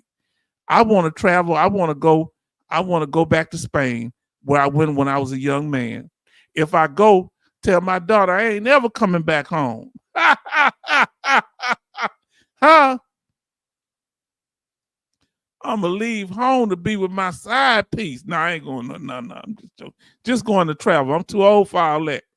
Now, Jay Oliver say, written budget, live like a what is that? A prepper and doomsday prepper. Okay. Travel on my ship. LOL. I told y'all, I revealed that he has his own Coast Guard ship. Nice H-Town. Next video 30, not before. Okay, next video is going to be on Thursday.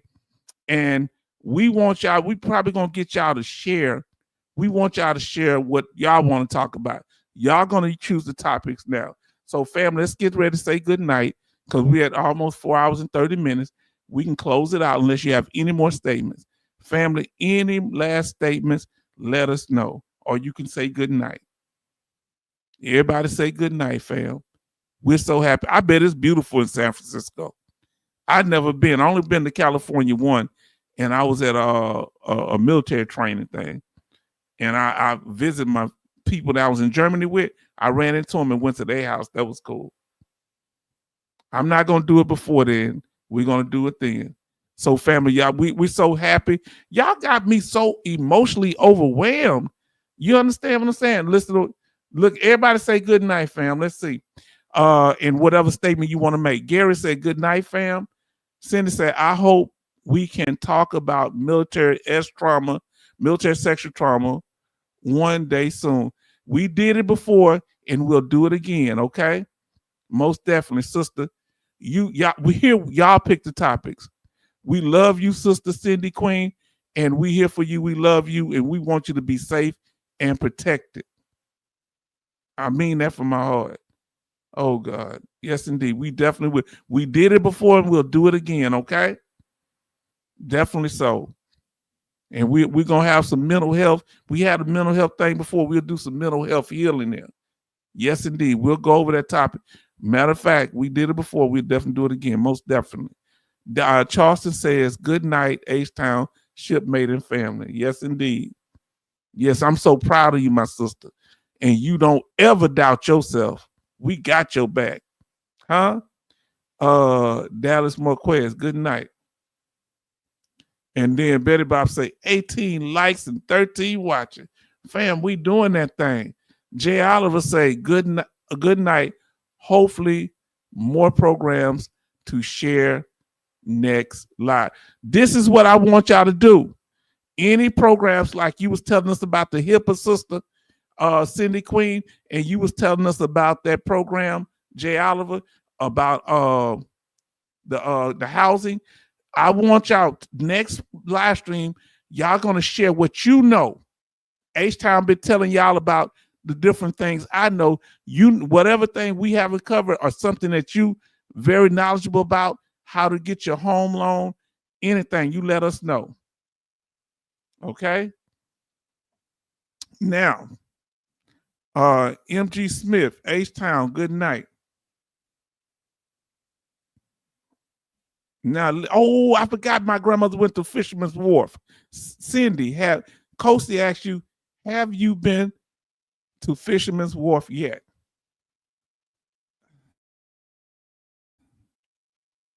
Let me tell you something.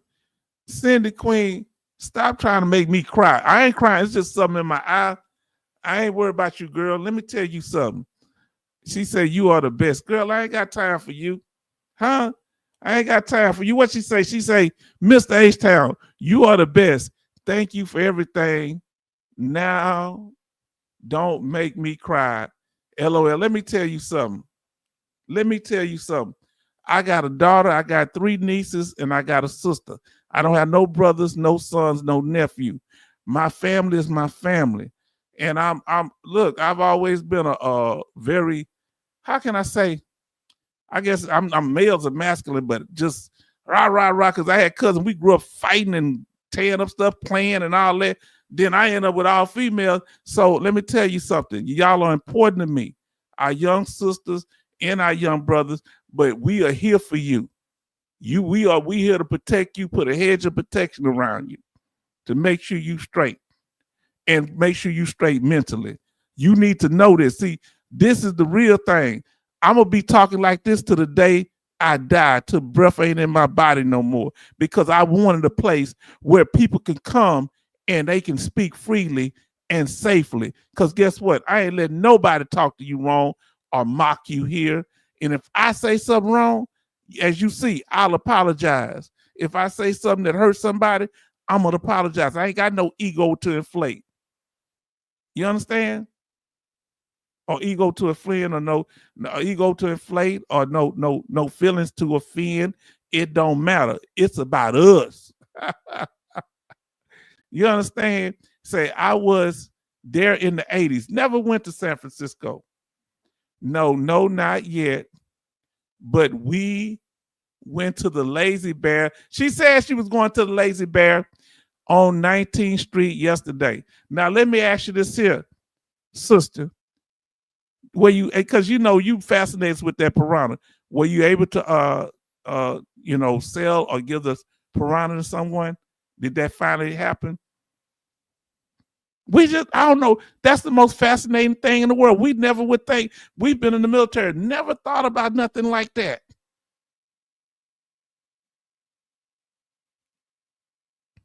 Never thought about nothing like that. That a piranha.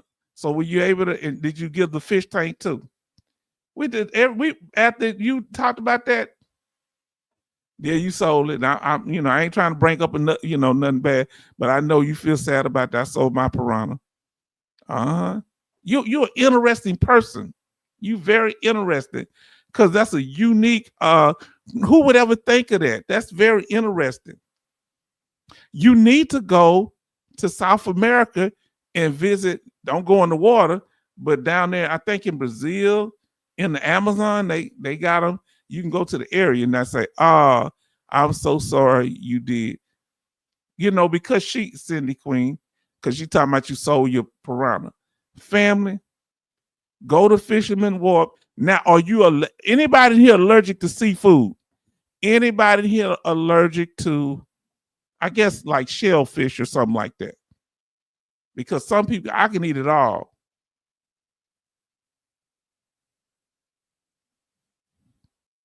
Now, that's what I figured. That's why you got rid of it.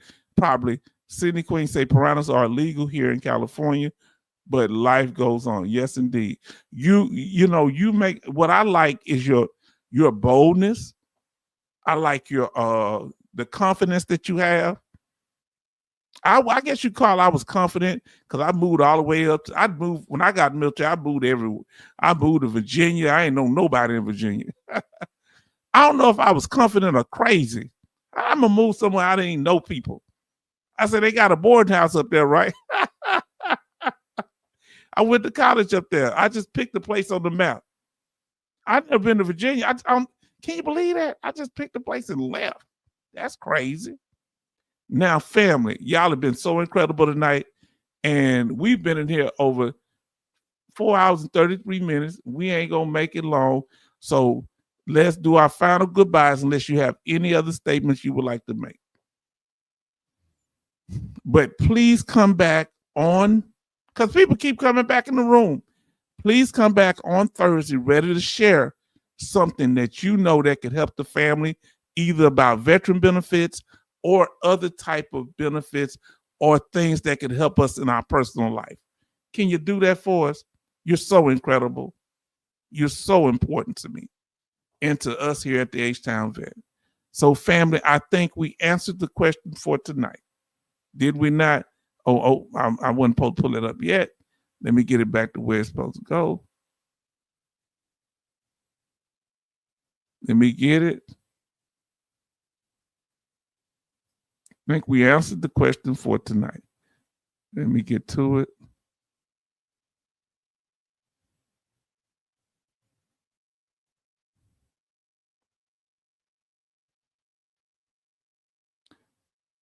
Okay, here we go. So we're going to get ready to close out.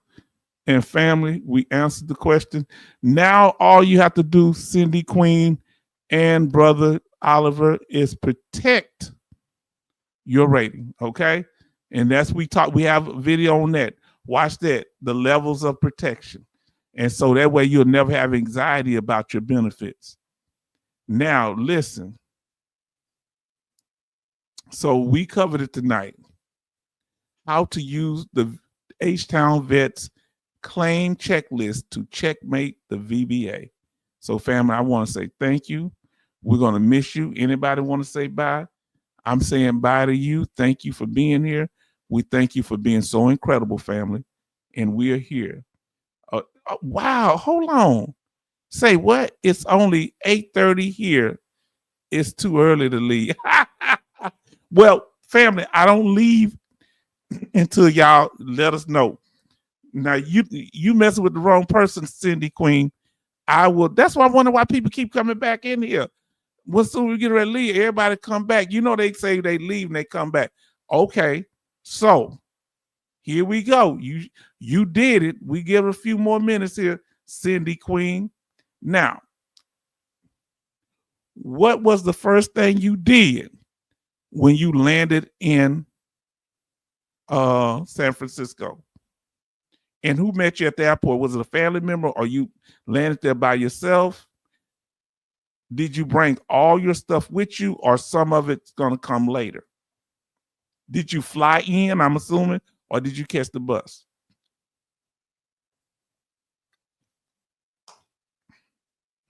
Let us know.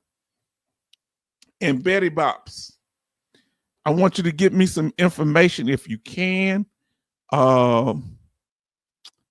Give me some information dealing with what I asked you for last time. I forgot.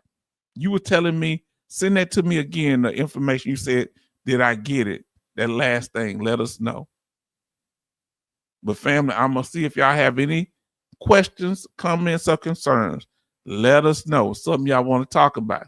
Because we're going to get out of here. You know, I don't leave it till y'all say something. But if y'all don't say nothing, I'm going to get ready to roll out. And that's right, because when we come on at 6, it's 4 o'clock where you at, Cindy Queen. Now, family, I want to thank y'all for being here. I want to thank y'all for being so incredible. Come back on Thursday, but I want you to click on those notifications, fam. You hear me? And I want to thank y'all for being here and being so kind. Uh-oh. See, as soon as I get ready to leave, they come up. Y'all know I'm going to answer all questions. Now, listen to what our sister said. She said, I forgot to take y'all. Y'all got to type it in there. My fault. Now, Cindy Queen says, my mom picked me up and I never will forget how breezy it was. Now, think about this. Were you prepared? Did you bring a jacket? Or did you have on a regular t-shirt, short sleeve shirt? Let us know. Did you go in there with pants on and shorts? Were you thinking it was going to be like summer? Or did you bring any jackets with you? That's the concern. Now I say she was breezy. It was. And the sky was blue with lots of sunshine, but it wasn't hot. I will never forget that. Yeah, I came home from Germany. You know, I came home in September. I forgot that I grew up in Houston. And I came home with jackets and long jeans. And I came home in, what's that? No, I came home in July. She say, I wasn't prepared. I had on summer dress. Oh, Lord. Summer dress, though. Wow. Now, what did you do? Did you borrow some of your sister's clothes? Did you have to go buy clothes? What did you have to do?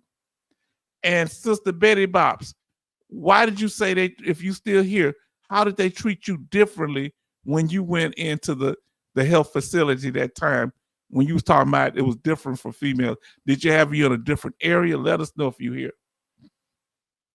Let us know, fam. Because Virginia I like because the weather, it could get hot, but not too hot. It could get cold, not too cold. I love it. I loved it. But I had to get up out of there. Oh, crazy girl I went to school with, that girl started stalking me. She started calling my grandmother. So I'm like, no, buddy. Told my grandmother, don't you talk to that woman no more. But, she was cool people when I was up there. But I told her, I'm coming back home. You can't tell me not to go around my family. I say, you just somebody I'm dating. When school was over with, I left. Now, let's see. We went to Stone Town Galleria, and I bought some things. Okay, now, that's good. That's good. Make sure you get a jacket, a light windbreaker or something that you can keep with you in case that weather change. I don't know if it changed like it does here in Houston. The weather, what'll happen is the weather be cold, then it'll get hot. It'll be sun here and you drive 20 feet, it's raining. You drive another 50 feet, then it's sun again, it's dry. It'll just rain and patch. Texas weather is different. and I haven't really experienced California weather. Did you go across the Golden Gate Bridge yet?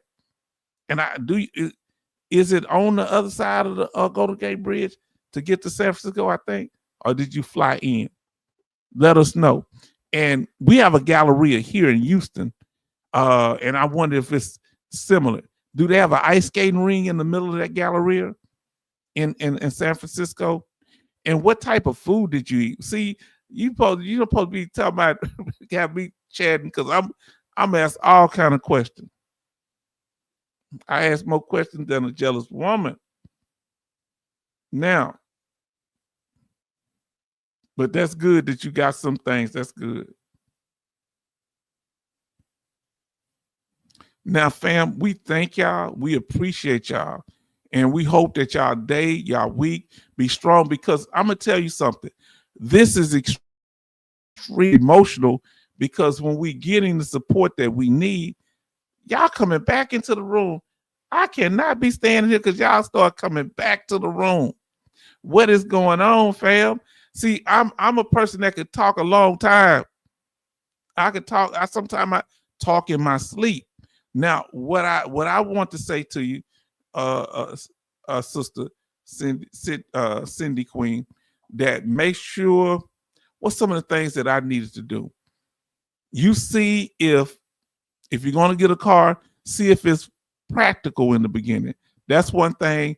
If you can get around through public transportation and do what you need, do that. Find out how is San Francisco pedestrian friendly? Is it walkable? And I'm sure you can get a lot of information from your mother, your sister, and other family members that you may have up there. See how long you would like to stay there. If your job asks you to transfer after you've been there a while, what is your training going to be at the location, at the actual building, or are they going to send you to training somewhere else? You need to make sure you're clear on that also, because sometimes the training may not be done where you're actually going to be working at, and that's important. But this is amazing, having jobs before you get out. Now, she said, I had a car shipped TDY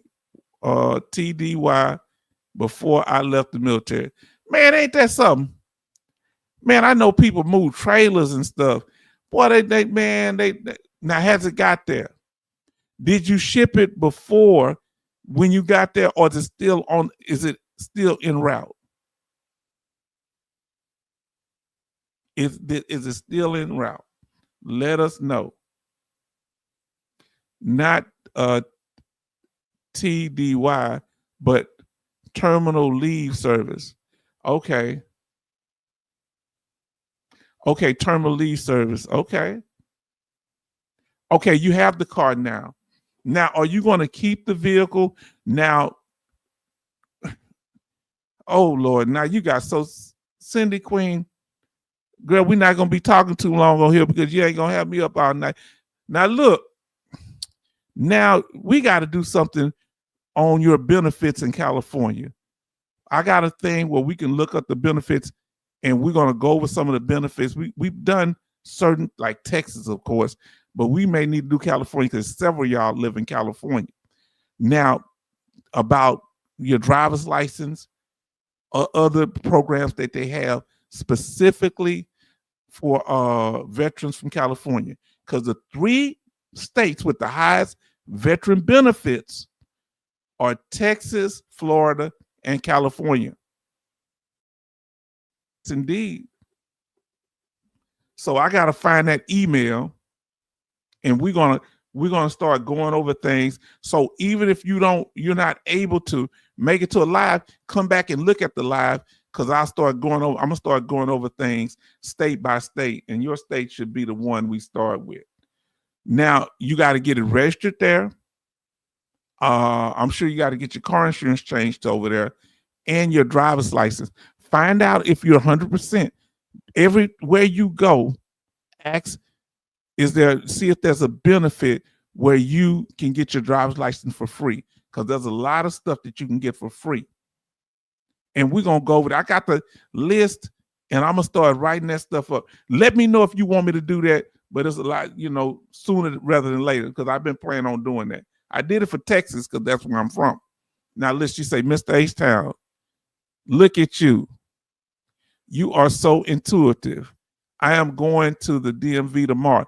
First thing you're gonna ask, listen, you got your DD-214. Do you have your award letter showing that you're 100%?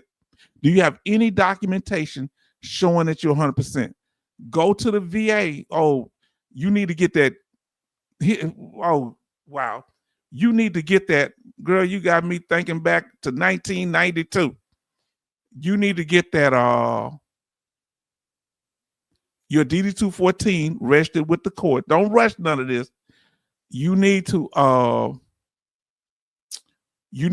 have your award letter. So find out where the VA is, if there's one in San Francisco, where you can get your award letter, which is show anything that shows you're 100%.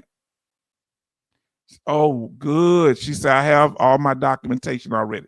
Now listen, when you're showing the documentation, give them the one that's the summary of benefits that doesn't have all your personal medical information on there, if you can avoid it. But you needed something that shows your percentage. So if they let you get free driver's license, do it. Matter of fact, next time you come up, I'm so happy for you and so proud of you. We're gonna make sure we have something on it, because when people come up and they have a need, I'll go over that. This is the only channel that does that. I know Benny asked the question about that. So you're gonna need your driver's license. What else are you gonna need? See if they do any exemption for tollways for being a veteran. And are you going to consider getting disabled veteran license plate in California on your car? So you need to make sure that you get that straight and find out, do you get all the veteran benefits? Do you have to be there as a resident, but you starting off right with the DMV? So family, I want to thank you. Weak sister, we gonna get out of here. We enjoyed you, unless you have another question or statement. Anybody else got any questions or statement? Boy, we thank y'all. This has been so wonderful tonight. This has been, so let us know how it goes with the DMV, and change it when you change your license plate over. Get them veteran license plate. See where you get special parking, where you get exempt from having to pay it. Yes, indeed. Boy, y'all, this is a blessing, family. This is a blessing. And I want to see y'all on the next one, fam. And we thank you. Good night to Cindy Queen. Good night to everybody in the chat. We thank y'all, Betty Bobs. We thank you, Coasty. We thank you, MG Smith, Jay Oliver. We thank you, Dallas Marquez, Charleston Zimmerman. We thank you, Gary. We thank you all, and all the family that we missed. So we want to say thank you, she says, for being a blessing, and blame my head up. You're welcome, sister, to me. And guess what? We're going to continue to be a blessing to you. Let me leave that up. And because you're going to continue to be a blessing to us. Listen, we are human here. We make mistakes. So understand, nothing is ever done from the heart, but we're willing to always make sure we make things right. So if you hear me talking, I talk a lot. So let me know. Let me know if I say anything or do anything that bothers you. I say the same to everybody else. MG Smith say good night. Are you going to be on again Thursday? I'm going to be here Thursday, 6 p.m. Central Time, but you know we're going to be in a while. Or 6 p.m. Central Time, which will be 4 p.m. your time, and we're going to be on, so I know you may be busy, but we're going to stay on for a while. Sometime I may come on at 7, so that'll be 5 your time, but we'll be on a good while. So don't you worry about it, because they don't let me go after an hour when we're putting out this information. Yes, indeed. I hope you're able to make it, because I know you're busy, but I'm going to have some of that good California benefits information. See how I got you coming back for more, sister?